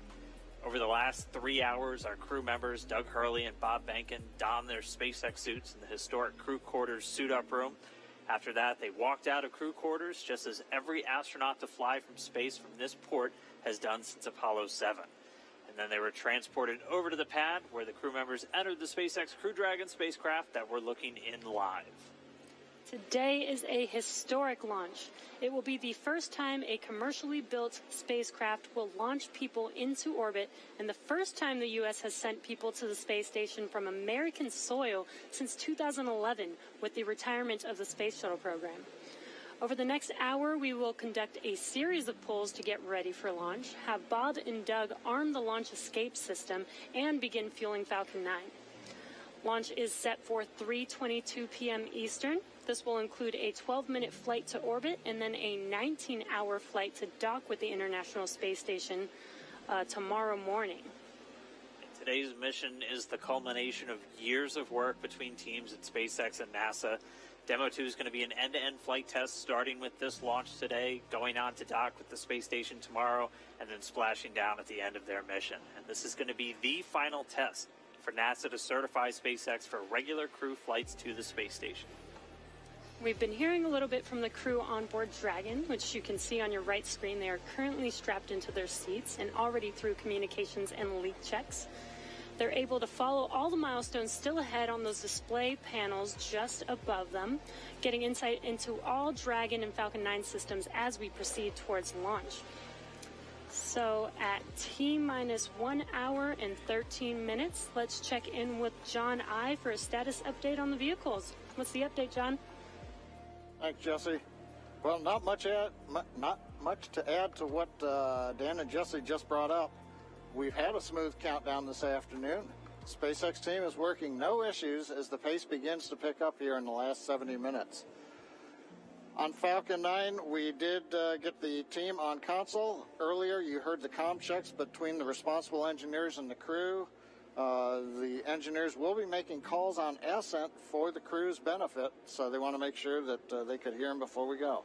The propulsion checkouts of the first and second stages are beginning right now. We're watching them begin to go through the process, opening valves. That check will go for about another 10 minutes, and that'll be our last one until propellant loading.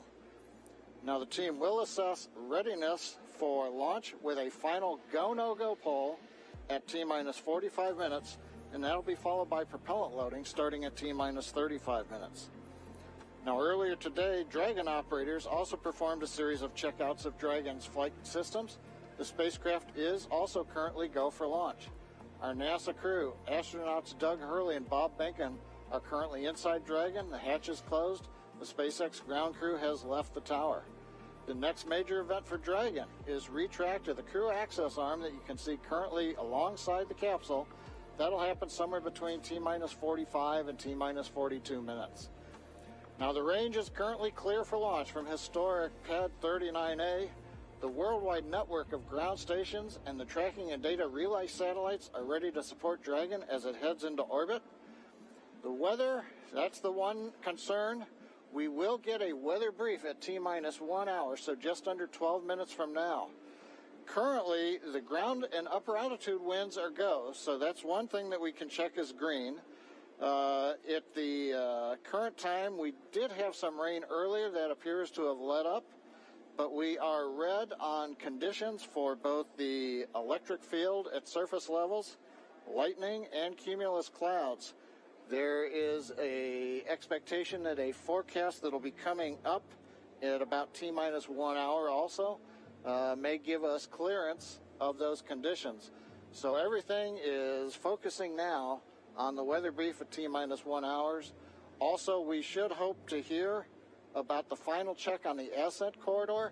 That's the weather along the Atlantic seaboard in case Dragon had to abort on the way to space. The conditions there have been marginal, but the expectation that it would be good for launch.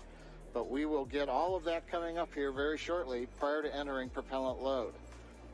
Now, today we are aiming for a launch at 3:22:45 p.m. Eastern Daylight Saving Time, or 19 hours, 22 minutes, 45 seconds Universal Time. Once we begin loading propellant, there's no opportunity to change T0.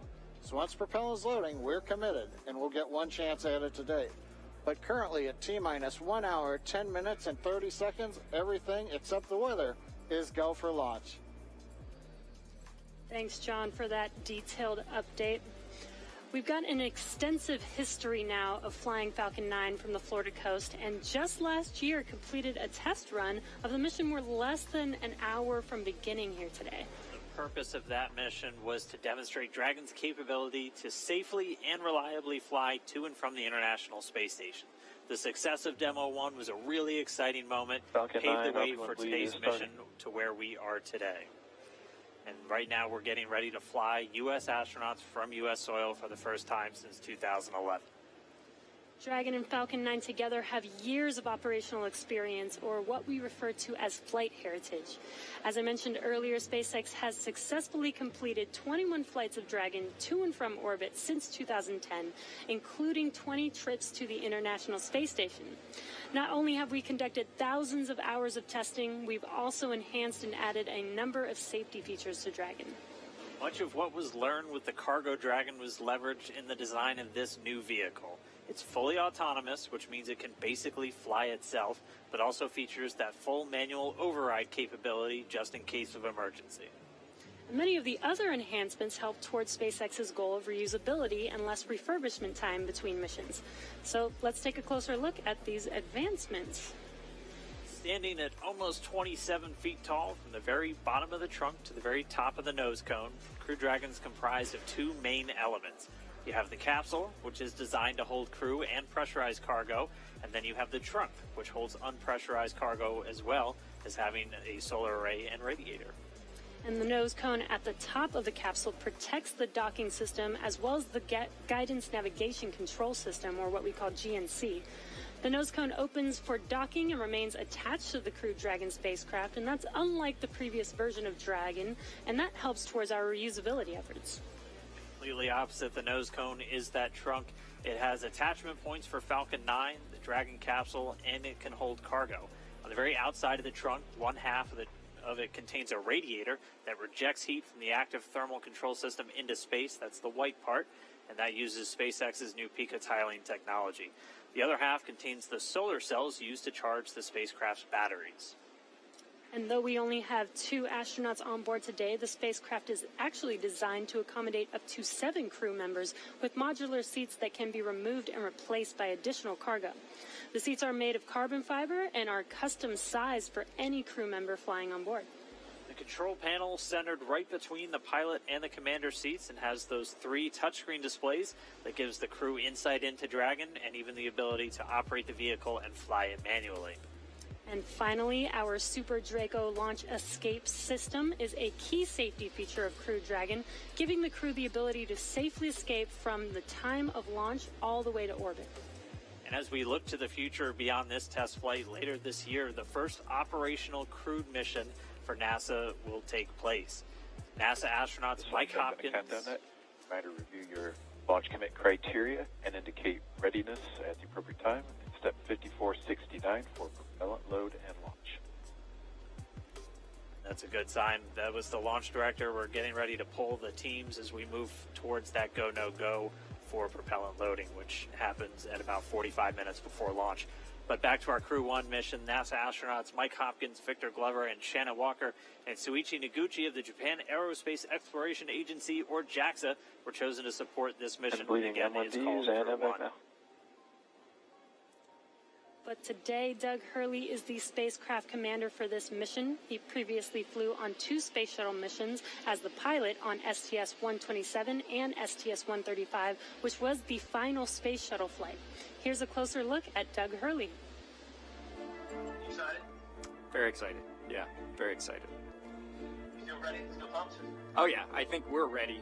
I think we're certainly ready. Joining the SpaceX Demo 2 test.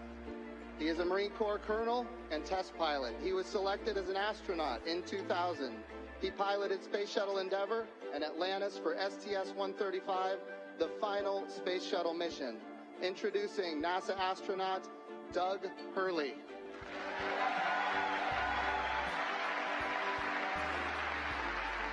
It's a life-changing process in so many ways to fly into space.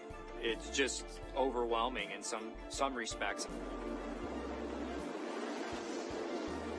Just the sensations, the rumbling, the shaking, the acceleration. My name is Doug Hurley, and I'm the spacecraft commander for the Demo 2 mission to the International Space Station.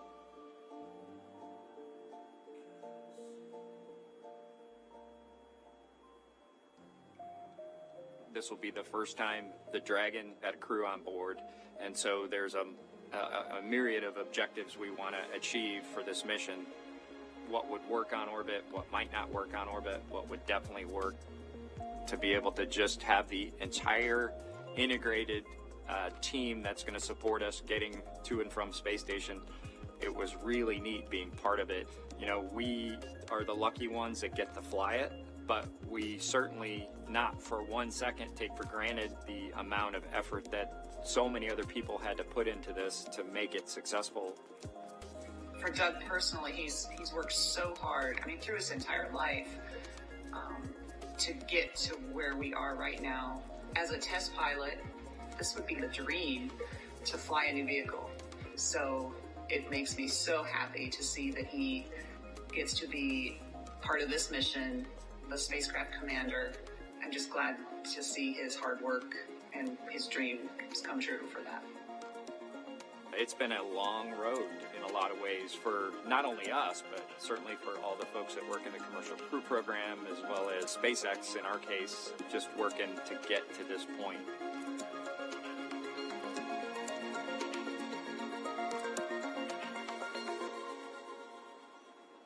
We're a little over 1 hour, 3.5 minutes away from launch. Now let's learn a little bit more about the man sitting next to Doug Hurley inside Dragon, NASA astronaut Bob Behnken.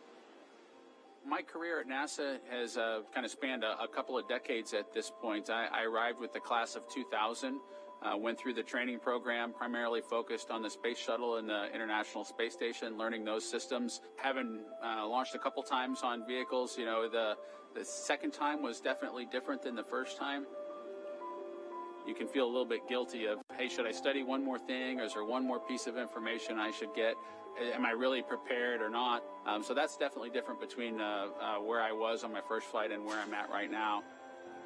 For me personally, as a spouse, watching everything that Bob has put into this over the last 5 years, the dedication that he's shown, the perseverance is pretty special. For both of us, though, the way our minds work, it won't be until sort of the mission is complete that you have really a chance to savor it and celebrate it. This is a huge accomplishment for an Air Force flight test engineer to be part of the demonstration mission of a brand new vehicle. It's going to be amazing. Without a partner that has that same appreciation, I think it can be challenging for some folks. There's a lot of work and a lot of time that takes away from family that that my spouse appreciates, and I love her for that. On a deeply personal level, I'm really excited that my son is going to get a chance to see me launch into space. Being an astronaut has been a little bit of an abstraction thing for him because he's seen me do it in old videos, but he hasn't seen me do it for real. And so I'm excited for him to see this launch.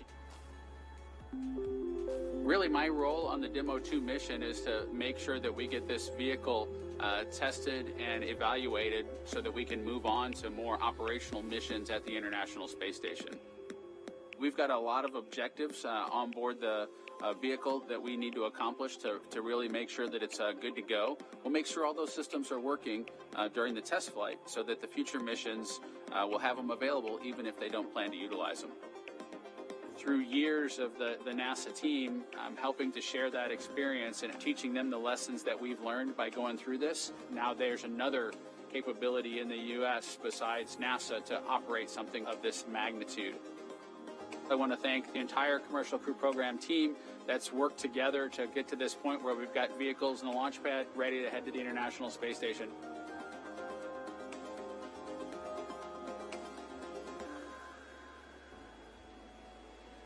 If we look even further into the not-so-distant future, flying on a mission to space will be an option for more people as SpaceX plans to also fly private astronauts on board Dragon. Earlier this year, SpaceX signed an agreement with the space tourism company Space Adventures to fly up to 4 passengers on an orbital trip aboard Dragon as early as next year. And of course, it's NASA that is making private astronaut missions to the space station a possibility. We are looking forward to these missions, and we hope that you guys are all too. All right, we are just 20 seconds away from T-minus 1 hour. This is going to be a really big moment that everyone's going to want to listen to. We're expecting a weather update, obviously hoping that the weather is improving, and so we should find out in the next 10 seconds or so. So we're going to stand by for a moment and wait for the Corps to give Bob and Doug a call, and then we'll all hear Dragon the latest. SpaceX, we're at T-minus 1 hour. You are go for Section 6. When ready, report go for launch. We'll put it in work.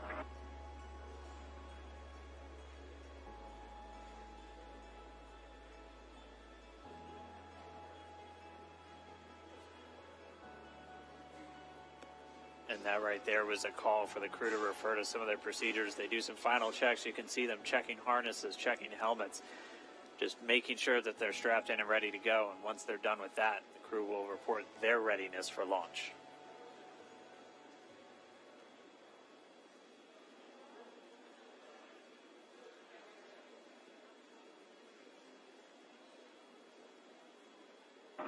SpaceX Dragon in 6.4. Bob and I are go for launch. Copy, go for launch. And next up will be go to GoPro at T-minus 45. Dragon copies. All right, the crew is go for launch. So we are inside of 1 hour, still waiting for the weather update.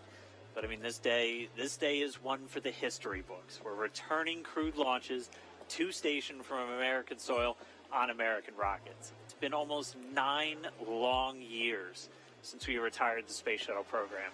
I remember that day. I'm going to remember this day. It's been a long road to get here, countless hours by thousands of dedicated professionals from NASA and SpaceX. It's been an exciting week, but this last final hour is just so exciting right now. Today's mission will be Crew Dragon's second test flight and its first test with humans on board. It's been an awesome countdown so far. Weather, we're still waiting for that update, so it's still a watch item, but the crew is go for launch. So at T-minus 45 minutes, hopefully we'll get an update on that weather. We've had a really clean countdown so far. It started with suit up just over 3 hours ago. The SpaceX team helping Bob and Doug put on their suits, conducting initial checkouts, including an initial pressure and leak check before they got to the actual walkout. All of that done in that operations and checkout facility. The crew walkout was where Bob and Doug gave their final goodbyes to friends and family gathered outside the operations and checkout building before they began that roughly 20-minute ride to pad 39A. Really touching moment, saying goodbye to their family, both their wives and sons right in front of them. Yeah, very touching moment. It's incredible to be able to watch these moments. And as they got into their Teslas, we got to watch them ride all the way to the pad, and we got some great footage there. And as you can see on your screen, this is some playback from earlier of them getting into those Teslas, about to make that drive down to the pad.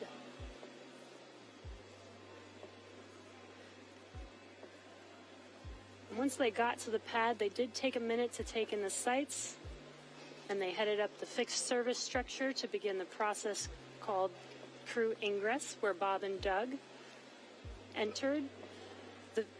And there you can see on your screen as they're coming through the crew access arm, entering the white room right before they are able to ingress into the vehicle there. Again, this was from earlier. Yeah, this all from earlier, and as we said, that white room, the last place on planet Earth they're standing before they climb into Dragon for the ride uphill. SpaceX carrying over a tradition that NASA had where that was traditionally the room from Gemini, Apollo, and the space shuttle, that last place. About 30 minutes ago, we're back with some live video here. The team was able to close Dragon's hatch with Bob and Doug safe inside. So we are under an hour ago. Things are going to pick up as we get close to that go, no go to begin propellant loading and then arming the launch escape system. The crew pull for readiness was completed at T-minus 60 minutes, and the Dragon pull for prop load is coming up here in just about 30 seconds at T-minus 55 minutes. And then following that will be T-minus 45 minutes will be the internal mission control Hawthorne pull, and then the launch director's pull for propellant loading. When we get to about T-minus 40 minutes, the crew access arm will retract, and Bob and Doug will get the call to close their visors and arm the launch escape system. This is the automated system in place that can fire the 8 Super Draco thrusters on Dragon to quickly separate the crew from the rocket, either on the pad or during the flight on the ride uphill. And then once we reach T-minus 35 minutes, propellant loading for the Falcon 9 will begin. We got there on Wednesday. We got all the way down to about 17 minutes before launch before we had to cancel because of weather. But we're optimistic right now. The conditions have been improving, and so we're looking to press ahead once again into loading fuel onto that Falcon 9 rocket. Throughout the countdown, we've been getting some incredible views of the astronauts inside Dragon, just making all of their final preparations, some close-up views of their suits and on the displays as they just are strapped in and ready for launch. The teams often describe the suits as an extension of that Dragon spacecraft. You can always think of it as a mini spacecraft inside of a spacecraft. It's got all of the life support, everything that they need, just like the capsule. This is on countdown 1. Technical pull is complete. No constraints to proceed into launch escape system arming and propellant load. And there's that call out that the crew is ready. They are ready to load prop onto Dragon. So we are pushing forward towards T0. And while those suits do look great, they are also engineered to connect directly into Dragon seats to provide communications, cooling, and the ability to pressurize if necessary. All right, well, we did get the call out that the technical teams on the ground are ready for launch escape arming and propellant loading. Again, things starting to pick up, things really starting to feel real. Let's jump down real quick to the team at Kennedy, see if you guys are just as excited. I can't sit still right now. It's starting to feel real. Yeah, it's hard to sit still in here, right, Leland? Rocket fuel going through my veins still. I know. It's so awesome when we see them sitting there in their suits. We're less than an hour away now. So far, things look like we might make it. So I want to ask you what it was like the first time you put on a spacesuit when you knew you were going to space. Oh, that was February of 2008. We were in the ONC building getting the pumpkin suits on. A little bit different than the SpaceX fly SpaceX suits. But it was kind of surreal, you know, and to think that all of these, it took 10 years of training to fly in space. It took me 10 years from when I got in the Corps in 1998 to flying in February of 2008. So it was a long road to get there, but it was so worth it and so sweet. And, you know, learning how to use the green apple, the connections for oxygen, for cooling, much different than these suits that we have here with SpaceX. And so it's a lot more complicated to go through that whole series of things that you have to do to make sure you're safe in the suit. But we've evolved, we're ready, and they look so cool and calm and collected in their suits and in the vehicle. They're focusing and getting ready to fly in space. And there's so much excitement around the center. I know, Leland, you've been getting some messages. You got another message from another astronaut. Yeah, Sunny Williams. Okay, so Sunny, she's kind of the best. She's Sunny is awesome. She's a commercial crew also. She was one of the original cadre. She was one of the original 4 who trained with Bob and Doug from the beginning of the commercial crew program. And she's one of my classmates. Look at her there. What is she wearing? There she is. Hey, the Sunny. Meatball. I forgive you, Sunny. No, she had the worm on Wednesday, so she wore the meatball today. So she's the best. But now she can wear the worm ball, I guess. Yes. The worm ball, yeah, she can mix it up. But yeah, Sunny's awesome. She's training to fly on the Boeing Starliner in the not too distant future. So really glad she's watching and showing some love. So thanks a lot, Sunny, for sending that note. And again, we're looking at a live view of the Crew Dragon on top of a Falcon 9 rocket. You can see the crew access arm to the right of your screen. That's the hallway that Bob and Doug walked down to get into the White Room, which was the last place we saw them standing up before they climbed inside Dragon. And again, the wider shot there of Launch Complex 39A, where we are inside of an hour from liftoff, and I think we're just a couple minutes away from the pull we're going to hear before they start propellant load. Again, a 2-stage rocket there. And gosh, you guys, the weather looks not that bad. I mean, obviously that is not an official forecast, but it doesn't look quite as bad as it did Wednesday. We've got a little bit better odds. So there's the countdown clock. We're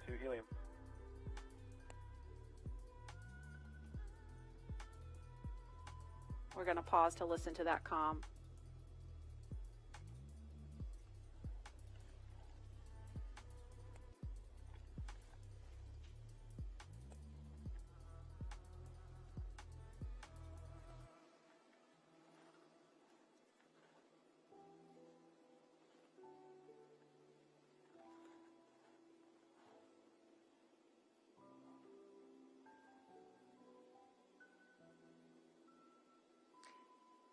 If you're just joining us, we're less than 50 minutes from the scheduled liftoff of the Falcon 9 rocket carrying Crew Dragon.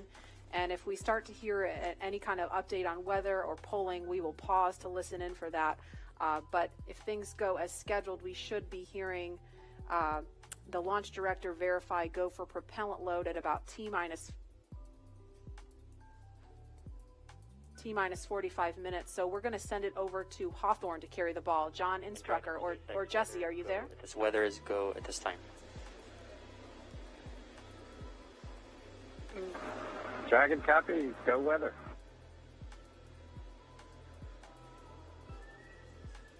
And there you heard that call out. So far we have good weather. We are go for launch today. This is getting really exciting. I don't know about you, Dan, but my heart is beating pretty fast right now. Yeah, we've been waiting for those words since Wednesday. Oh, and yeah. we did hear a call to the crew, just in case you missed it, that they were only tracking one final weather constraint. It was the cumulus cloud rule. They were expecting it to clear up within 10 minutes, and it's cleared up now. So we are currently go on weather. Yes, and it's been pretty incredible to be so close to launch, and the road leading up to this point has been pretty incredible as well. It has been. It's been a partnership between NASA and SpaceX. We've been working together since SpaceX started flying cargo to the International Space Station, now getting ready to launch crew. And we've been really fortunate to work with not only a lot of international partners on the International Space Station, but a lot of And as a really great reminder here in the control room, we'll be closing doors here once we start with propellant load. Any last-minute bio breaks, please go ahead and accomplish those in the next few minutes. And the launch director just getting the teams ready. We'll be coming up on that propellant loading again. That starts at about 35 minutes prior to liftoff, so in about 12 minutes from now. There's going to be a go, no go coming up really soon. So let's go over to our man, John I, for the latest. John? It's T-minus 47 minutes, 24 seconds. We're continuing to count down. As you just heard, the launch director and launch team are preparing for the readiness for launch poll. Now, the launch director is currently checking with Dragon mission director and NASA launch manager for their readiness. And actually, it sounds like everybody is good there. The launch director will then ask the team, he'll tell them the poll is open, and the 13 members of the SpaceX launch team will be electrically polled for their go to load propellant, as well as continue all the way to launch. Now, we will hear that poll results and a briefing from the launch director at about T-minus 45 minutes. The good news right now is that the weather is go. All the conditions that were read shortly a while ago at T-minus 1 hour have cleared. We're, as the weather forecaster said, cautiously optimistic. Currently, Countdown. the probability... Poll is complete. We're go for propellant load. Well, we got an early call out there. And launch control clear to retract the access arm on time. After that, arming access arm retract at T-minus 45 minutes. Got an early call from SpaceX launch director Mike Taylor that the poll is go. He also heard the direction T-minus 45 minutes to prepare for retract of the crew arm. As we hear more discussion, we'll stop and let you listen in. But right now, weather for liftoff, ground level winds are good, 10 to 15 miles an hour, well within limits. Upper altitude balloons show that conditions are acceptable. The red weather conditions have cleared up, the last one being cumulus clouds. And the probability of violation is set at 30% right now, so that's 70% chance of good weather. We're continuing to watch. There is about a less than 10% chance of lightning. We're also watching the abort corridor off of the Atlantic coast. In case, for example, at stage separation, Dragon had to abort into the ocean. The conditions there are acceptable. There has not been lightning lately. The weather, winds are good. Taşımak için başlangıçta görev yapıyordu, sonradan uyarlandı. Fakat kargo taşınırken bile, kargo taşıyan modelinde bile pencereler varmış. Onu sordular, niye SpaceX çalışanlarına, mühendislerine, neden bu pencereleri kargo aracının içerisine de koydunuz? Sonuçta insan yok bunlarda, yani valizleri taşırken pencere koymaya ne gerek var şeklinde. Çok güzel ve ilham verici bence bir cevap verdi mühendisler. Dediler ki biz kesin olup olmamasına bakmadan bir gün inanıyorduk ki bu kapsülle ya da bu kapsülü uyarlayacağımız bir versiyonla insanları uzaya götüreceğiz.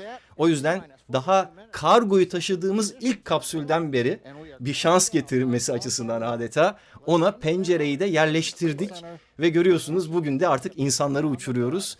Aynı dış dizayn içerisinde, tabii içte bazı değişiklikler yapıldı. Ne gibi değişiklikler, onları da kısaca özetleyelim. Kargo kapsülünden farklı olarak mürettebat kapsülünde bir kaçış sistemi var. O kaçış sisteminde bir takım arızalar meydana geldiği, patlamalar meydana geldiği için zaten aslında bir yıl gecikmeli olarak tanık olacağız bu fırlatmaya.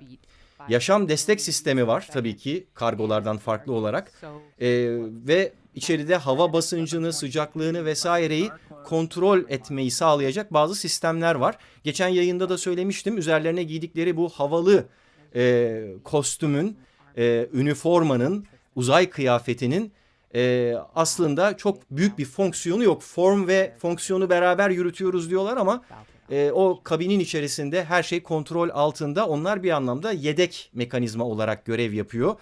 Hollywood filmlerine kostüm tasarlayan biri başta olmak üzere SpaceX tarafından tasarlanarak bu astronotlara yerleştirildi. Yine öncesinde yapılan röportajlarda şu söylendi. Yani normalde bu astronotlar NASA'nın çalışanı ama bütün bu operasyonu yürüten ve bütün bu araçları üreten de SpaceX adlı özel şirket. SpaceX çalışanları astronotlarla özellikle bir araya getirmişler ki bol bol kişisel ilişkiler kurulsun aralarında ve böylece yaptıkları işe biraz daha özen göstersinler diye. We did hear that call out that they are arming the launch escape system, so very exciting. SpaceX. Evet, biraz önce söylediğim o kaçış destek sistemi şu anda arm edilecek. Yine bunlar aslında önceden hesaplanmış şeyler. Geçen sefer de yapılmıştı bu. Thanks for coming back and joining us today, Nick. Hey Jesse, happy to be here.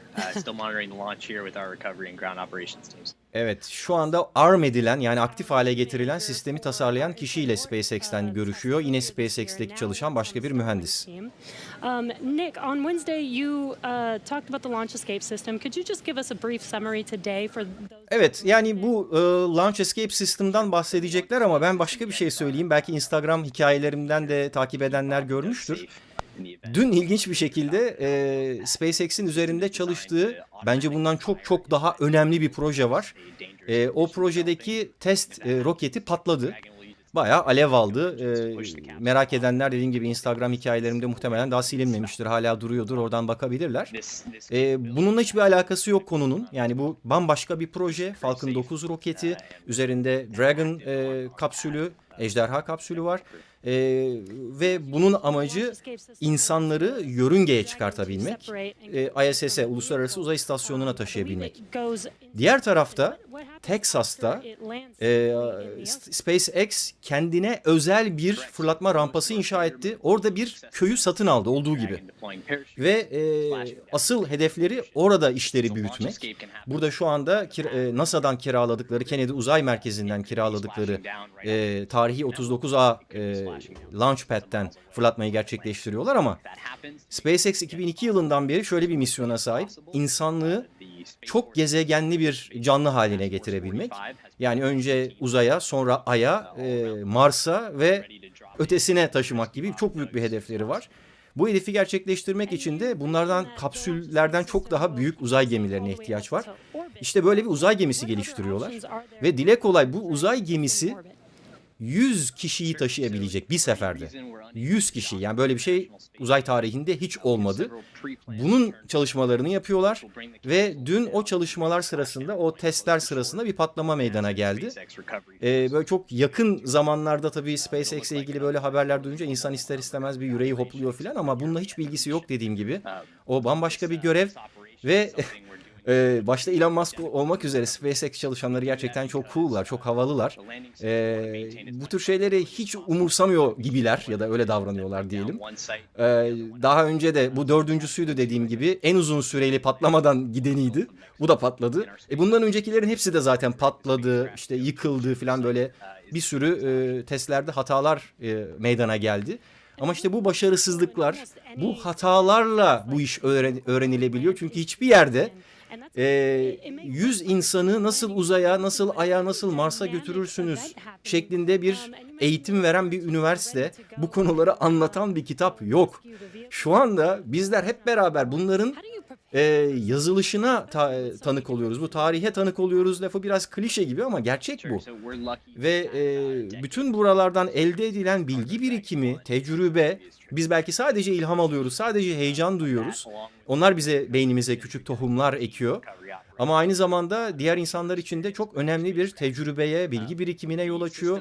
Dolayısıyla gerçekten tarihe tanıklık ediyoruz. Bunlar biz olmasak bile çocuklarımızın bizim zamanında okuduğumuz gibi tarih kitaplarında, uzay çağı kitaplarında böyle önemli kilometre taşları olarak gösterilecek. Diyecekler ki bakın SpaceX ilk kez umarım 30 Mayıs'ta 2020'de 2 insanı uzaya götürdü.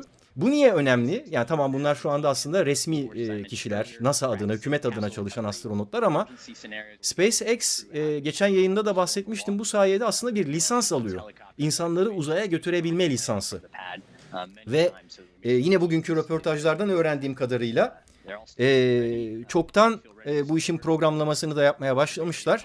Yılda, yani aslında turist diyebiliriz, 2 turisti Uluslararası Uzay İstasyonu'na götürmek üzere anlaşma yapmışlar. Yani bu izinleri, bu lisansları zaten almışlar. Ve çok kısa bir süre içerisinde bu uçuştan sonra kim olacağını henüz bilmiyoruz ama 2 kişinin, normal tamamen sivil 2 kişinin, normalde astronot olmayan 2 kişinin sanki bir uçağa binip de bir yerden bir yere gidiyormuş gibi uzay istasyonuna, Uluslararası Uzay İstasyonu'na gittiğine de tanık olabiliriz bu önümüzdeki aylarda veya yıllarda.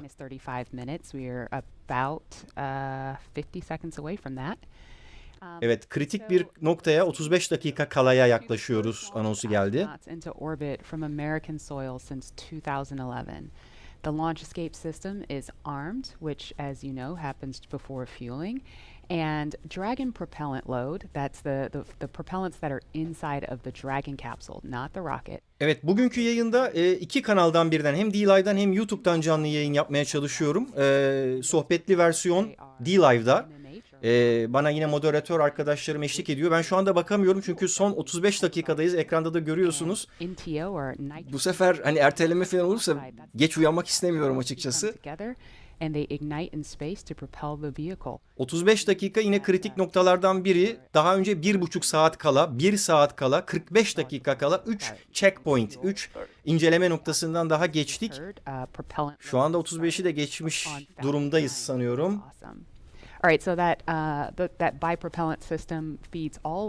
Şimdi aşama aşama yakıtları yüklemeye başlayacaklar. Özel bir karosen yakıtı var. Onunla başlayacaklar. Sonra sıvı oksijen yüklenmeye başlanacak. 3, 3, 3 and 3.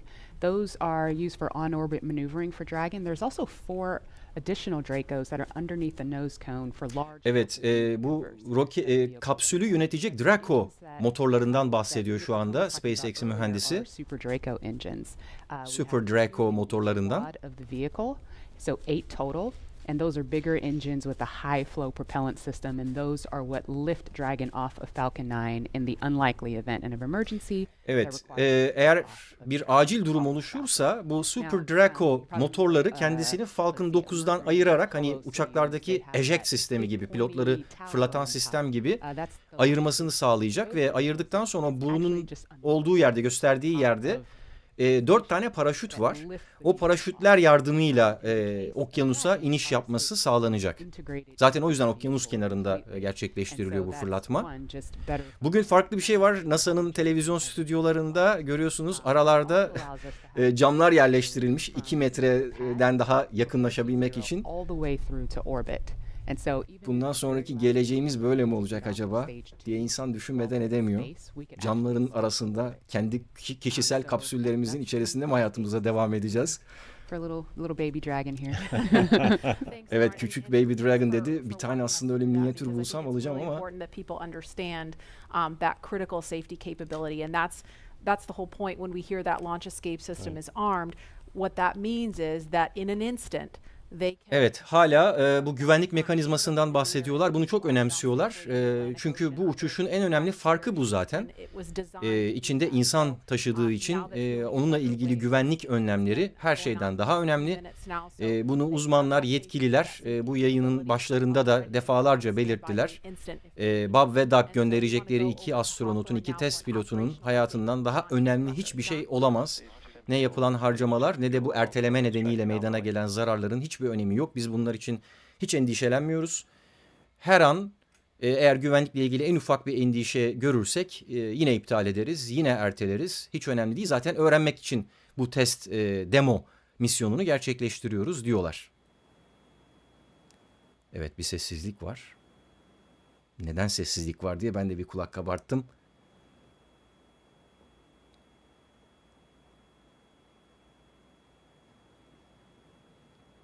Evet, herkes çok sessiz bir şekilde bekliyor. 33 dakika kaldı. Falcon 9 did begin propellant load at T-35 minutes. 31 dakika 50 saniye, özür Now on the diliyorum. Falcon 9, we use a fuel and oxidizer as the propellants that power it. The fuel is commonly known as RP1. That's rocket propellant grade 1 kerosene. Evet, biraz önce söylediğim RP1 denilen özel kerosinli bir yakıtı yüklüyorlar şu anda. Bu birinci aşama yükleme.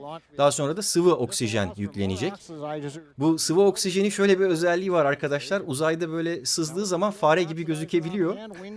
Sonra da bazı sağ olsun arkadaşlar tarafından bunlar fare ya, uzayda çekilmiyor, onlar aslında stüdyoda çekiliyor falan gibi.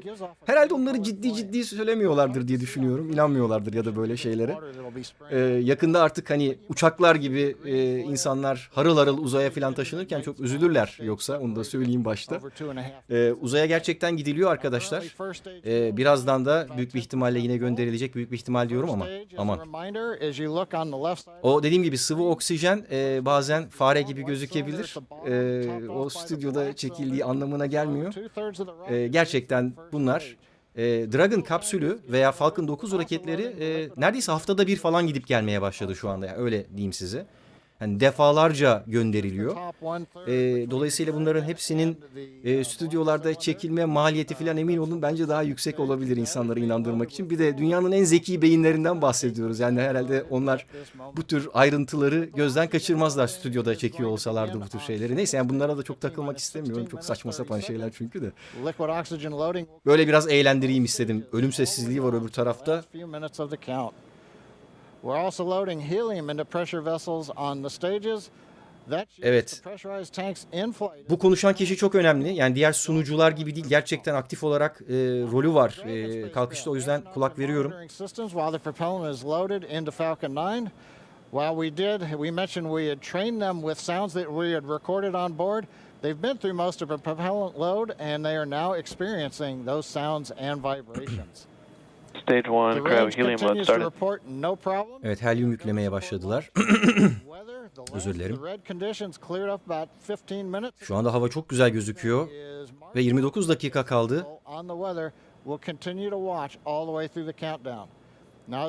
Evet, ama havaya hala bakıyoruz diyor.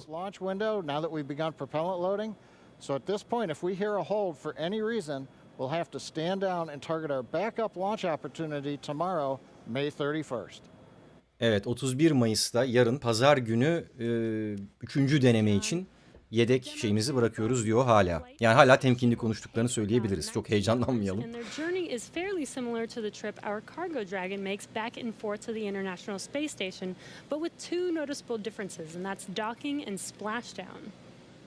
As we await T-0 in just under 29 minutes from now, the ground operations teams are doing a series. Evet, yer ekibini görüyoruz. Onlar fiziksel olarak da karşılarındaki camlardan şu anda uzakta küçük bir nokta olarak belki görebilirsiniz soldan 3. camda. Hem ekranlardan hem de fiziksel olarak bu fırlatma rampasını görebiliyorlar, takip ediyorlar. Tam önündeki yollarda bir fotoğraf çektirmiştim ben de.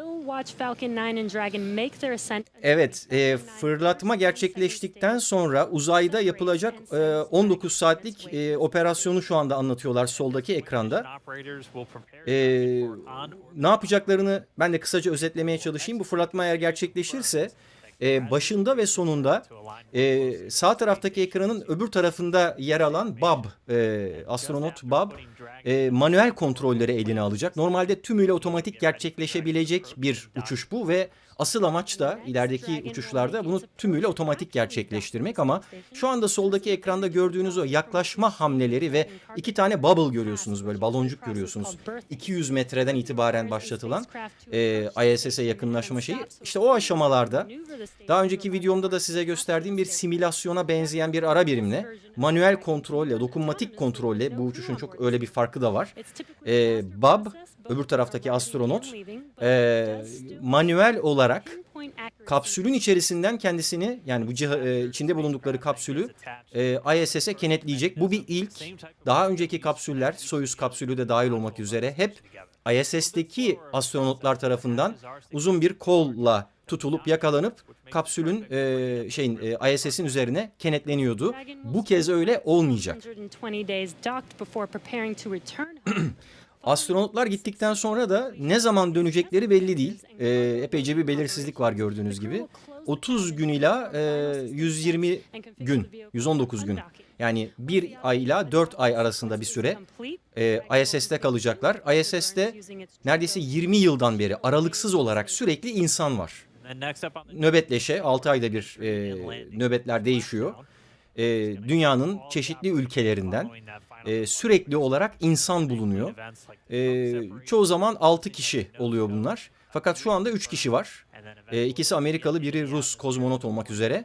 3 kişi görev yapıyor. Onlar da heyecanla yukarıda bekliyorlar. Ve aslına bakarsanız bu fırlatmalardaki erteleme kararlarından bir tanesi de ISS'teki astronotlarla kapsülün içerisindeki yerdeki astronotların psikolojik ve fiziksel durumları, mesela uyku döngülerini bile hesaba kattıklarını söylüyorlar. Düşünsenize şeye göre, kendi saatinize göre gece yarısı 2-3 civarında şeyi kenetlemeye çalıştığınızı, gerçekten zor bir iş. O yüzden bütün bu parametreleri de göz önünde bulundurmak zorundalar. Hava gibi son derece beklenmedik değişimlere sahne olan bir ortamın yanı sıra bir de bunları göz önünde bulunduruyorlar. Gerçekten stresli ve çok belirsizliklerle dolu bir şey bu.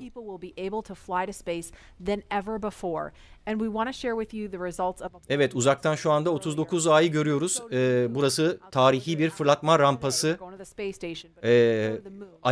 Ayda yürüyen 12 insanın tamamı buradan fırlatıldı. Bununla beraber yüzlerce roket bugüne kadar insanları ve kargoları bu rampadan uzaya gönderdi.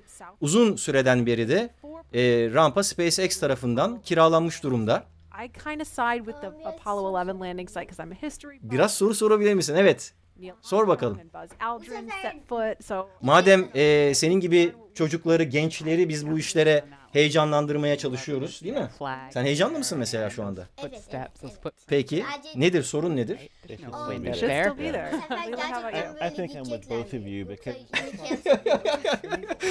Bu sefer gerçekten gidecekler mi? Ben de bütün kulağım orada Sufi'cim, dinliyorum. İstersen sen de şuradaki koltuğa oturup izleyebilirsin. Bu geri sayım bittikten sonra birazcık konuşuruz seninle, olur mu? Tamamdır. Evet.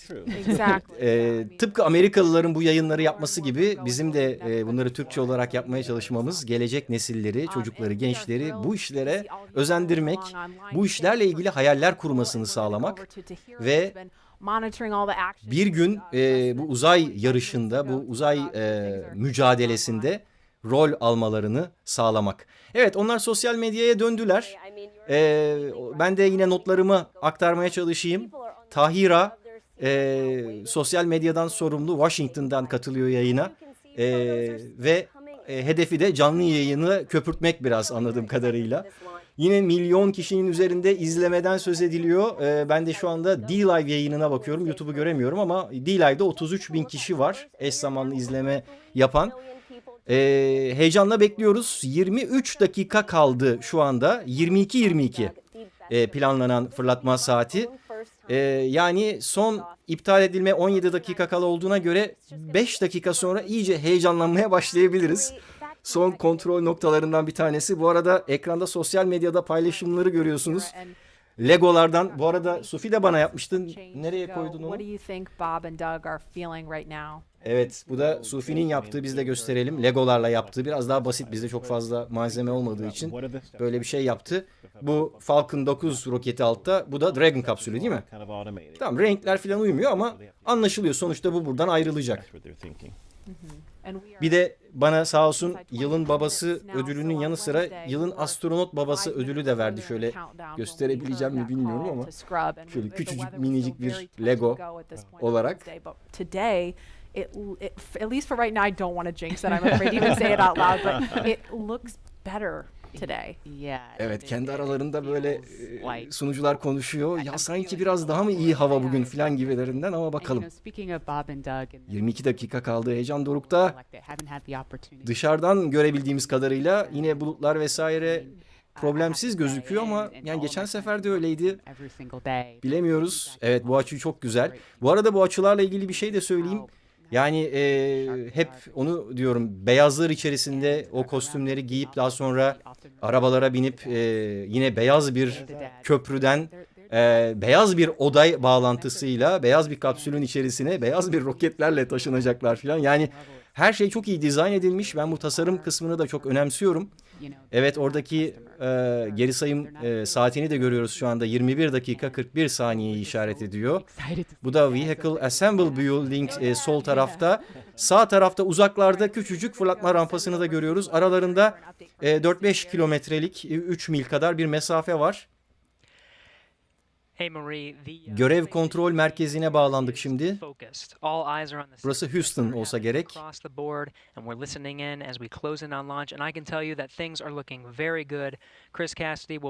Duyuyorsunuz, her şey yolunda. Chris Cassidy ISS'te şu anda astronot.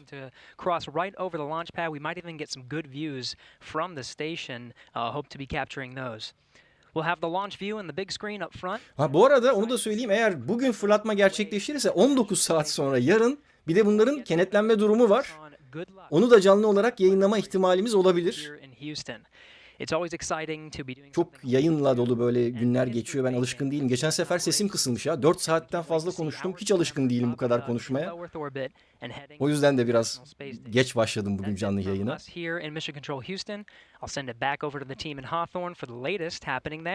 Evet, şimdi California Hawthorne'daki SpaceX'e bağlandık. Dediğim gibi bu adam çok önemli. Kulak vermemiz lazım. Her şey iyi görünüyor diyor. Stage 2 RP1 load is complete. You can see a large white cloud coming off of the strongback. That is normal. Bu normal, heyecanlanmayın diyor. Gelen bu yükleme yapılan şeyleri soğutmamız gerekiyor. O yüzden normal diyor bu gördüğünüz şeyler, dumanlar. Korkmaya gerek yok. We did begin propellant load at T-35 minutes. Fuel loading on the second stage, I believe we just heard the call out that it is complete. First stage fuel load is continuing and right now that's birinci aşamanın yakıt yüklemesi hala devam ediyormuş. So things are looking good. Second stage is getting ready to begin the liquid oxygen loading after they finish chilling in the lines that you see on the monitor. Evet, şimdi bu soğutma işlemi bittikten sonra sıvı oksijen yüklemesine başlanacak. Geçen sefer işte o yükleme başlamadan önce erteleme gerçekleşmişti. Eğer o da yüklenirse bu sefer gerçekten heyecanlanabiliriz. Ama dediğim gibi, yani bu yayında değil ama daha önceki yayında söylediğim gibi, ya ben 13 ya da 16 saniye kala falan iptal edildiğini gördüm. O yüzden yani o şeyler, motorlar ateşlenmeden, ki 3 saniye önce başlıyor ateşlenmeye, her an her şey olabilir demeye devam etmek gerekiyor. Ama sanki, sen ne düşünüyorsun Sufi, bugün içine bir şeyler doğuyor mu? Yazı tura mı atsak, ne yapsak? Bu sefer gönderebilecek miyiz sence? İhtimal var diyorsun. Peki, en son seferden daha çok ihtimal görüyoruz. Tamamdır. And provides constant updates on vehicle health. We've already heard the crew give their go, close their visors, and get ready for launch. For Dragon, it'll enter terminal count at T-5 minutes. When it transitions to internal power, we'll hear continued callouts on the countdown net as we get close to zero and to liftoff. Evet, son kritik noktalardan birine yaklaşıyoruz. 18 minutes, 15 seconds. Everything continues to be go for an on-time launch. Her şey zamanında, uçuşa elverişli gözüküyor. Things are great from about 15 feet away from you, John, and honestly things are looking pretty great down at the pad there. We're seeing a lot more. Evet, geçen sefer iptal edildiği noktaya çok yaklaştık. We're talking about weather and that's where we're sitting right now. So we're continuing to count down. We are under 18 minutes away from liftoff. Again, it's an instant. Evet, galiba bu sefer göndereceğiz. Suları hazırladık markalarından dökmek için. Benimki hazır. And 45 seconds here on the West Coast, 3:22 and 45 seconds over on the East Coast there in Florida. Just a reminder, it's going to be about a 9-minute ride up to orbit for the Falcon 9 and Bob and Doug on board Dragon. Evet, 9 dakikalık bir yolculuk başlayacak 17 dakika sonra yörüngeye çıkmaları için. Çok heyecanlı bir ilk 15 dakikayı yaşayacağız. Umuyorum. After that, the second stage will take over and continue to power them the rest of the way. Second engine cutoff comes in just under 9 minutes at about 8 minutes and 44 seconds. Following that second stage. Evet, şu anda o aşamaları özetliyor sunucu. Ben de şunu söyleyeyim size. Şimdi biliyorsunuz Falcon 9 roketlerinin ilk aşaması alttaki o büyük heyula gibi olan kütle. Daha sonra geri dönüyor ve dikey olarak iniş yapıyor. O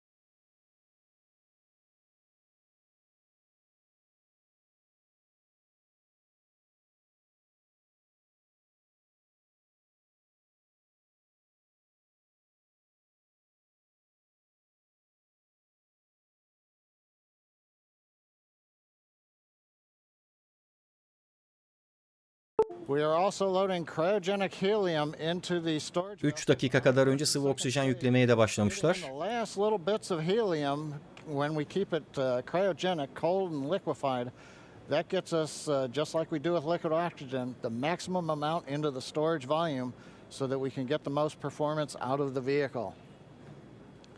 Right now, we are in a fairly quiet state on the vehicle. Ground pumps continuing to put the propellant in to first and second stages. Next significant issue, callouts that we're going to hear will probably be inside the T-10 minutes when they talk to the crew. Evet, herkes ayrı bir kritik noktadan söz ediyor. Bu konuşan kişi de 10 dakika kala olacağını söyledi. SpaceX'in başkanı 7 dakika kalanın önemli olduğunu söyledi. Yani her dakika, her saniye önemli. Getting real close now, John. Herkes böyle temkinli dişlerini sıka sıka konuşuyor, fark ediyor musunuz bilmiyorum. About a 9-minute ride uphill. We'll have some dueling boxes going on as that first stage is going to be coming home while the second stage is. Evet, arkadan derin nefes alma sesleri alıyorum. Sophie, rahat mısın? Keyfin yerinde mi?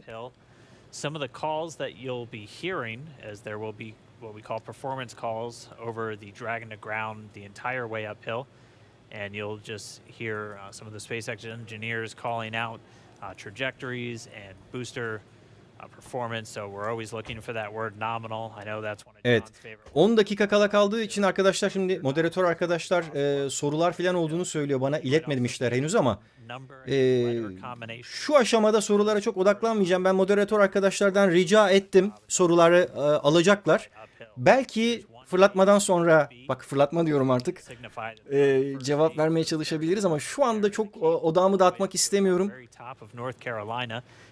Hep birlikte son 11 dakikayı izleyelim. Gerçekten tarihi izliyoruz arkadaşlar. Bundan emin olabilirsiniz. Bundan sonra ticari uzayın başlangıcına tanık olacağız. Az önce de söylediğim gibi ilk kez özel bir şirket uzaya 2 insanı gönderiyor. Bu çok şey anlamına geliyor. Bu işlerin çok hızlanacağını ve artık sadece devletlerin, sadece askeri kurumların tek elinde olan uzayın sivillere de açılacağı, insanların uzaya gidip gelmeye başlayacağını bize işaret ediyor. İnanın yani 10 yıllar içerisinde artık tabii ki ilk başlarda çok pahalı olacağını düşünüyorum bilet fiyatlarının ama uzaya seyahat, uzay otellerinde kalmak, Ay'a gitmek, Ay'daki kolonileri ziyaret etmek ve daha sonrasında da Mars ve Mars kolonileri hayal olmaktan çıkacak. Buna emin olabilirsiniz. Bu artık geri dönüşü olmayan bir yol. Ve şu anda o yolun en önemli kilometre taşlarından birisinin ikinci denemesindeyiz. Son 10 dakika kritik nokta olduğu için sustum. SpaceX Dragon displays are configured for launch. Evet, ekranlar launch için, fırlatma için konfigüre edildi gibi bir şey söylediler. İçeriden geldi bu arada o kapsülden. Have an amazing flight and enjoy those views of our beautiful planet. Her şey yolunda ve güzelim dünyamızın görüntüleri önümüzde diyorlar. It is absolutely our honor to be part of this huge effort to get the United States back in the launch business. We'll talk to you from orbit. Thank you. Evet, astronotların mesajlarını duyduk. Çok büyük bir onur bizim için. Çok büyük bir efor sarf ediliyor ve bu eforun sahnesinde, önünde biz varız. Offering a few quick words, the crew did confirm their crew displays are configured for launch. We are coming up on 9 minutes and counting. Evet. Geçen seferkinden daha ileri bir noktaya gittik en azından. The crew discussions activity is now going to switch over to Falcon 9. Our next major event comes at T-7 minutes. We begin what we call engine chill. Evet, motor soğutma işlemi 7. dakikada başlayacak. 7 dakika kala 1 dakika 43 saniye sonra başlayacak. Bu da önemli, yine kritik noktalardan bir tanesi. Bu arada 45 dakika kaladan önceki zaman diliminde, yani bu 4 saat kadar önceden itibaren olan süreçlerde biraz daha esneklik payı oluyor geri sayımda. Ve bugün her şeyi planlanandan önce bitirdiler. Fakat bu aşamadan sonra öyle bir şans yok. Artık yanılmıyorsam şu anda her şey bilgisayar kontrolünde ilerliyor. Yani dakikası dakikasına, saniyesi saniyesine işliyor artık, öyle bir esneklik, hani inisiyatif falan yok. Sadece iptal edilme ihtimali hala var. 8 dakika sonra tarihe tanıklık edeceğiz diye umuyorum. Efendim Sophie'ciğim. Hala inşallah diyoruz o yüzden diyor Sophie de. Evet, doğru. Onun İngilizcesini biliyor musun? Godspeed. Tanrı yardımcın olsun. Evet, o da bir gelenek. Astronotlar giderken Godspeed diyorlar. Listening to the SpaceX launch director in the background there. As I mentioned, at T-7 minutes as we start the chill, we will also get into the final topping off of ya da Jinx mi yapıyoruz böyle? And then the fuel load will complete. Evet, 7. dakikaya yaklaşıyoruz. T-7 olmak üzere. Sağ tarafta ejderhanın midesindeki iki insanı görüyoruz. Sol tarafta da dışarıdan 70 metre yüksekliğinde, yaklaşık bir minare büyüklüğünde, 4 metre çapında 9 motorlu Falcon 9 roketi adı üzerinde ve onun üzerine yerleşmiş Dragon kapsülü tarihi fırlatmaya hazır durumda. Ve motor soğutma işlemi başladı. 7. dakikada söylemişlerdi zaten bunu başlayacağını. 7 dakika kala. Stage 1 engine chill has started. That's gone up to the crew so that they've got situational awareness. As I mentioned, the pre-valves are open. And now we are topping off first stage fuel, getting ready to finish the fuel load. Liquid oxygen load on first and second stage will continue until the last 3 to 2 minutes of the countdown. Evet, artık çok fazla konuşmak istemiyorum.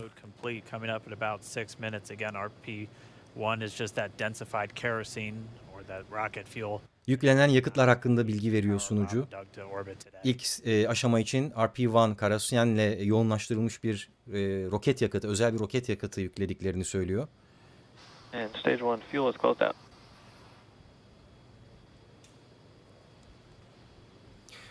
Sol taraftaki ekranda Falcon 9'un altında iki destek şeyini görüyorsunuz. On the first stage is complete.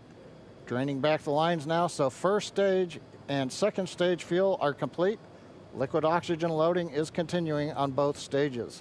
You can see on the view on the left side of the monitor the condensation, the cold gas wrapped around the stages as the tank skins are chilled by the densified liquid oxygen.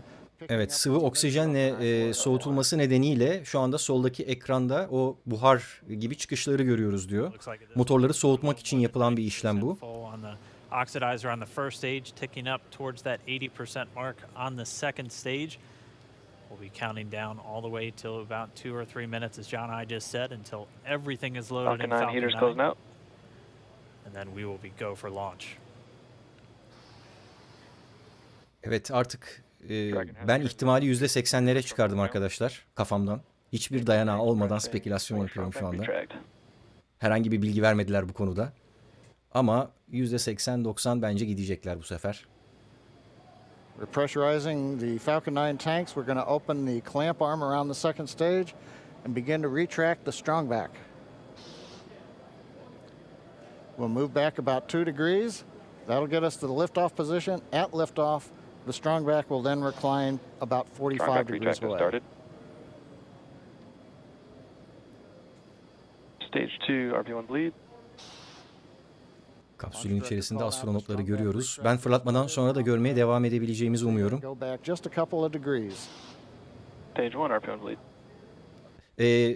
Diğer astronotun ayaklarına dikkat edin. Sağ taraftaki ekranda parlak beyazlık göreceksiniz. O pencere. Pencereden gelen güneş ışığı. Fırlatmadan sonra da oraya bakabiliriz. Bir şeyler görebilme umuduyla. Again, at this moment, Bob and Doug are really just laser focused. Tabii onlar şu anda Bob ve Doug lazer gibi fokuslanmışlar diyor önündeki ekranlara. Haklı olarak. Şu aşamada onlar hiçbir şey yapmıyorlar. Her şey otomatik olarak başlatılacak. Fakat dediğim gibi daha sonra bize yakın olmayan diğer astronot yani Bob manuel kontrolü ele alacak. Doug bize yakın olan astronot, tecrübeli, daha önce ISS'e gitti. Hatta eşi bile ISS'e gitti. Eşi de astronot. Ve komutanı bu şu anda, bu uçuşun kumandanı. O. Amerika'ya en son geri dönen, Amerikan topraklarına en son inen Atlantis'te de görev yapan astronot kendisi aynı zamanda. Sembolik olarak en son döneni ilk gönderiyorlar. Kapsüle bile ilk bindiriyorlar bu arada, öyle bir durum da var. 3 dakikadan az kaldı arkadaşlar. İhtimali %95'e çıkartıyorum. Dragon has transitioned to terminal count and is on internal power. Stage 1 LOX load close out. Evet, şu anda telsiz konuşmalarına kulak veriyoruz bir yandan. Stage 1 LOX load is closed out. Stage 2 will continue to load for about another half a minute or so.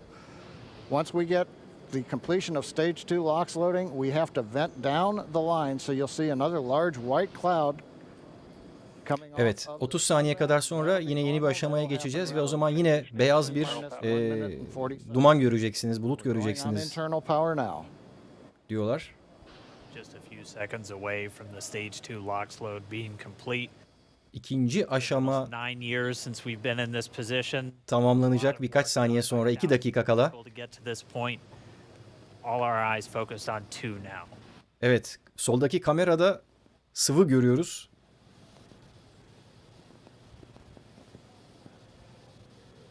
Stage 2 LOX load is closed out. Propellant fills are complete. Evet, yakıt doldurma işlemleri artık resmen tamamen bitti. Görüyorsunuz son dakikaya kadar devam ediyor bu işlemler. Geçen sefer de durdurup boşaltmışlardı. All fuel, all oxidizer on Falcon 9. 1 minute 34 seconds to go. Artık her şey tamam arkadaşlar. Ground gas closeouts is starting. Bu aşamadan sonra teknik bir hata olursa ancak iptal edilebilir. Ben artık hava durumuyla ilgili bir endişe kalmadığını düşünüyorum. Dediğim gibi 16 saniye kala bile iptal edildiğini gördüm ama teknik sebeplerle. Burada geçen sefer de öyleydi. Teknik olarak her şey yolunda gözüküyor. Ve artık son 1 dakikaya girmek üzereyiz. Heyecan dorukta. Tarihe tanıklık ediyoruz.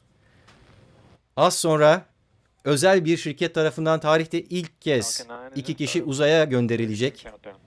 Uluslararası Uzay İstasyonu'na doğru 19 saat sürecek yolculuklarına başlayacaklar. Fondan böyle alkış sesleri falan da geliyor arada. Dragon, SpaceX, go for launch. Evet, duydunuz. Dragon, SpaceX, go for launch. Son onaydı bu. Her şey yolunda. Hayırlı uğurlu olsun. 30 saniye geri sayım başladı. Ondan başlayalım. Evet, biz burada Sufi'cimle gel sen de. Beraber sayalım şimdi. 10, 9,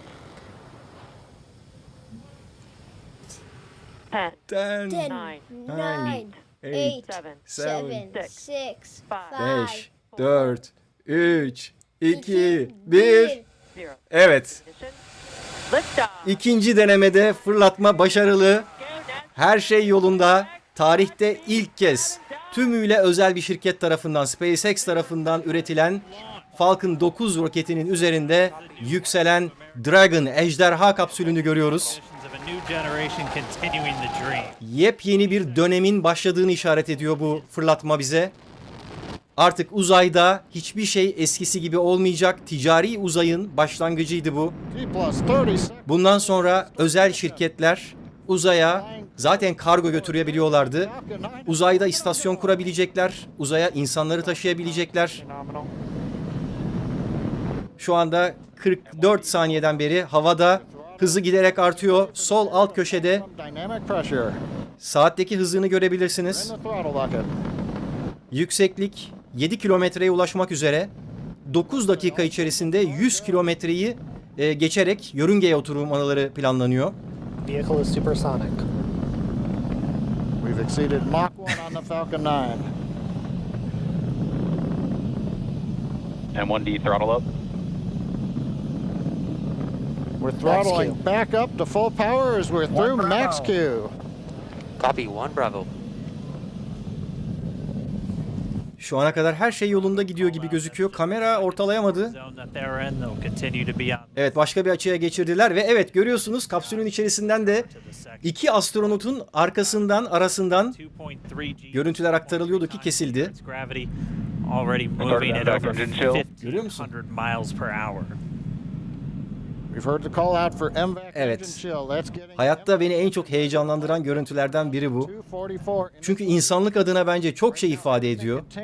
Dünyanın bizi kendisine çekmesini sağlayan, bizi yapıştıran o yer çekimine karşı bu çok güçlü roketlerle, çok güçlü motorlarla verilen mücadele ve sonrasında uzayın o sonsuz boşluğunda, sonsuz karanlığında süzülmesi. Evet, şu anda dünyayı görüyoruz Falcon 9 roketinin üzerinden. One small step for man. One big step for mankind. Onu 2024'te Ay'a ayak basıldığı zaman söyleyeceğiz. Evet. Birazdan birinci aşama ayrılacak. O yüzden soldaki ekranı görüyoruz. Onun ayrılışını gösterecekler bize. Ve ayrıldı. Evet, görüyorsunuz. başarıyla sonuçlandı. MVac ignition. Şimdi o geriye dönecek. Birinci aşama booster'ı ve dikey olarak okyanusa iniş gerçekleştirilecek. Çok enteresan bir açı var solda şu anda. Dragon kapsülünün içerisinde benim görebildiğim kadarıyla 4-5 tane kamera var. Bu açıyı ilk kez görüyorum ama. Carrying Bob and Doug into orbit. So they're going to continue under the power. Şu anda manuel kontrolleri yapacak olan, elini bakın ekrana doğru uzattı. Bob'ın olduğu açıdan gösteriyorlar. İlk kez bu açıdan görüyoruz. Bu da amors diyorlar buna sinemada, sinematografide. Amors görüntüsü omuzlarının arkasından. Onlarla aynı deneyimi aslında. Bakın 3 ekranı da görebiliyoruz. Sağ ve soldaki ekranların çok benzerini sizler de SpaceX'in simülasyonuyla deneyebilirsiniz, kullanabilirsiniz. Ortadaki ekranda da trajectory denilen şu anda roketlerin dünya üzerindeki konumu gösteriliyor. Bu arada ben bugünkü trajectory'e baktım, onu söylemeyi unuttum. Türkiye'nin, hatta tam olarak İstanbul'un üzerinden geçecekler. Hangi dakika saatte bilmiyorum, onu hesaplayamadım ama ilk turda, yani şu anda oralara varmış olabilirler belki de. Görünür mü bilmiyorum. Kapsül çok küçük çünkü ISS gibi değil. ISS gözüküyor biliyorsunuz bazı durumlarda. Fakat Dragon kapsülü görünebilir mi ondan emin değilim. Çok küçük çünkü 4 metreye 4 metrelik bir şeyden söz ediyoruz.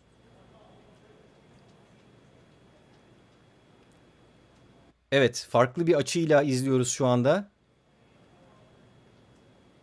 Dediğim gibi yörüngeye yerleştikten sonra Bob manuel olarak da kontrol etmeye çalışacak.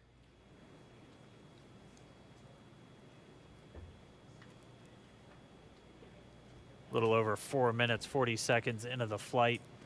Bob and Doug flying at more than 5,600 miles Dragon per hour. SpaceX nominal trajectory.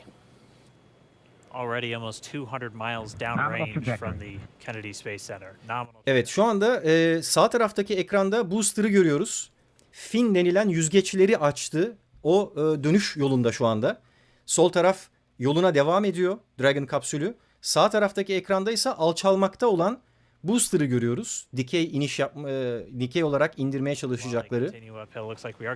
Özellikle Falcon Heavy'de ikisi aynı anda iniyorlardı ve çok havalı oluyordu biliyorsunuz. Burada bir tane var Falcon 9'larda. Falcon Heavy gibi değil. Of Course I Still Love You drone gemisine okyanusta şu anda fırlatmanın yapıldığı yerden 25-30 kilometre kadar açıkta.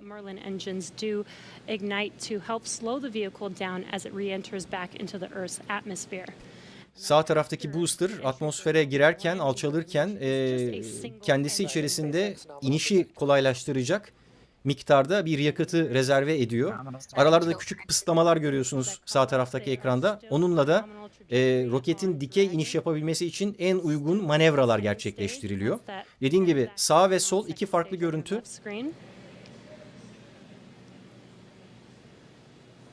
Şu anda galiba tekrar... Yok, evet. Sağ tarafta booster'ı görüyoruz. O alçalıyor. Sol taraftaki ise yükseliyor kapsül.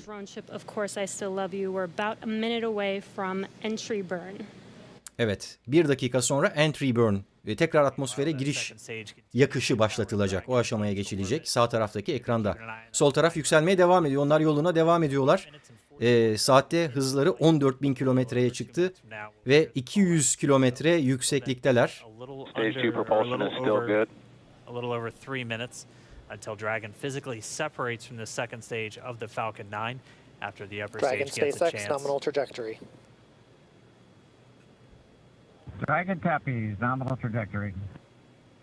Continuing to check in with Bob and Doug as they are on a nominal trajectory. Evet, kapsül içerisinden görüntü gelmiyor artık. Starting that entry burn on your right screen, we should be able to see that view live. Sağ tarafa dikkat edin şimdi. Entry burn'ler başlamak üzere. Yüzgeçler hafifçe hareketlendi. Ve başladı görüyorsunuz.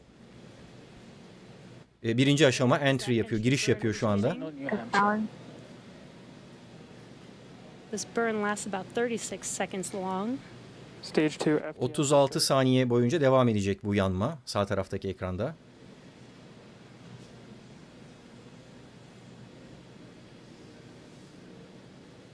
That entry burn continues. We're just about a minute away. Sol taraftaki yüksekliğe bakıyorum. 199-198 arasındaki bir yükseklikte kaldılar.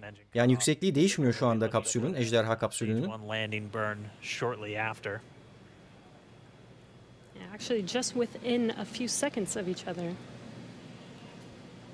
Such a cool view on your left screen.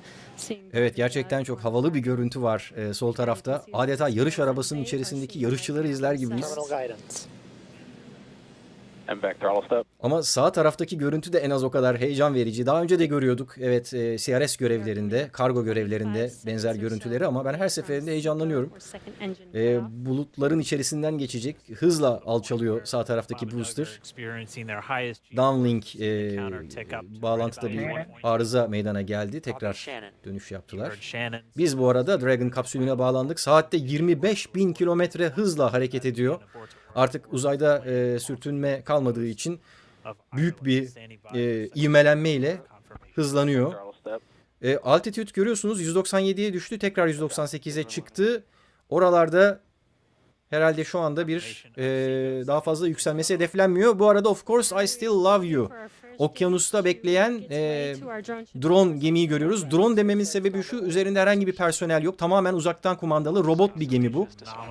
Ve geriye dönen booster'ı yakalayacak. Aslında yakalamayacak. Booster kendisi oraya iniş yapacak. Ama bazen kaçırıyorlar ya da dengesi bozulabiliyor. Mesela şu anda sinyali kaybetti. Zaten tam inerken de sinyal hep kayboluyor. Bazen okyanusa düşüyor, devriliyor filan. Onlar da... Evet. İnmiş. Genelde tam bu iniş esnasında o görüntüde böyle bir kesilme meydana geliyor. Başarıyla inmiş. Bu artık neredeyse başarısızlık oranı sıfıra filan indirildi. Başlangıçta çok yüksekti. Hep devriliyordu, hep kaçırıyordu. Ama booster'ı geri döndürdüler. Şu ana kadar her şey yolunda. Bakın sağ taraftaki astronotlar da haberi alınca parmaklarıyla işaret yaptılar. Sol tarafta Kaliforniya'daki, Hawthorne'daki SpaceX'in merkezini çok kısa gördük. Oradaki heyecanı yansıtmaya çalıştılar anladığım kadarıyla. Onlar için çok önemli onu geri döndürebilmek. O ne? Çok iyi. Şişme bir dinozor götürmüşler yanlarında. Ya da ejderhadır o büyük ihtimalle. Bu arada yanlarında çok enteresan şeyler taşıyorlar. 100.000 kadar öğrencinin fotoğrafını toplayıp bunlardan çok güzel bir kolaj hazırlamışlar. Onu ISS'e götürüyorlar yanlarında. Dünya haritası şeklinde böyle bir kolaj yapmışlar. Kolajın küçük pikselleri, her bir nokta bir öğrenciden geliyor. Dedim ya, öğrencileri, gençleri çok heveslendirmeye, bu işin içine katmaya çalışıyorlar. Ve şu anda o 100.000 kişi en azından küçük de olsa bir fotoğrafı ISS'e götürülüyor bu iki astronot tarafından. Bir tane de bir sanatsal çalışma yapılmış, onu götürüyorlar. 2 tane yani yanlarında hatıralık eşya da götürüyorlar yani. Hiç her şeyi düşünmüşler. Evet, bu arada artık geri döndürme işlemi tamamlandığı için tümüyle kapsüle yukarıya odaklanmış durumdayız. 200 kilometre yükseklikte ve 27.002 kilometre hızla, onu da 27.000'e herhalde sabitleyecekler. Yeah, already 200 kilometers over planet Earth, or a little over 124 miles. Birazdan deploy diye bir aşama var. Artık orada kapsülde bir tane daha bölüm var. O kısım da ayrılacak. Şu anda onu zaten görüyoruz sol taraftaki ekranda. O tek motorun olduğu kısım. O da ayrılınca Dragon tek başına kalmış olacak uzayda. Arkasında trunk denilen bagaj kısmının etrafını saran güneş enerjisi panelleriyle 19 saatlik yolculuğu boyunca astronotlara destek verecek. Evet, burada da Legolarla size uygulamalı olarak gösteriyoruz. Bu burada. Öyle ayrılacak. Evet, şu anda ayrılma gerçekleşti. Bu da son aşamaydı. Nefis, gerçekten de çok güzel bir görüntü. Ağır ağır süzülüyor. Şu anda kameranın bulunduğu yer aslında Dragon kapsülünün ta kendisi. Ejderha ve içerisinde Bob ve Doug. 2 astronot yollarına devam ediyor. Özel bir aracın içerisinde. Bakın, damlaları gördünüz mü oradan? İşte o damlalar bazen fare gibi algılanabiliyor. Paniğe gerek yok. Don't panic diyordu ya hani şeyde Tesla'yı gönderirken. Otostopçunun Galaxy rehberinden bu arada o lafta. Don't panic, paniğe gerek yok. Sakin olun, her şey yolunda. Şu ana kadar gerçekten her şey yolunda gözüküyor. Ben insansız olan diyen biri de seyretmiştim. Diyen One'ı da seyretmiştim Ocak'ta. Bütün bu aşamalar insansız olarak gerçekleştirilmişti o zaman. Şimdi de ilk kez insanlı bir şekilde gerçekleştiriliyor. Copy all. Good luck. Proud of you guys and the rest of the team. Thank you so much for what you've done for us today, putting America back in. Ekip karşılıklı olarak astronotlarla konuşarak teşekkür ediyorlar birbirlerine. Copy all. Good luck. Godspeed. Duydunuz, good luck, Godspeed. İyi şanslar. Tanrı yolunuzu açık etsin. Ve in Dragon SpaceX, we confirm nominal equals activation and service section Draco checkouts. Nose cone deploys in progress. Manuel kontrolü ele aldılar galiba. Copy all. We're monitoring.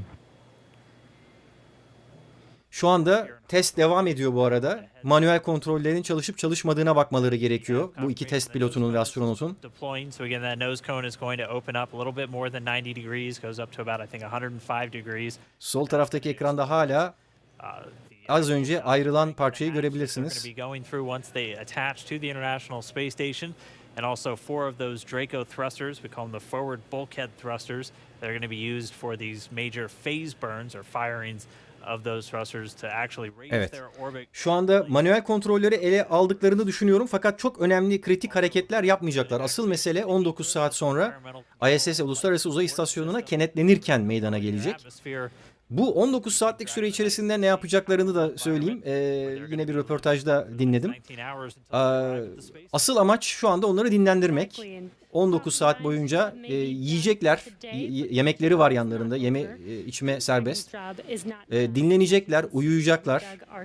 Tabii yedikleri için tuvaletleri gelecek. Benim de canlı yayınlarda pek çok başıma geldiği gibi. Bu kapsülün özelliklerinden bir tanesi içinde tuvalet de var. O tuvaleti kullanacaklar. Bakın açtılar zaten vizörleri de. Rahatlama moduna doğru geçiyorlar yavaş yavaş. Gerçekten tarihi görüntüler bunlar. 19 saatlik yolculukları başladı.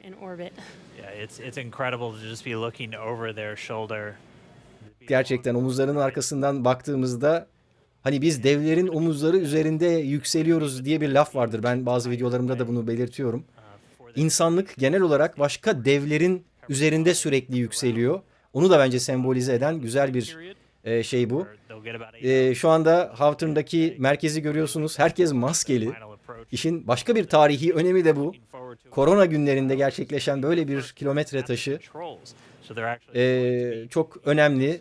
İnsanların, sunucuların kendilerini camdan kapsüllere hapsettiği, çalışanların yüzlerinde maskelerle çalışmak zorunda olduğu bu günlerde nihayet ikinci denemede başarılı olarak insanlık uzaya gönderilmiş oldu.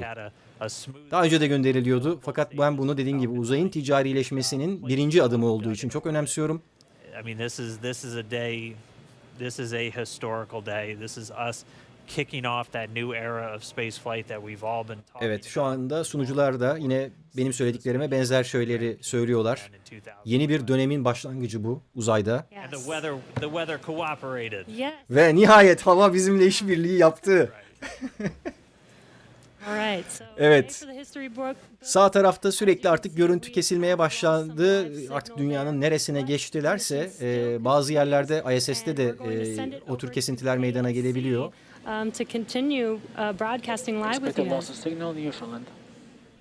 Evet, sanırım NASA stüdyolarına döndük şu anda.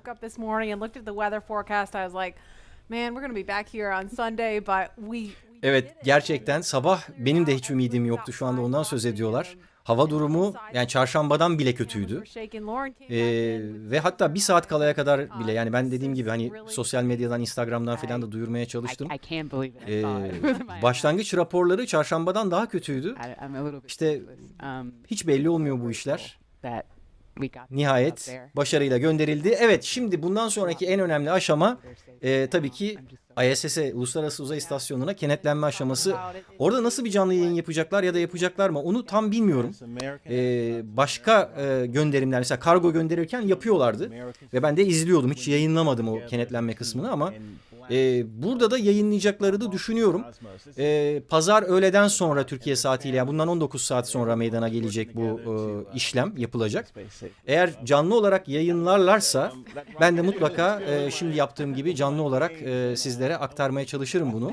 Çünkü o çok eğlenceli olacak. Böyle oyunlardaki gibi kenetlemeye çalışacaklar manuel olarak üstelik. Ve orada artık hani hava gibi bir bahane de yok uzayda. Hakikaten 19 saat sonra hedeflendiği gibi oraya yaklaşacaklar ve yaklaştıktan sonra da manuel olarak kenetleme işlemini gerçekleştirecekler. Bugüne kadar hatırladığım kadarıyla herhangi bir aksilik yaşanmadı ama tam otomatik yapılıyordu veya ISS'ten astronotlar tarafından bir kol yardımıyla tutulup çekiliyordu. Ben artık NASA'nın başkanıyla röportaj yapmak üzere mikrofon uzatıyorlar ama yani burada artık bilindik şeyler söyleyeceklerini düşündüğüm için çok fazla lafı uzatmak istemiyorum. Bu arada sohbet soru cevap bölümü için oldukça çok talep var diye bir bilgi geldi bana. Chat'te takip edemiyorsanız iletmek istedim. Ben soruları moderatör ekibimizden aldım. Benzer soruları eleyip ileteceğim demiş. Biraz o zaman sorulara bakalım isterseniz. Ben bir yandan canlı yayını da böyle aktarmaya devam edeceğim. Belki hani bir şeyler yine artık uzaydan bir görüntü geleceğini zannetmiyorum. Ama yine de açık dursun. Şöyle bir bakalım.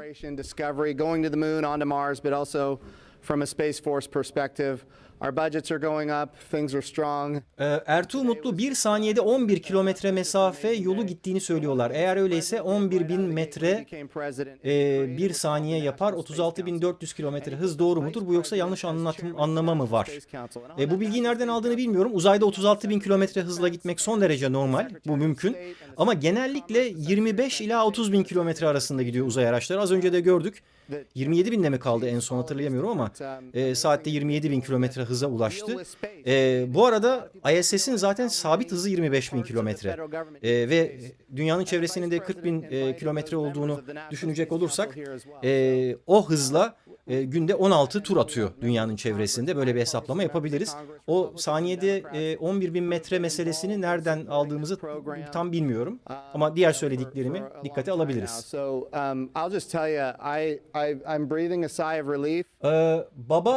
Baba Pro ya bu nickname'leri okuma konusunda gerçekten zorlanıyor. Nereden buluyorsunuz bunları bilmiyorum.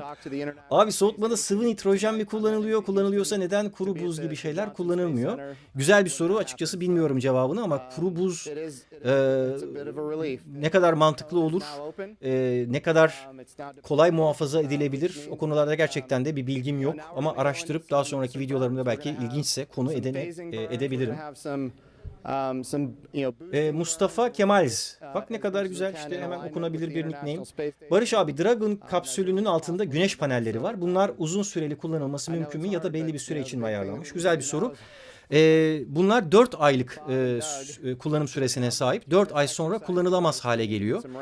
Güneş panelleri konusunda SpaceX'in yine biliyorsunuz elektrikli araçlar üretiyor, pil üretiyor. Aynı zamanda evlerin çatılarına yerleştirilip evin güneş enerjisiyle ısınmasını, elektrik enerjisini elde etmesini sağlayan bir şirketi daha var. Yani bu işi uçtan uca çözmeye çalışıyorlar. Ben de düşündüğüm için bizim evin üstüne öyle bir şeyler yaptırmayı araştırıyorum konuyu. Güneş panellerinin çeşitli verimlilik şeyleri var. Kullanım ömürleri, verimlilikleri gibi böyle farklı durumları var. Şu anda bu Dragon kapsülüyle giden bagaj kısmında yer alan güneş panellerinin ömrü 4 ayla sınırlı olduğu için zaten 4 ay içerisinde dönmek zorundalar diyoruz. Yoksa 6 ayda kalabilirler orada. Ama güneş panelleri kullanılamaz hale gelirse dönüş yolunda, çünkü aynı kapsülle bu arada dönecekler. Yani yarın 19 saat sonra ISS'e kenetlenecekler. O kapsül orada ISS ile beraber en az 1 ay, en fazla 4 ay boyunca dönecek dünyanın etrafında. İçindeki astronotlar ISS'e geçiş yapacak. Orada yaşamaya devam edecekler. Ve sonra görev daha bitmiyor. Yani bu Demo Mission 2 deniliyor buna. Bu demo misyonunun tamamlanması, onlar belirli bir süre orada kalıp da tekrar kapsülün içerisine girecekler ve dünyaya geri dönecekler. Geri dönerken de işte o 4 tane paraşütle okyanusa, planlanan Atlantik Okyanusu iniş yapacaklar. O inişten sonra içinden astronotlar çıkana kadar bu görev, bu test devam edecek. Yapılmaya devam edecek.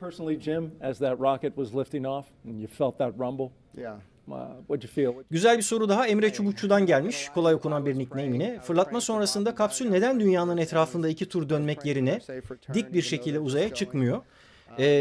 Bu her zaman 2 tur da olmuyor bu arada. Mesela CRS turların kargo gönderildiğinde, ki dediğim gibi 2 haftada bir neredeyse artık o tür uçuşlar yapılmaya başlandı. Dünyanın çeşitli yerlerinden. Bu arada mesela yarın Çin'den de bir fırlatma var. Pazar günü Çin'de bir roket göndermeyi düşünüyor uzaya. Yani artık böyle uzaya gidip gelme şey gibi oldu. Hani neredeyse uçak kaldırmak gibi oldu. Hatta bugünlerde uçaklarda fazla havalanmadığı için roketler daha bile sık gidip geliyor diyebiliriz neredeyse. Şöyle, şimdi bu iki şeyin havada birleşebilmesi için yavaşlayıp yakınlaşmaları gerekiyor. Gerçekten de zor bir iş. Belki havada yakıt ikmali yapan savaş uçaklarını falan görmüşsünüzdür YouTube'da. Böyle videolara denk gelmişsinizdir. Havada işte bir yakıt pompası gibi bir şey, yakıt hortumu uzatılıyor ve bu ikisi birbirine yaklaştırılıyor. Bu işlem tabii çok daha zor. İki şeyin hızının birbirine göre ayarlanması ve birbirlerine benzer hızlarda yavaş yavaş yakınlaşmaları gerekiyor.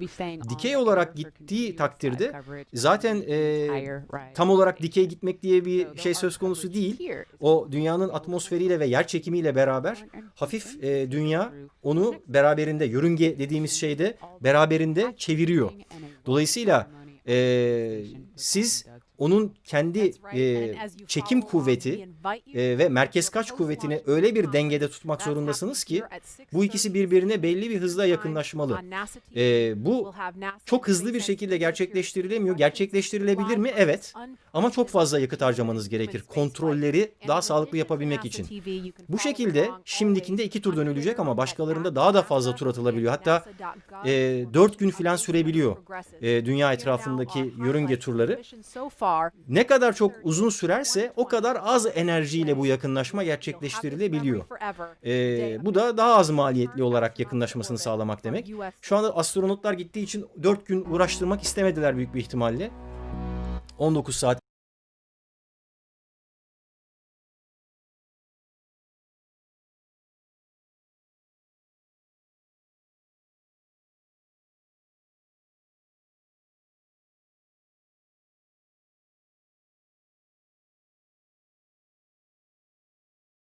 gibi oldukça kısa bir sürede bence bu kenetleme işlemi gerçekleştirilecek.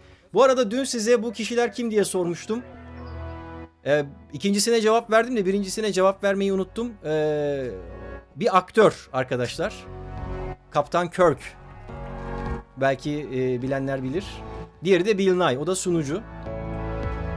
Ve şu anda önceki aşamaları bize gösteriyorlar. Bugünkü canlı yayın öncesinde de birebir bu anlar yaşandı. Gerçekten çok renkli kareler bunlar.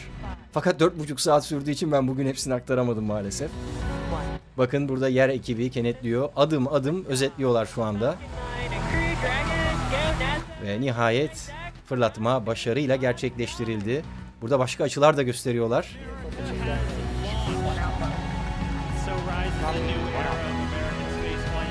Evet, Trump da izlemiş galiba, yanlış görmediysem.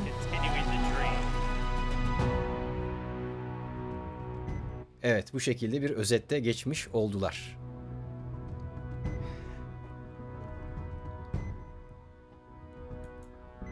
Evet, ilginç sorular var.